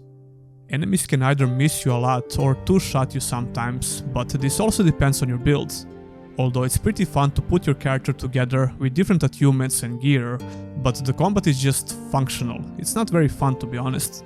I recently did a video where I covered Larian RPGs, and I got to play Divine Divinity, which came out before Heretic Kingdoms. I also had some problems with the controls in that game, but it felt way better than this. You can also find some other examples of a better isometric combat from that time period, so don't think I'm just shitting on this game because it's old or something.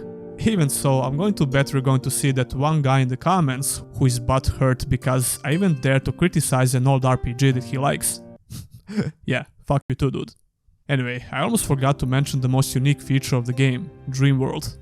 With the press of a button, you're able to enter this second dimension where you can fight some unique monsters, solve some puzzles and quests, collect essence points for attunements, and so on. But Shadows Awakening also introduced a party-based system where you get to switch between 5 different characters of your choice. Anyway, the Dream World feels more like a gimmick, and the enemies you fight in that dimension lack the variety. It's a cool concept, but it's definitely underdeveloped in this game. Fortunately, the enemy variety in general is not that bad at all, but you always fight them in the same boring way, so it doesn't even matter a lot. It's a slapping contest if you're a melee character. I played the game on hard, and I regret that decision because it only makes the combat worse and longer. There is no way to change the difficulty, so be warned. Overall, I would actually recommend trying this game out if you can tolerate the clunky controls. If that's the case, you'll find a real hidden RPG gem to play when you're bored. There are plenty of worse ways to spend $5, let's just leave it at that.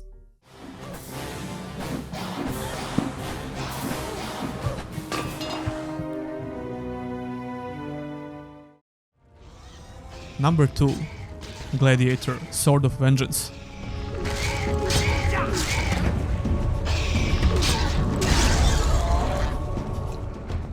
Gladiator Sword of Vengeance is a hack-and-slash action-adventure released in 2003 on PlayStation 2, PC and Xbox. This is a very simple hack-and-slash game, and I did enjoy it quite a bit because of that. It's also not a very long game, so you can beat it in a couple of sittings. Sword of Vengeance looks like a PlayStation 2 game, because it is, but fortunately it's also on Steam, so you won't have a lot of problems to run it nowadays. Well, if you try to mess with the settings too much, you might have some issues because the game doesn't like that, apparently. I did manage to set it up on 4K and I didn't touch anything else because the game just freaks out and starts changing the resolution randomly. That was fun.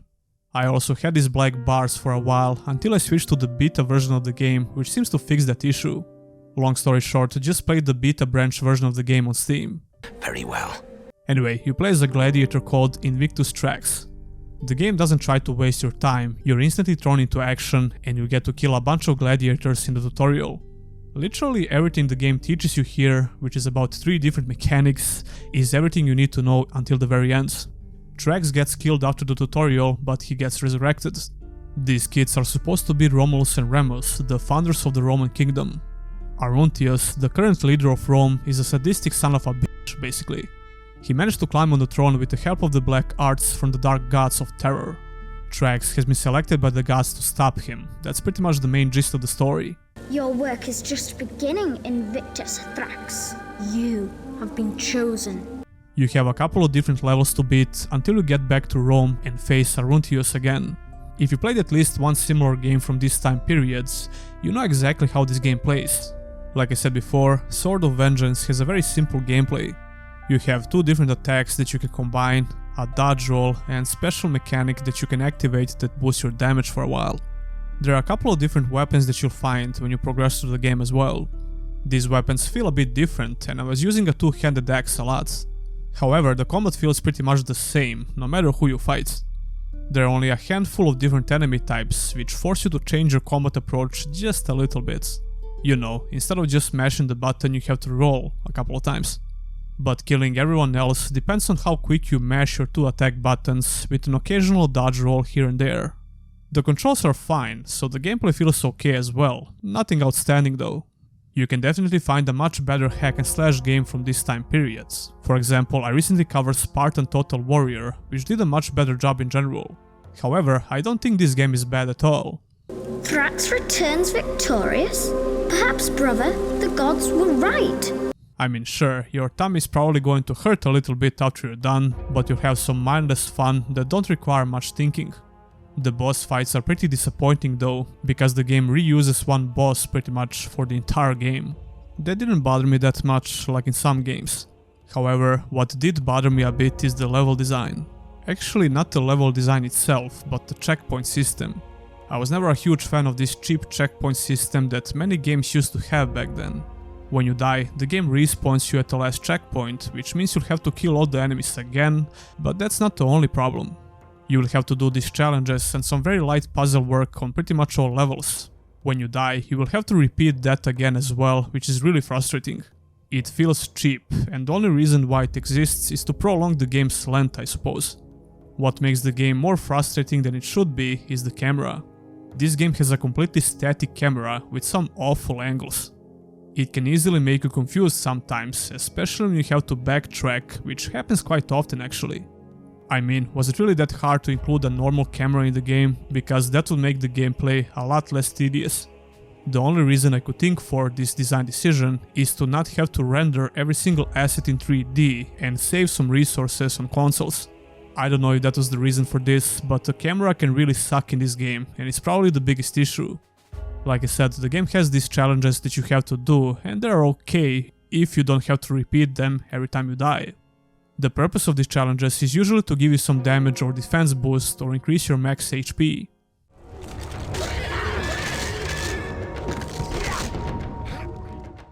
Overall, this is a very simple hack and slash action adventure, which can be fun for about 6 or 7 hours. It certainly lacks depth in terms of progression or customization. You won't find those features in this game, but if you don't have problems with that, I would recommend trying it out.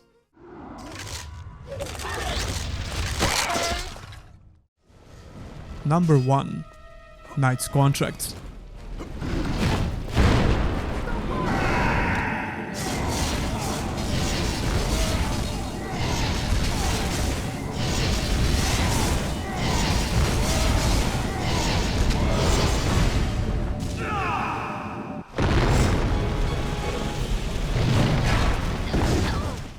Knight's Contract is an action hack and slash game released in 2011 for PlayStation 3 and Xbox 360. I always thought this game looks pretty cool, but I never got a chance to try it out before.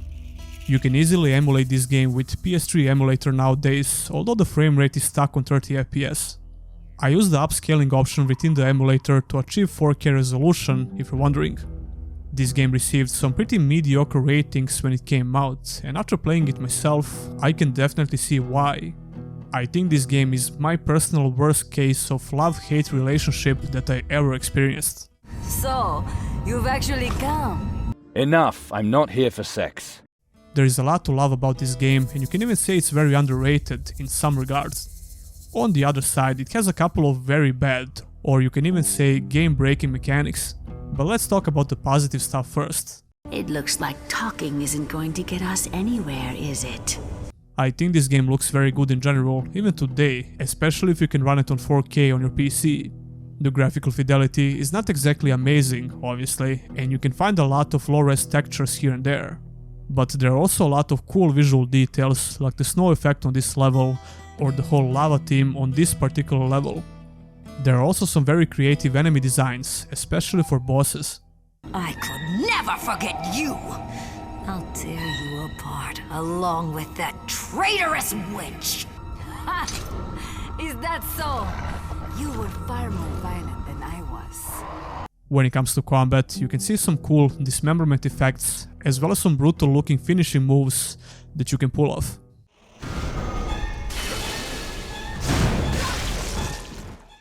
Oh yeah, and some straight up bizarre visual effects, which I have to blur out, but still kinda cool. What? When it comes to the gameplay, Knight's Contract has a very decent action combat system with a good amount of challenge.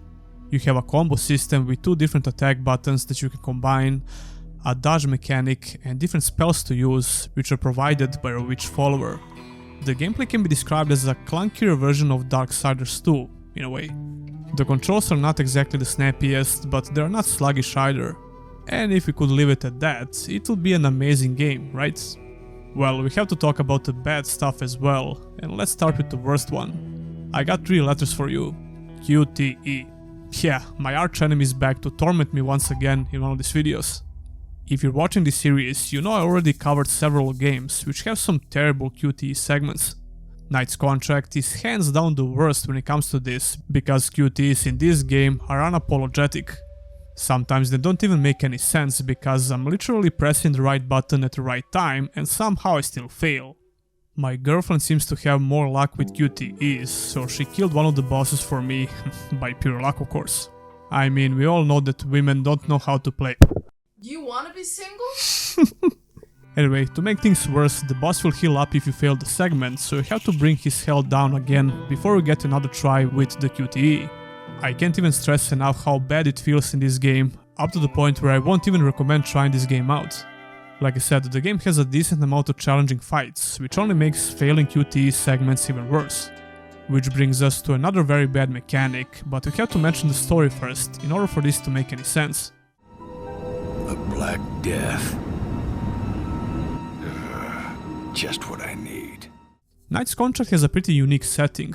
It's a fantasy medieval Germany setting with a fairly interesting story for an action game. You play as a knight called Henrik, who is cursed with immortality by a witch called Gretchen. Gretchen was slain by Henrik, and coincidentally, Gretchen becomes his companion after a century has passed from those events. Henrik actually killed the rest of the powerful witches, but they are back as hideous monsters. These witches are the main bosses in the game, and like I said before, they have a pretty unique visual design.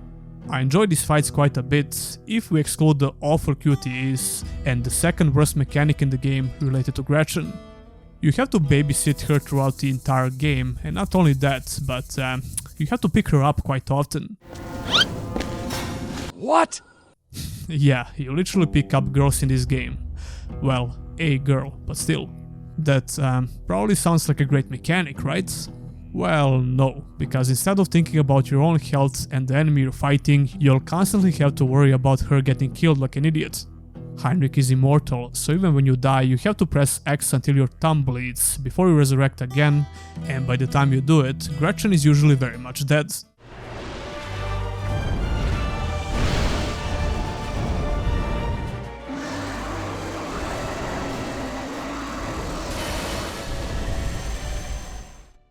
How is that possible? Picking her up will slowly regenerate her health, which is very cute. That was sarcasm, by the way. Enough! The spells you can cast in combat are actually coming from Gretchen. You can cast these spells even when Heinrich is down, although that's not very helpful. These spells are essential for killing even the most basic enemies. When you get their health down a little bit, you'll be able to execute most of them with a spell, plus another less tedious QTE you have to do. I think her spells are very cool and impactful, but sometimes the game can look like a pixel soup. The effects are a little bit over the top, which can make it hard to see what the f is going on. The camera can make things even worse, especially when the game insists on using a static camera angle in some random segments. It also doesn't help that you have to keep holding the lock-on button in most situations and at the same time press 2 buttons for casting a spell. This feels harder than it should be because you're essentially pressing 3 buttons at once every time you want to cast a spell. Even though the game is pretty linear, you can still somehow get lost and go in circles on these levels, which can be very annoying. The level design is not the best, especially in those moments, but it's only a minor issue compared to what I just talked about. The action combat can be extremely enjoyable when you get the hang of it.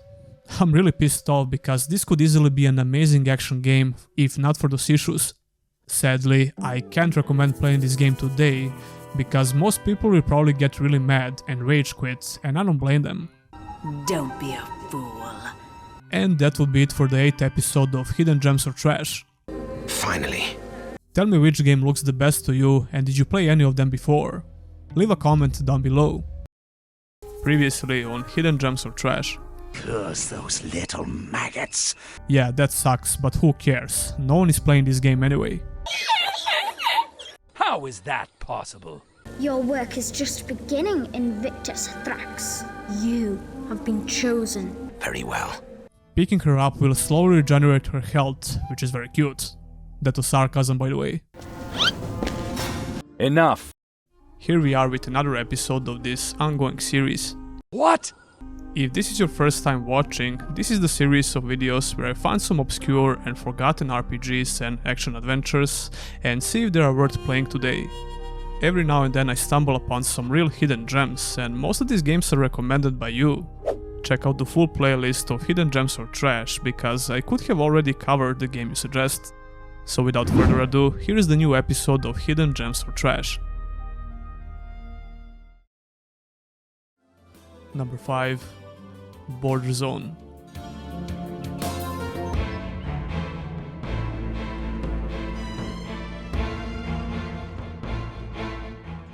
Border Zone is an action RPG released in 2005 on PC. I was very curious about this game because it looked like it could be a fun little RPG. Well, I wish I stayed curious because Border Zone is hands down one of the most frustrating games I ever played. How is that possible? When you first boot up older games like this, you expect to experience some technical issues, especially with such obscure games with no actual fan base that will try to iron out those bugs or performance issues. To my surprise, I had zero issues running the game on my PC, it just works. 1080p resolution works just fine, although some elements of the UI are not exactly shown properly. That's not a problem with the resolution though, the UI is just atrocious. I mean, it's functional and it's not that tedious to navigate, but it looks very bad. Not to mention that a lot of UI elements are straight up confusing, because they lack explanation. English is the second language of this game, so that was to be expected to an extent, but the UI is only a very small problem in the grand scheme of things. First of all, the game begins with a cutscene where the main character is just a baby. His parents got killed by some bad guys with bows and arrows, and fast forward to present time, you're all grown up and joining the army. Congratulations. There is a character creation menu, but you can't customize how a character looks. However, you get plenty of RPG options when you create your character. You can choose one of 3 character basic classes and invest points into various attributes. Speaking of which, the game is really weird when it comes to this. Why do we get 19 condition and capability points or 24 combat points? Who knows? What the hell is build, self-restraint and artifact stats? Who knows? Why are you asking so many questions, man? I thought you like RPG stats. Just play the game and enjoy, who cares? That's me talking to myself, by the way.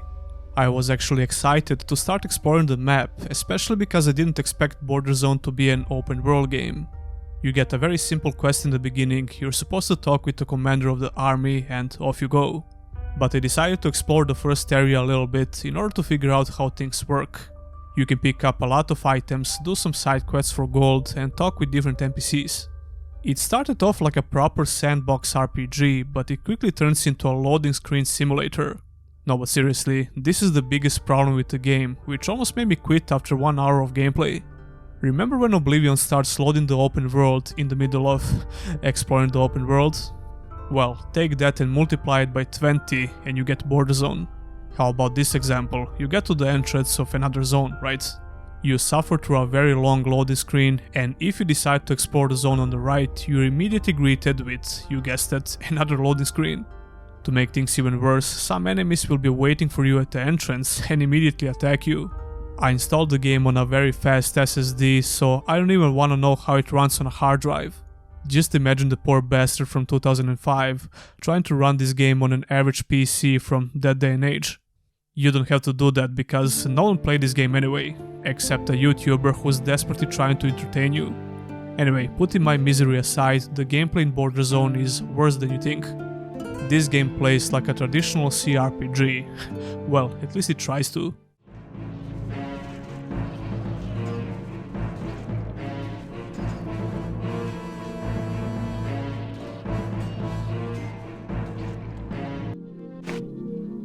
I was really curious about the party system because you can tell from the very beginning that you're able to have followers.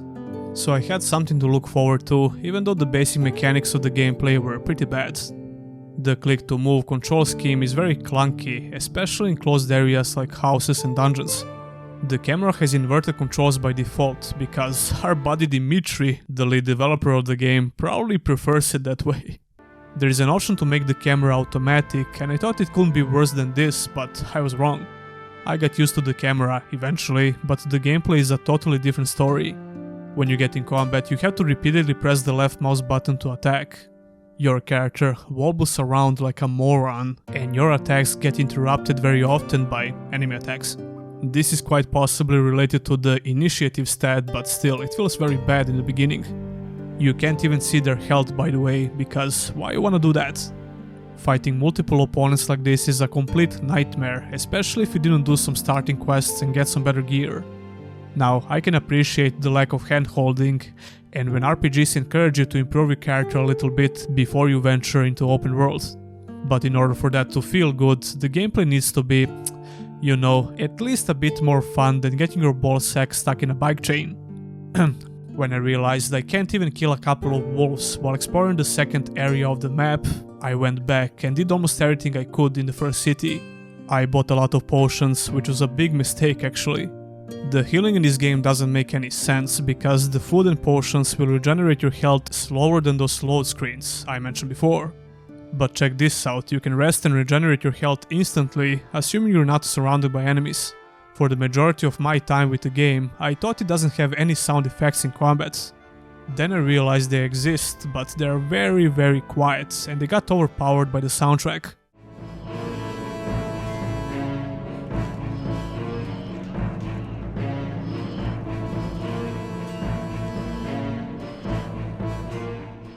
And tweaking the sound settings won't help that much.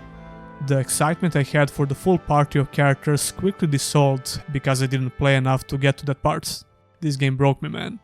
I was still kinda curious, so I looked for some gameplay videos. I could barely find anything, but I saw when this guy had some mages in his party and they just attack your enemies, you can't control them. So there you go, fucking Border Zone. Listen, if you even try to play this game nowadays, just be sure to leave a comment, so I can ban you in the chat. On the bright side, you can use my GOG link for it, so I can get some money. I never said it's your bright side. No, but seriously, don't buy this garbage. Number 4. Beowulf.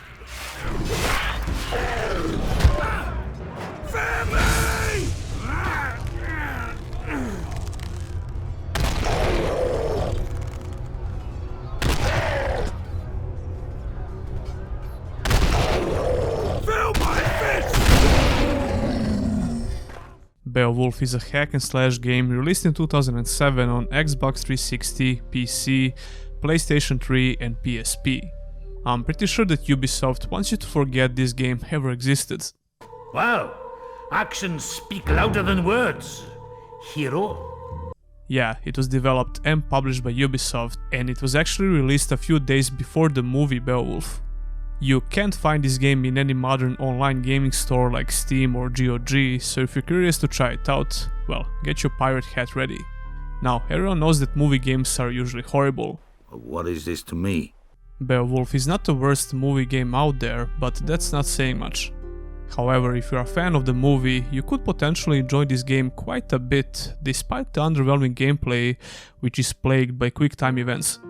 Yeah, 2007 action game that has QTEs, imagine that. Still not sure what you're doing here, eh, King of the Danes? Up to this point, I covered a bunch of similar games in these videos, and it truly seems like the majority of AAA developers, and even some smaller studios back then, were convinced that QTE is a revolutionary feature. Then again, I hated this feature way more in all other similar games, which I covered previously in this series. We'll get to that very soon, but let's start from the beginning.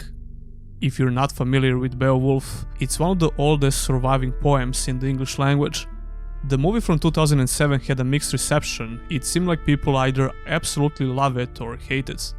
It was not a live action movie, even though it could easily trick you back in the day, which goes to say that the animation was pretty damn good, especially for a 2007 movie.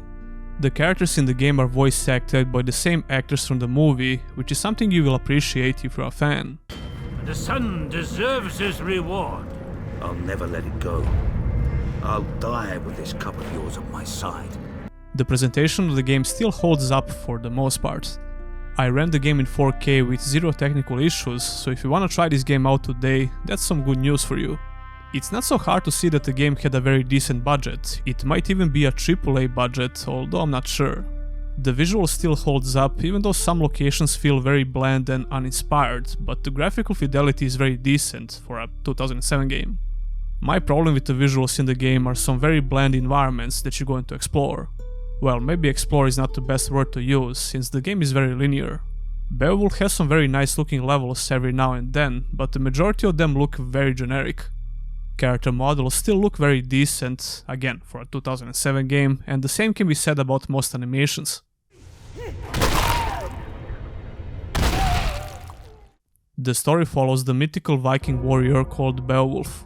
Together with his army of Danes, he's going on a mission to kill the monster called Grendel that's been terrorizing the Danes and to kill Hrothgar.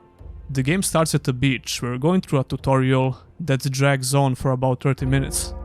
Beowulf doesn't leave good first impressions, but as you keep playing, it does get a bit better. Not drastically better though, but still. I played the game with my PS5 controller, and I had no major issues with the controls in general. The game can feel a bit stiff while performing some actions like climbing, but it's not a big deal. Unfortunately, the game heavily relies on QTE gimmicks, in and out of combat, which just feels stupid and boring. For example, one of the essential mechanics that you're going to use all the time is this Guitar Hero-like minigame. You see, Beowulf is either the greatest hype man ever, or he's the one being hyped up by his army of Danes. Here we go! Destiny calls! Yeah! While that aspect of his character was great in the movie, it doesn't really translate well into game mechanics. You have to keep hyping up your army to do very simple actions like moving rocks out of the way, singing songs before the battle, or even steering the damn boat. Yeah, you can't press a simple command to go left, you have to sing a damn song. What's even worse, this can be interrupted by enemies on some levels, it's pretty annoying. Speaking of your army, you get a couple of more mechanics related to them. You can buff them up, which doesn't seem to do that much, but it looks cool, or making them follow you, and again, that's not very useful. However, if all of your Danes fall in a battle, you lose the game. This happened once or twice, so it's not a big deal. What is a big deal is the underwhelming action combat, which is hyper-focused on fancy finishing animations with, you guessed it, bunch of QTEs.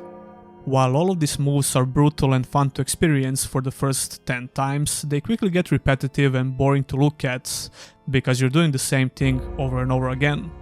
The QTEs are not that aggressive and unapologetic like in some similar games I recently covered, but that doesn't make them more fun.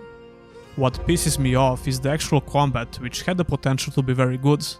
You get a simple combo system with your melee weapons that you can pick up on specific places on the map, or even steal from enemies if you wish. The animations and sound effects are very decent, but there is no rhyme or reason behind the health system. You can see the health of enemies, except in boss fights, which are pretty rare, but even then it doesn't work like you would expect. You have a health bar, but it makes even less sense. Your health will be very low most of the time, and it's never clear enough when you can take the final blow and die. There's this mechanic called Cardinal Fury, which is like a berserk mode that drains your health almost completely, but it makes you stronger. Stronger in a way that allows you to skip the regular fighting and just abuse the finishing moves we talked about before. It's hilarious how badly this mechanic is designed, because it essentially allows you to skip the regular fighting and go straight to the finishing move. Even though your health in this mode is very low, it doesn't matter because it's very hard to die, even on so-called hard difficulty. But then again, if you let it run for too long, you can't die just because of that. It's one of the weirdest health systems I ever experienced, but then again, I wasn't that surprised.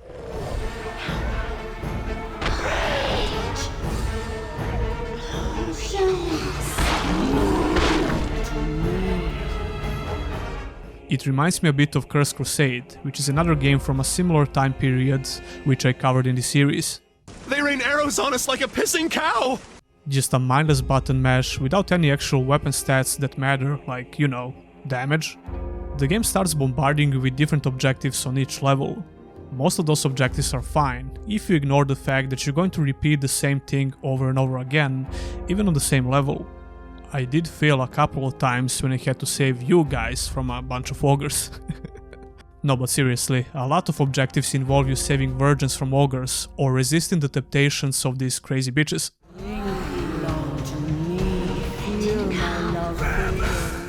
The game is low-key entertaining in those situations, but for all the wrong reasons. There is some light puzzle solving and platforming to break the monotony here and there, and that basically sums it up. It took me around 7 hours to complete the game, and I absolutely don't recommend trying it out, unless you're a huge fan of the movie. Like I said, it's a shame because it had the potential to be a great hack and slash game. It definitely had the budget for it. I'll crush your bones!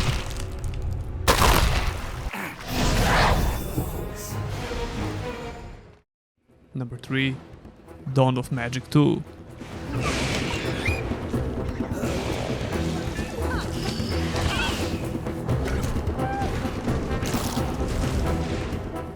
Dawn of Magic 2 is an isometric action RPG released in 2009 on PC. In North America, this game was called Times of Shadows for some reason. First of all, I desperately tried to make the first game work on my PC because people who played both games claim that the first game is way superior. As far as I could tell, they look and play very similar, but the first game has more content and chapters, although don't quote me on that. Dawn of Magic 1 is not available on any online store, you can't buy it, and like I said, even if you find the copy online, it's very hard to get it working. On the other side, Dawn of Magic 2 can be bought on GOG or Steam, so it's way more convenient, and it works out of the box on modern PCs. At least it did for me, but I saw that some people have problems with the game on Steam and GOG, as well as in some YouTube comments. Luckily, I was able to run it in 4K without any issues whatsoever. No bugs, frame drops or any technical issues, so that's some good news, I guess.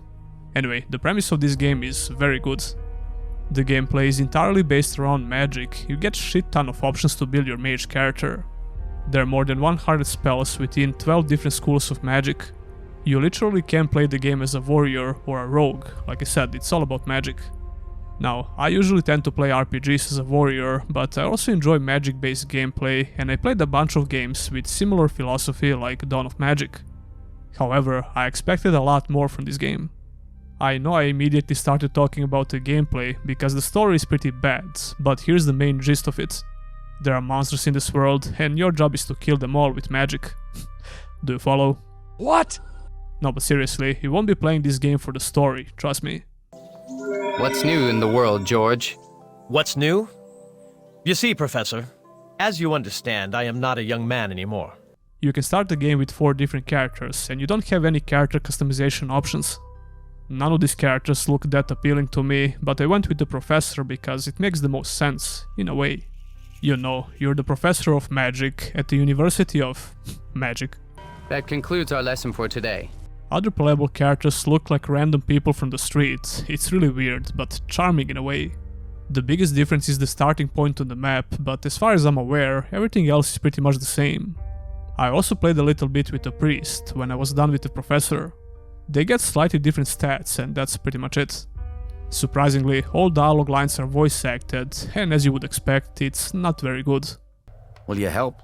I'll repay you, I swear. Fine, I will help. But remember, you owe me one. Close your eyes. Enough, I'm not here for sex. The game likes to rotate your camera after every single dialogue line, which is a bit annoying, but like I said, I just skip through the most of the dialogue. That's because it's literally go there, kill this monster or protect these NPCs. In my defense, there are only a handful of ARPGs where I cared about the story. Anyway, some of the side quests are really frustrating, especially when you need to babysit some NPCs. The thing is, doing side quests and grinding is pretty much essential in this game in order to progress. If you try to rush the main quest, you'll get obliterated by enemies. You start off with more than a few spells, which is a bit confusing, but it's also fun to try them all out in combat. However, I would always prefer a more straightforward progression where you start the game with a single spell and you gradually unlock everything. Although this design decision starts to make more sense in Dawn of Magic, because most of these spells from different elements are pretty much the same with different visuals. But even so, there are enough unique spells to learn, so that's not a huge issue. You have a hotbar where you can put spells of your choice, and when you select the spell, you cast it by pressing the right mouse button. Besides that, you can add another effect on top of that basic spell simply by dragging and dropping it on this hotbar in the left corner of the screen.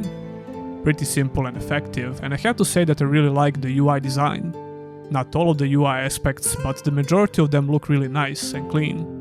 The visual style of the UI is pretty damn good as well.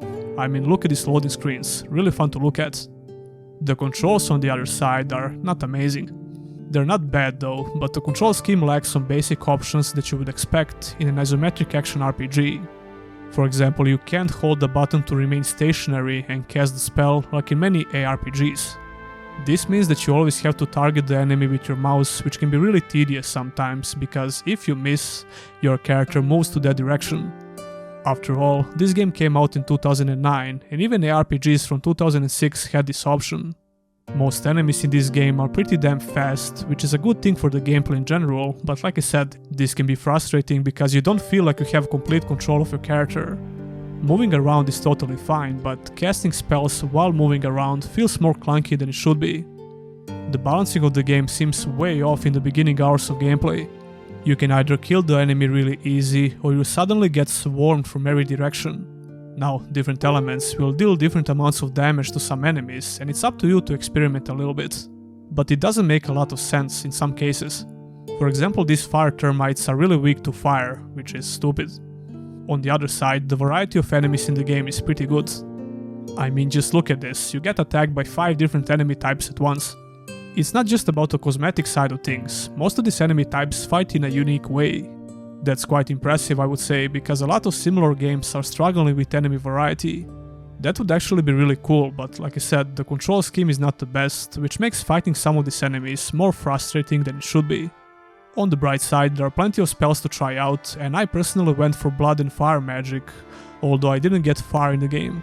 What's really cool about different schools of magic, you'll start seeing some visual changes on your character. I started growing horns for all of my body parts, and I've seen some cool effects like wings if you decide to dump points into air magic. Lastly, another problem that I found with the game is the lack of rewards. The itemization system in this game is a complete joke. One of the biggest reasons why I play games like this is that sweet loot system that makes your character look and feel stronger and stronger. Dawn of Magic 2 is completely deprived of such systems, unfortunately. I don't know if I would recommend this game or not. Close your eyes. To put it like this, if you're desperately searching for an RPG that focuses a lot on magic, you might find it enjoyable. And if you think the problems I mentioned are not a big deal, you could have some fun.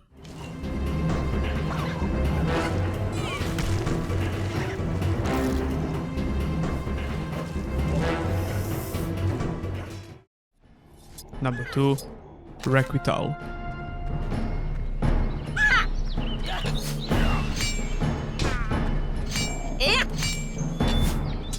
Requital is an action RPG released in 2006 on PC. This has to be one of the most obscure RPGs that I ever covered in these videos.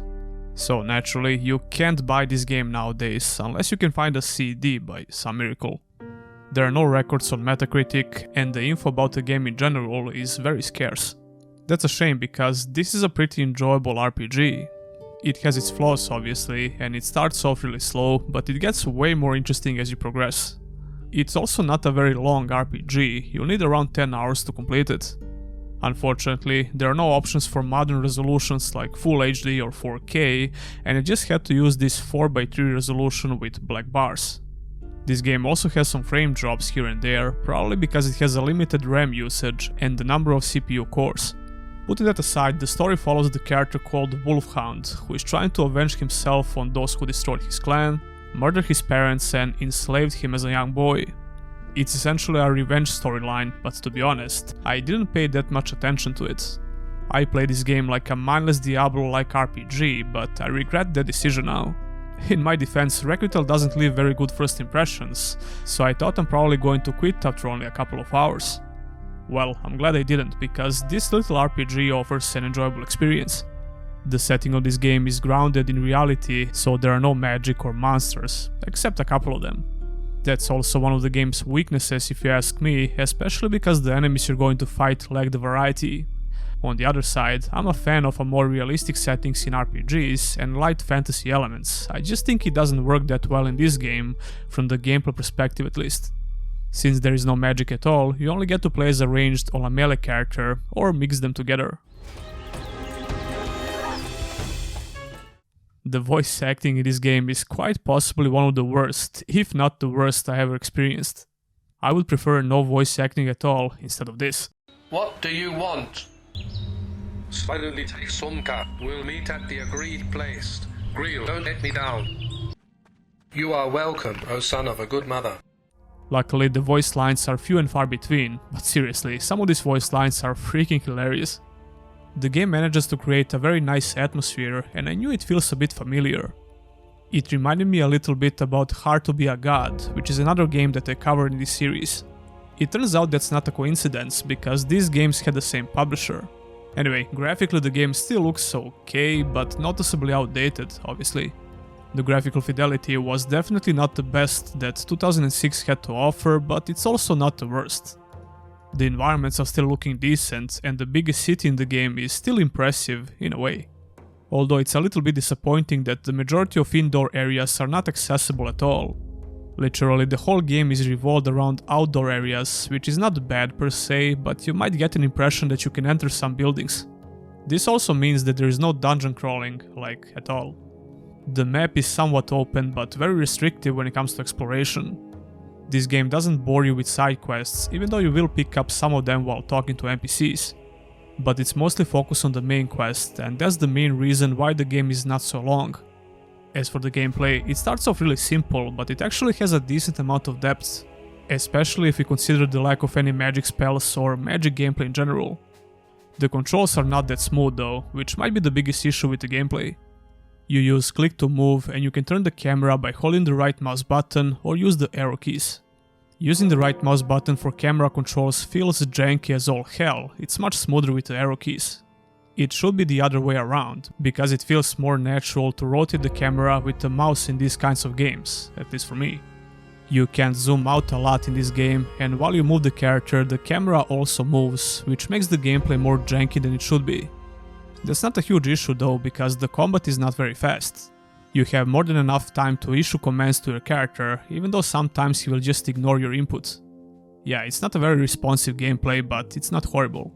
Clicking on enemies will trigger the auto attack, and as you level up, you unlock more active and passive abilities.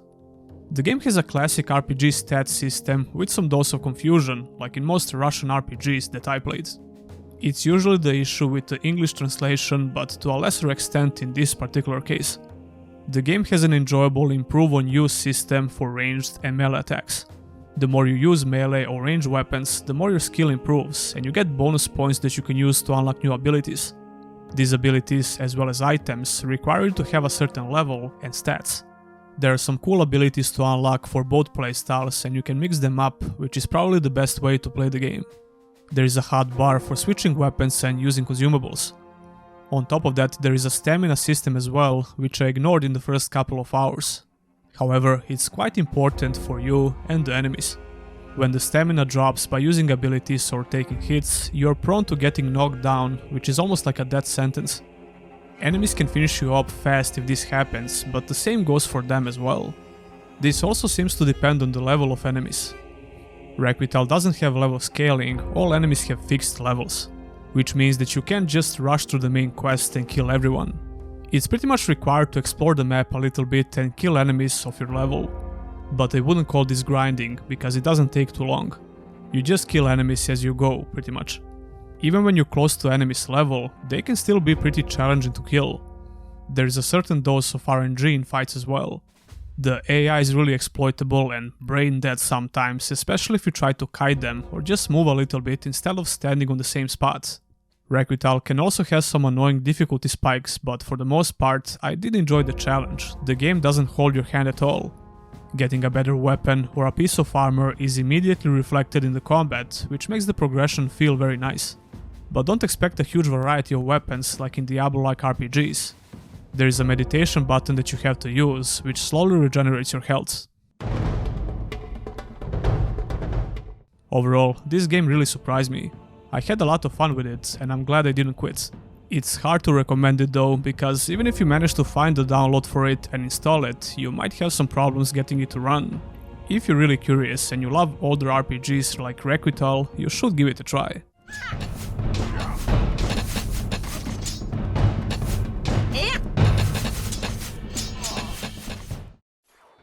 Number 1. Knights of the Temple, Infernal Crusade.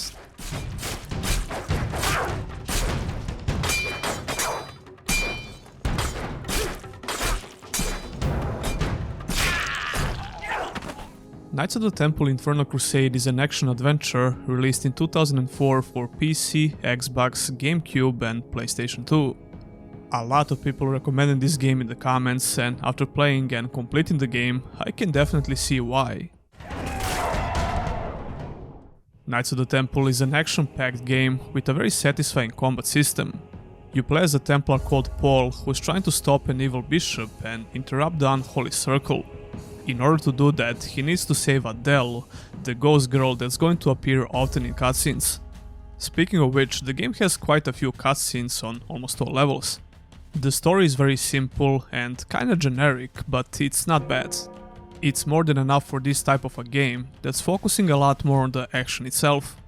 The game aged okay in general, and you shouldn't have any problems to run it nowadays. I ran it in 4K without any issues, crashes or bugs. Yeah, remember when games just worked out of the box? Fun times. All of my footage of the game is much darker for some reason, so I had to increase the brightness and contrast to make it more watchable. I really don't know why, so I'm sorry for that. This is a 2004 game, so you should expect some outdated visuals, of course. However, I certainly seen and played a lot worse than this. Putting the graphical fidelity aside, the levels in the game look really basic and generic, with very little detail. On the other side, the level design is exactly what you would expect from a 2004 game, in the best way possible. There are 29 different levels, and the majority of them require you to kill a bunch of enemies, find the keys to open some doors, and do some simple puzzles. This kind of level design was very prominent back in the day in many different genres of games, not just the action adventures. In between those side activities, you're going to fight a bunch of enemies. This game didn't grip me right from the start, to be honest. The combat seemed very simple and kinda annoying. But that's because the game throws at you the most annoying enemy type in the beginning. These crazy monks are a pain in the ass to fight, although their animations are quite amusing to watch. Controlling your character is pretty responsive, except in some specific moments when it feels a bit clunky. That's mostly because the game doesn't allow you to cancel your animations, but this is also one part of the game's difficulty. I made a crucial mistake because I started the game on the hardest difficulty. It's not because the game is very hard, but because you don't get to save the game at certain points on the level. So if you die, you have to repeat the whole level from the start, which can be very frustrating. There is also a big difficulty spike, which goes down drastically after you learn the healing spell. Before that, the only way to heal is by finding the potions on dead enemies or by breaking boxes. The healing spell makes the game way easier, but it still doesn't lack the challenge in general. You get a simple combo in the beginning of the game, and as you progress through the levels you will unlock more combat moves. These involve the mentioned combos, special strong attacks and divine powers. I used a very simple combo from the beginning to the very end. What's more important is the distance and positioning, because missing your attacks is very easy if you don't close the gap between you and the enemy. The game incentivizes an aggressive playstyle, especially against regular enemies. Enemies will be equally aggressive and they're more than happy to do the same thing to you if you let them. Shortly after the beginning, you'll encounter enemies that require you to use your stronger combat moves. Mostly to break their block, so you can do some damage, but later in the game you can unlock a very strong offensive move as well. Even so, breaking the block of the enemy is hands down the most important ability in the game. Another reason why I wouldn't recommend the highest difficulty is the length of each and every fight in the game. Even against the most basic enemies, these fights can go on and on. It can feel like a drag until you unlock those stronger moves I mentioned before, but even then you'll have some enemies that take forever to kill. Speaking of which, there are only a handful of enemy types in the entire game, which is definitely the biggest problem with the gameplay. The game tries to introduce some new enemy types, but they only have a new attack or a new skin on top of them. This can make the combat feel very repetitive, especially on the hardest difficulty. Luckily, the combat in general can be really fun, because it has a decent amount of weight, good animations and solid progression. Like I said, when you unlock the healing spell, the game becomes a lot easier, but in a good way. You have two different resource bars, one is for special combat moves and the other is for spells. Apart from healing, you'll get a buff spell, magic missiles and a shockwave. I found the healing spell most useful, so I tried to save my resource and just use that when needed. For some reason, performing combos never felt that smooth to me. So I found the most success with a simple combination of regular and strong attack. You can't just mash the attack button and win, because enemies will try to interrupt you and use the same abilities that you have. You will find different weapons as you progress through these levels. There are 4 weapon slots, 3 for melee weapons and 1 for bow and arrow. I failed to see any difference between the melee weapons. The damage always seemed identical no matter which weapon I use, it's mostly cosmetic. Maybe I'm wrong and there is a slight difference, but it certainly didn't seem so. You can't even see the damage on weapons in the menu. Same goes for the armor. You will automatically change the armor as you progress through the levels. And if you're wondering about the boss fights, well, I'll have to disappoint you here. Those enemies are more like elite NPCs that the game will start using on regular basis after you defeat them. The boss fight at the end is also like whatever. Putting that aside, I think this game is well worth playing because it still manages to offer a unique experience. Despite the issues I mentioned, the gameplay is really enjoyable in general. Just make sure to play on the normal difficulty.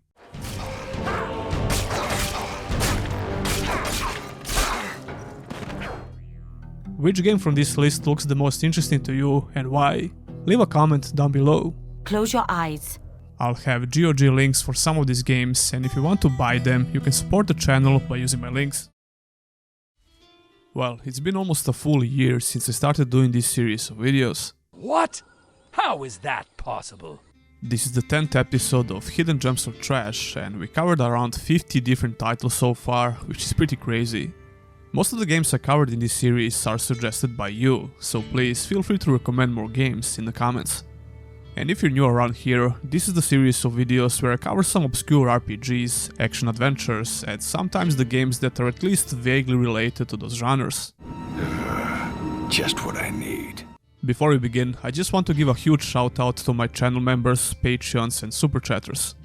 I'm currently trying really hard to bring all my channel supporters at least one extra episode a month, and that's just one of the perks that you get as a channel supporter. Anyway, welcome to another episode of Hidden Gems or Trash. Hope you enjoy. Number 5. The Warlanders.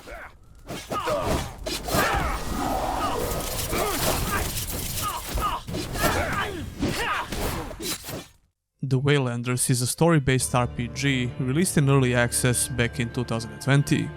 I covered this game before it came out and I was pretty excited for it.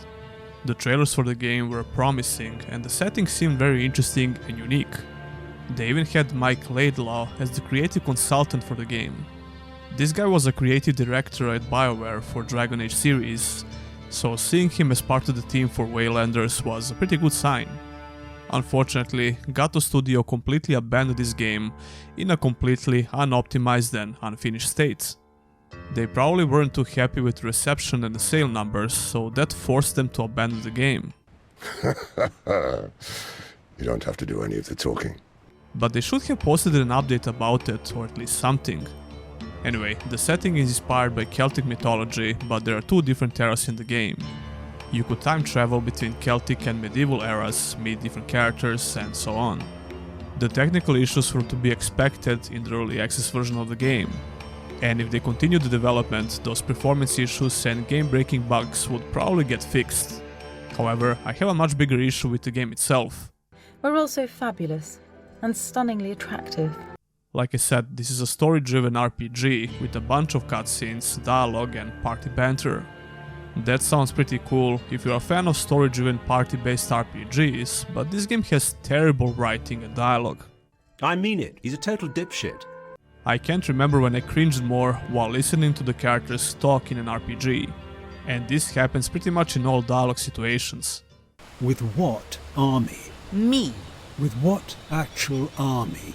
We need entire nations on our side. Fair. Whoever wrote this dialogue should take a serious look in the mirror. Yes, well, he's an idiot. The thing is, the voice acting is pretty good in general. They had some well-known voice actors for some characters in the game, but the material they had to work with is just terrible. I've been looking forward to this day my entire life. The moment I finally meet the Tuatha De Danann. This is a deal breaker for me because the story is the main focus of the game. I'm not even going to bother explaining why it's bad. I think these clips I'm showing you are more than enough. Well shit. Looks like the tiny druid guy pissed off my dad. You play as a silent protagonist who always has very stupid questions to ask. The profanity feels very forced. All of these characters are cursing like crazy for absolutely no reason and it feels completely unnatural. Good point! What the fuck? Don't get me wrong, I prefer when characters curse and use profanity in games, because it usually makes them feel more realistic. But in order to do so, the writing needs to be done by people who actually had a real human conversation before. I love a good fight more than anything else in the world, but we're fucked and we need to go. I might sound too harsh, but the dialogue really pissed me off in this game. He's a total dipshit. So what about the gameplay? Well, it has some interesting ideas, and it works fine for 50% of the time. First of all, you get to make your character with some decent customization options. There are RPG mechanics like stats and attributes beside the cosmetic features for your character. Shortly after you begin the game, you get the full party of characters, but not until you get through an extremely boring introduction of the game. That's the spirit. I hate when games bombard you with unnecessary information about the lore, the characters, and everything about the game world straight from the beginning. Only a handful of storytelling RPGs can pull this off in the beginning, and the Waylanders is not one of them. If you ask me, the gameplay should always be the focus in the beginning, before you start introducing the in-depth lore and the background of each character. The game has to be amazing in order for me to care about this in the beginning. Just let me play the game, man. I don't know, maybe that's just me. I've earned this. I'll flaunt them as I wish. Unfortunately, the unfinished state of the game is quite noticeable in the gameplay as well. The AI will just bug out sometimes and start teleporting on the map. Although I didn't have any game-breaking bugs in my playthrough, which lasted only a couple of hours. Other people reported some serious game-breaking bugs on the Steam forums. Anyway, this is a party-based isometric RPG. You can have up to 5 characters in your party, and the game introduces more characters as you progress. Later on, you'll get a chance to choose which characters you want to bring with you. It's a pretty standard concept for a CRPG, and it works okay. The combat is not bad, and like I said, it has an interesting concept that was supposed to make it unique. The tactics and the formation of the game basically merge your characters together in order to perform special attacks. It's a cool concept, although I only used it when it was completely necessary. I guess it also depends on the difficulty you select. I started on hard, and it seems like this difficulty really makes you think about your actions in combat and how you approach it. But overall, the combat just feels basic, it's not that fun to be honest. The maps you're going to explore are pretty linear. The non-combat maps have some interesting things to see, and the art style is okay in general. Although I think the character models could look a lot better, but whatever. And stunningly attractive. Most of these characters are pretty ugly, to be honest. Some environments are pretty cool, but the maps where you get to fight people are not that interesting. That being said, this combat system would be just enough for me if the storytelling was better. The game focuses a lot more on the dialogue and the story, and the combat serves to fill in the gaps. Overall, I was extremely disappointed with this game when I first played it, and nothing changed in the meantime. The first time I played it I managed to get a lot further because I was hoping the game will improve. But this time around I just couldn't take it anymore, so I quit after a couple of hours. Anyway, stay far away from this game. Fair.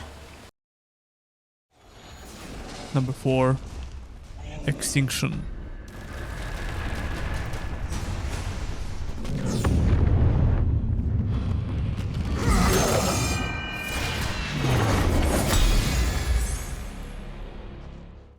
Extinction is an action-adventure game released in 2018 on PC, Xbox One and PlayStation 4.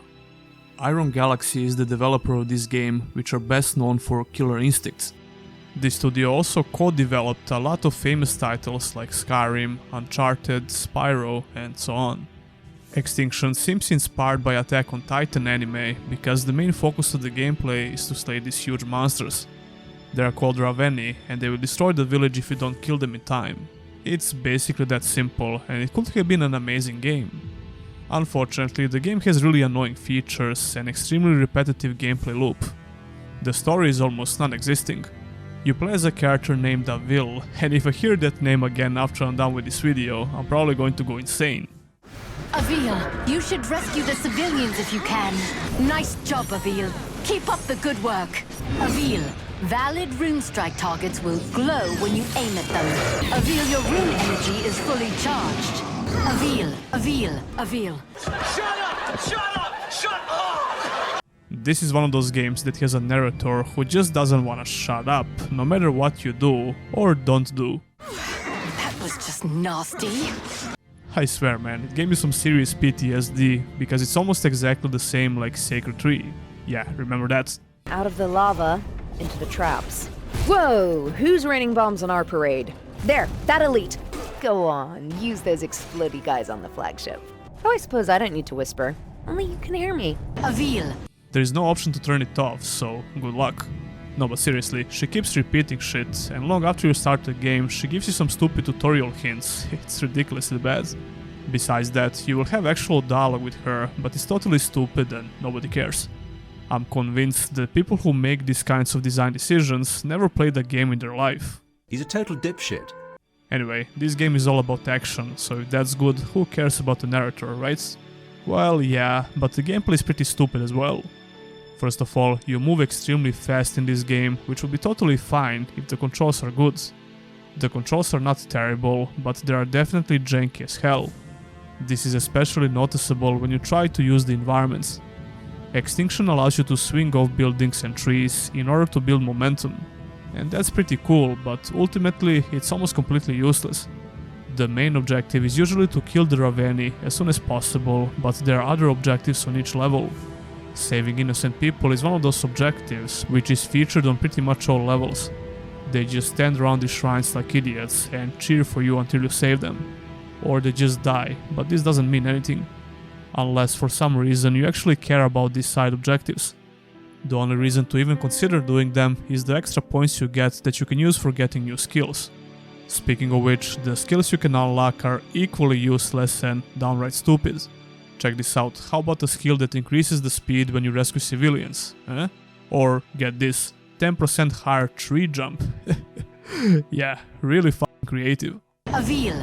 You can also get new combo moves in combat, and this might sound shocking, but this is also useless as well. The actual combat is only useful against regular, shitty enemies that can be defeated by button mashing and occasionally dodging. So what about those giants? They look pretty cool to fight, right? Well yeah, in a way, the only redeeming factor of this game is how it feels to bring down these behemoths. But, as you probably expected, even this feature has a lot of issues. You don't get to fight Raveni monsters as regular creatures in the game, because it won't work. To put it simply, your main objective is to cut off their heads. You can also cut off their feet and arms, so you stop them from killing you. Even the very first Raveni you fight can one-shot you, which kinda makes sense, right? But you just respawn right away and continue where you left. Ravenis can grow their limbs back, so you usually have to repeat the whole process. Where it gets a bit more complex is when Raveni gets their armor. So before you can cut off their limbs or the head, you need to break the various armor parts. It works okay, but this is all you get, literally. You just go there, aim for the part you wish to break, eventually get to the head and repeat the same process. There is no actual fighting, which is really weird. The regular attacks and combos can only be used in fights with smaller enemies, but like I said before, it doesn't matter. The attack you use to break or cut off limbs will slow down the time, which allows you to precisely aim on the targets.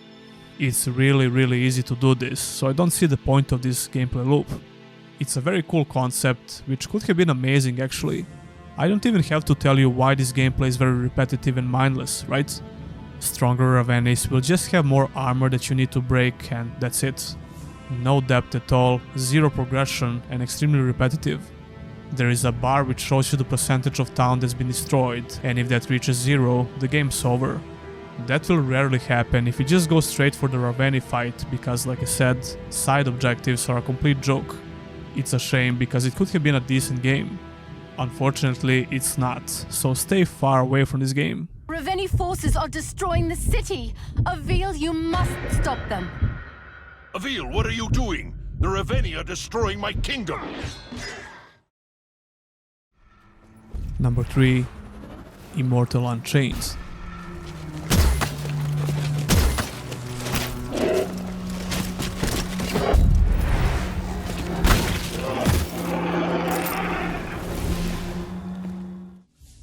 Immortal Unchained is a Souls-like action RPG released in 2018 for PC, PlayStation 4 and Xbox One. It seems like the ports on consoles were in a pretty rough shape, and I'm pretty sure they're not even available anymore on the online store. Although I did some research, and it seems like it performs a lot better on PS5, so there's that I guess. My performance was okay on PC, and I did have some notable frame drops in some areas while running the game on 2K resolution with a combination of high and medium settings. This was one of the first, if not the first Souls-like that focused on guns instead of melee weapons. The idea for the gameplay was pretty much the same like in all Souls-like games, but using guns were supposed to add a new dynamic to this subgenre of RPGs, and it did. The latest game that could be described in a similar manner is Remnant II. And judging by how that game has been received, it's obvious that there is a strong audience of players who will gladly play these kinds of games. Immortal Unchained is definitely not as good as Remnant 2, but that doesn't mean the game is bad. I actually think it's pretty underrated, despite the problems I had with it. To go back to the beginning, you play as a nameless prisoner who gets unchained. Surprise, surprise.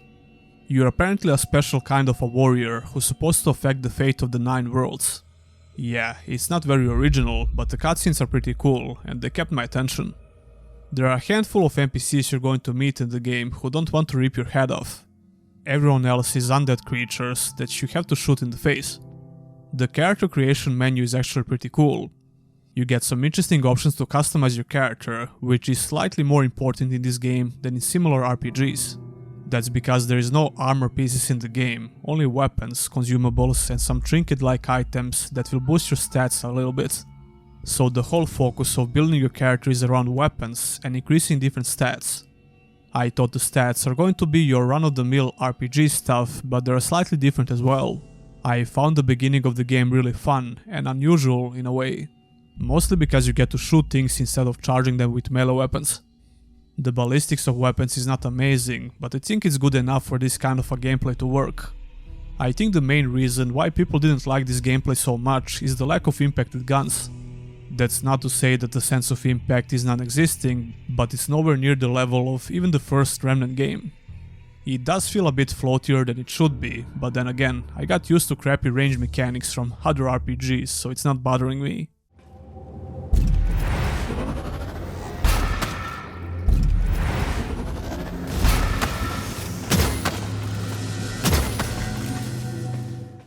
What is bothering me though is the jittering character animation that's very jarring to look at. Just moving around with your character seems very awkward, especially if you watch your character model. It doesn't affect the responsiveness of the controls that much, but it's just very awkward to look at. Speaking of controls, they are definitely a bit floatier with the controller. It's better with mouse and keyboard, but I use the PS5 controller on PC. The aiming seems to have some sort of smoothing, which doesn't feel that good. There's also aim assist if you want it, as well as classic lock-on, which is not extremely useful in this game. You would think it's like a cheat code, because you won't be able to miss shots. However, most enemies have specific weak spots, and it's much more effective to try and hit those spots instead of just firing with a lock-on. This kinda becomes a problem the more you play, because these weak spots are on enemies' back in like 90% of situations, except in some particular boss fights. So it's literally the same tactic over and over again. You want to get behind the enemy or snipe them from afar. Some of these fights are not designed very well, and you can cheese them easily, like in this case.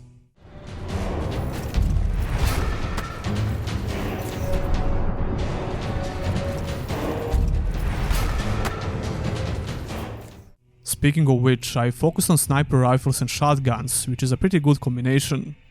All weapons have a special strong attack, which uses your mana, and regular shots, which require ammo.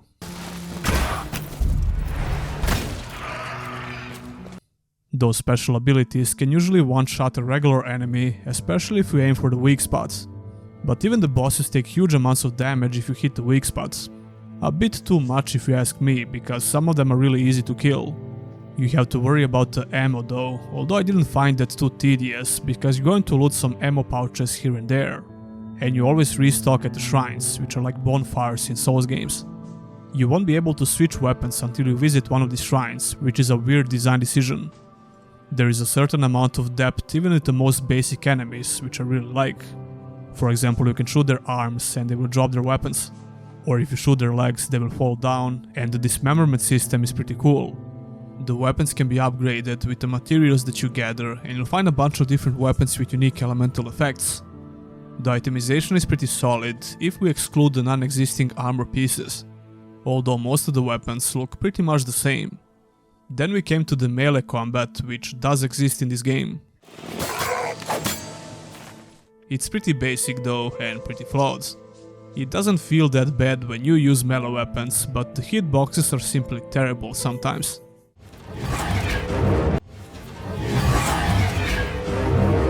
This is the biggest problem in boss fights. The iframes on your dodge are more than generous, which kinda offsets this problem a little bit. But still, a lot of melee attacks are not telegraphed properly, and you'll wonder how you get hit more than often.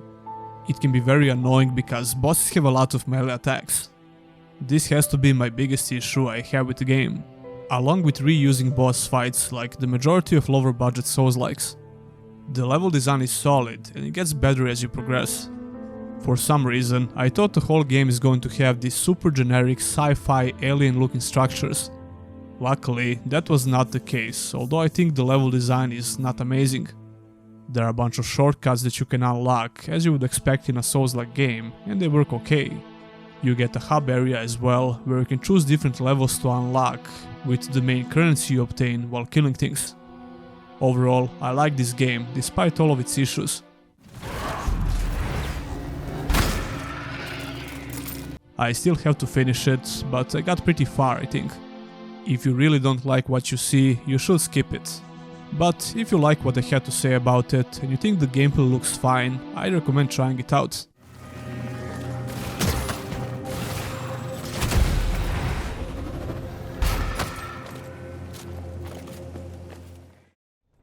Number 2. Bionic Commando.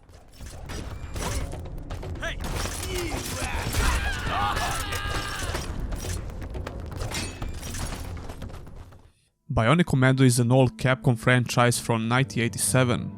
There are 7 games in this franchise, but we're going to talk about the one that got released in 2009. This is the only 3D action-adventure game in the franchise, which I had a chance to play back in the day. I didn't remember much except the bionic arm that you use for pretty much everything in the game. I was really eager to start playing this game again because I remember I had a lot of fun with it. And I'm glad to say that it wasn't just nostalgia, this game is still pretty damn fun in general.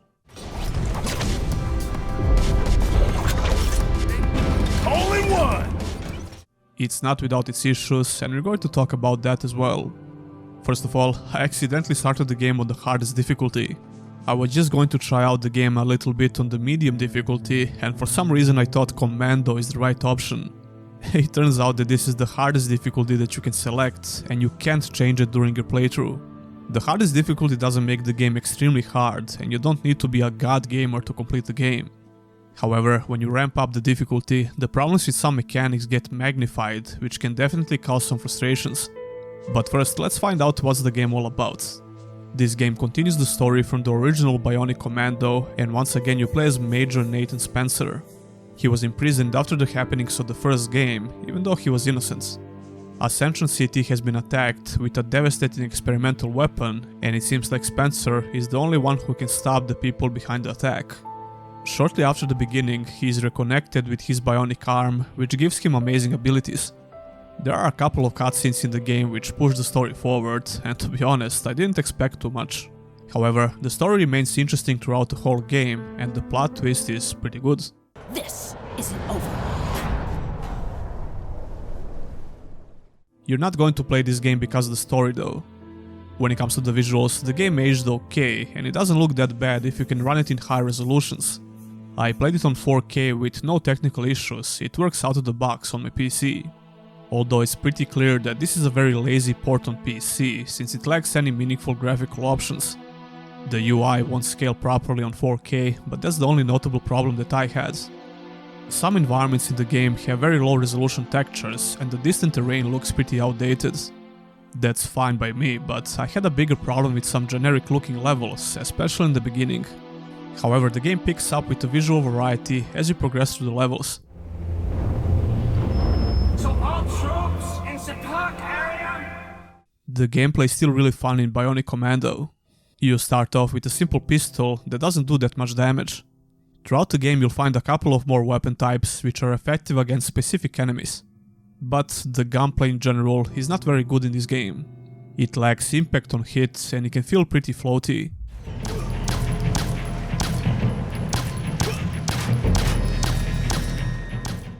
The heavier guns that you can use sometimes are okay, but this game won't blow you away with shooting mechanics. It's average at best, but it's more than enough because that's not the main focus of the gameplay. The most frustrating problems with the gunplay comes from the enemies you're going to fight. They are annoyingly accurate with their guns and sometimes it just doesn't make a lot of sense. This is obviously a bigger issue on the hardest difficulty because you can only take a handful of bullets before you die. And you can't see your health bar, which is pretty stupid, especially considering that you can see the health bar on enemies. Enemies can hit you with no issues from a very long distance, and even when you're in the air at very high speeds. Some boss fights are also really frustrating because they don't play fair. For example, you can clearly see that the machine gun fire is missing you, but you still get hit. Whatever you do, just don't play this game on the hardest difficulty because it's not worth it. The bionic arm gives you various mechanics that you gradually unlock as you progress through the levels, and this is the main focus of the gameplay. The most basic but very impressive function of the arm is the grappling hook, which allows you to traverse every level like Spider-Man basically. A much clunkier version of Spider-Man, but hey, you have a giant metal arm attached to you, so it kinda makes sense. That shouldn't justify the stiff controls though. This game doesn't have the smoothest control scheme, which makes the gameplay with the hook stiffer than it should be. There is definitely a learning curve, but once you get used to it, it's not a huge issue. Although you shouldn't listen to me when it comes to this, because I played a bunch of games with stiff control schemes with no issues. This game has an impressive physics engine. The grappling hook can bend a couple of times on various objects and it looks and feels pretty natural and realistic. You can pull yourself with the hook, swing, grab objects and throw them at enemies, attack weak spots on enemies and so on. Pretty much all of these bionic arm features are useful at some points. The interactable objects are highlighted, which makes it really easy to know what can be used with the arm. Throwing objects at enemies is pretty much necessary because trying to kill them with your weapons is not that effective. Not to mention that ammo is pretty limited, which is another way the game tells you to focus on your arm abilities. That being said, I think the game suffers a bit from the lack of unique enemy types. You have regular guys with the guns, and later some stronger guys with machine guns, snipers, and a couple of bigger robots. The game reuses these enemy types a lot, on pretty much every level. That being said, I would still heavily recommend this game. It doesn't overstay its welcome, you can beat it in about 5 to 6 hours, and even more if you want to get all the collectibles. I also have to give it some props because it doesn't have any quick time events like many other similar games from this time period. Overall, I had a lot of fun with this game.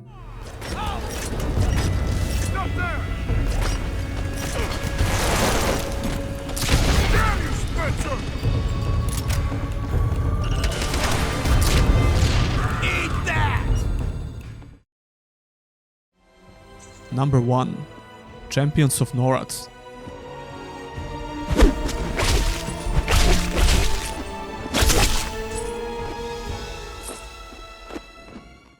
Champions of Norath Realms of EverQuest is an isometric action RPG released exclusively on PlayStation 2 in 2004, which means that nowadays you can only play it through emulation on PC or if you have the original hardware.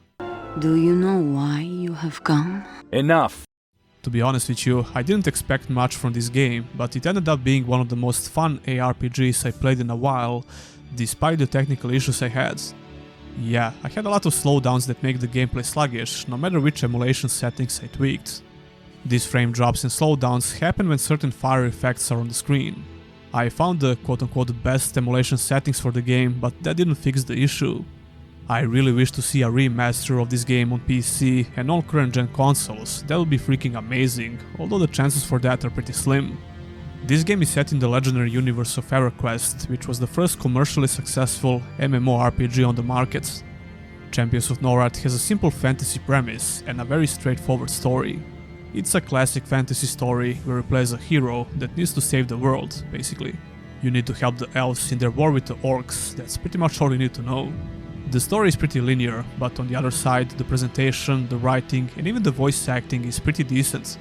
Especially for a game that came out in 2004 on PlayStation 2.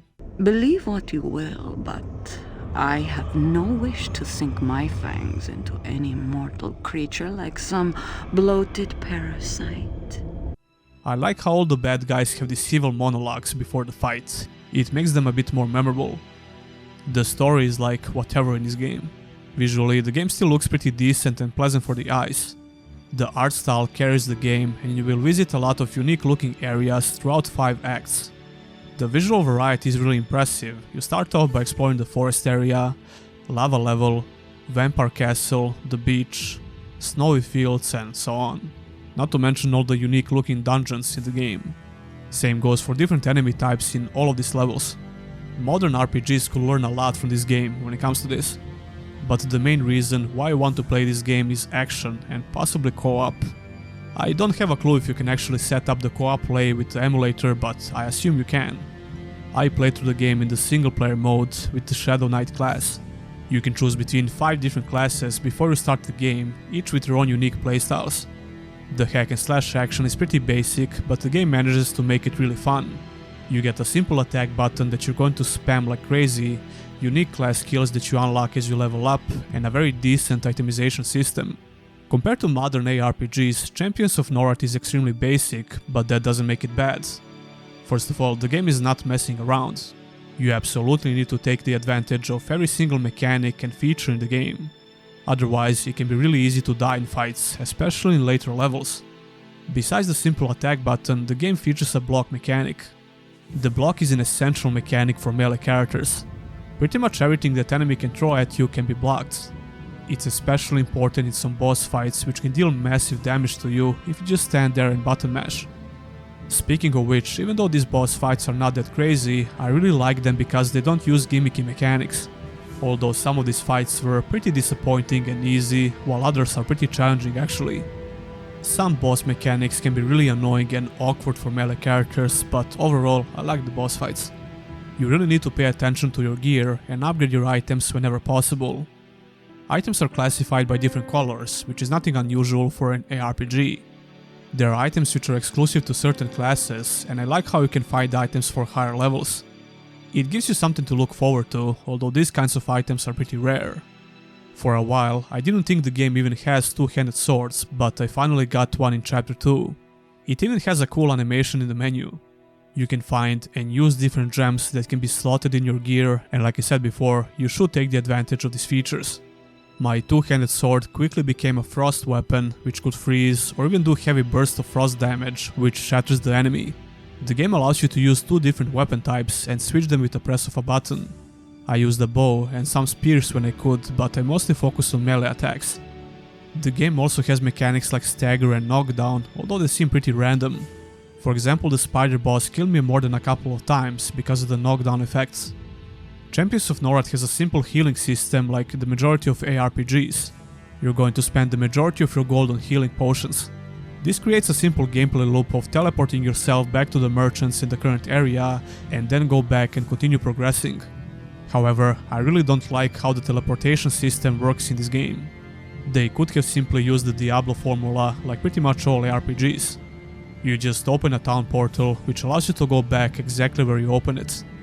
But nope, the game has special portal shrines where you can teleport. The problem is they're not that common, which is the main issue, and you need to do a lot of backtracking sometimes. Speaking of which, it's also pretty easy to lose your progress and items if you die.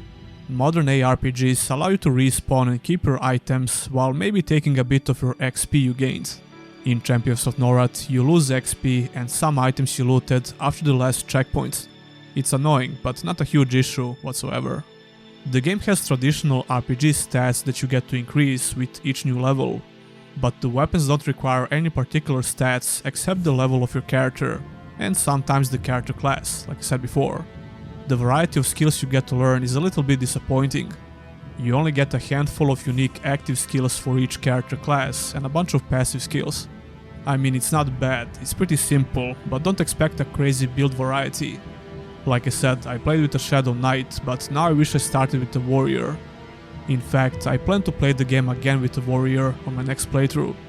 The gameplay is really addictive, and I thought about the game a lot when I was not playing it. My Shadow Knight has some cool and unique spells, but you need to progress quite a bit in order to unlock them. One of the early abilities that you can unlock will make the enemy drop their life energy or mana upon death sometimes.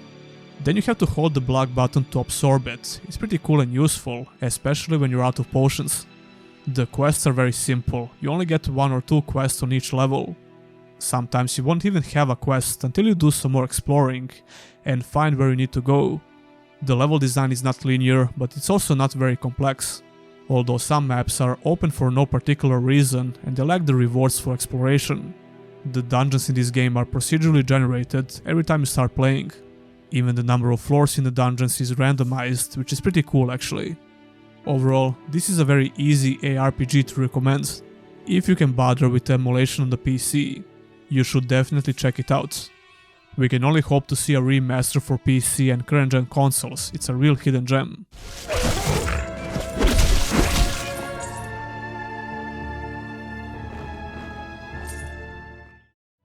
And that will conclude the 10th episode of Hidden Gems or Trash. Did you play any of these games? Leave a comment down below. Avil. I'll have some affiliate GOG links for some of these games, so if you want to get them on GOG, be sure to use them. Don't forget to check out Star Trek Fleet Command and get those exclusive rewards by using my link in the description.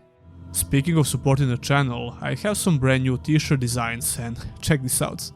Yeah, if your significant other annoys you while you're trying to game, you can just wear this.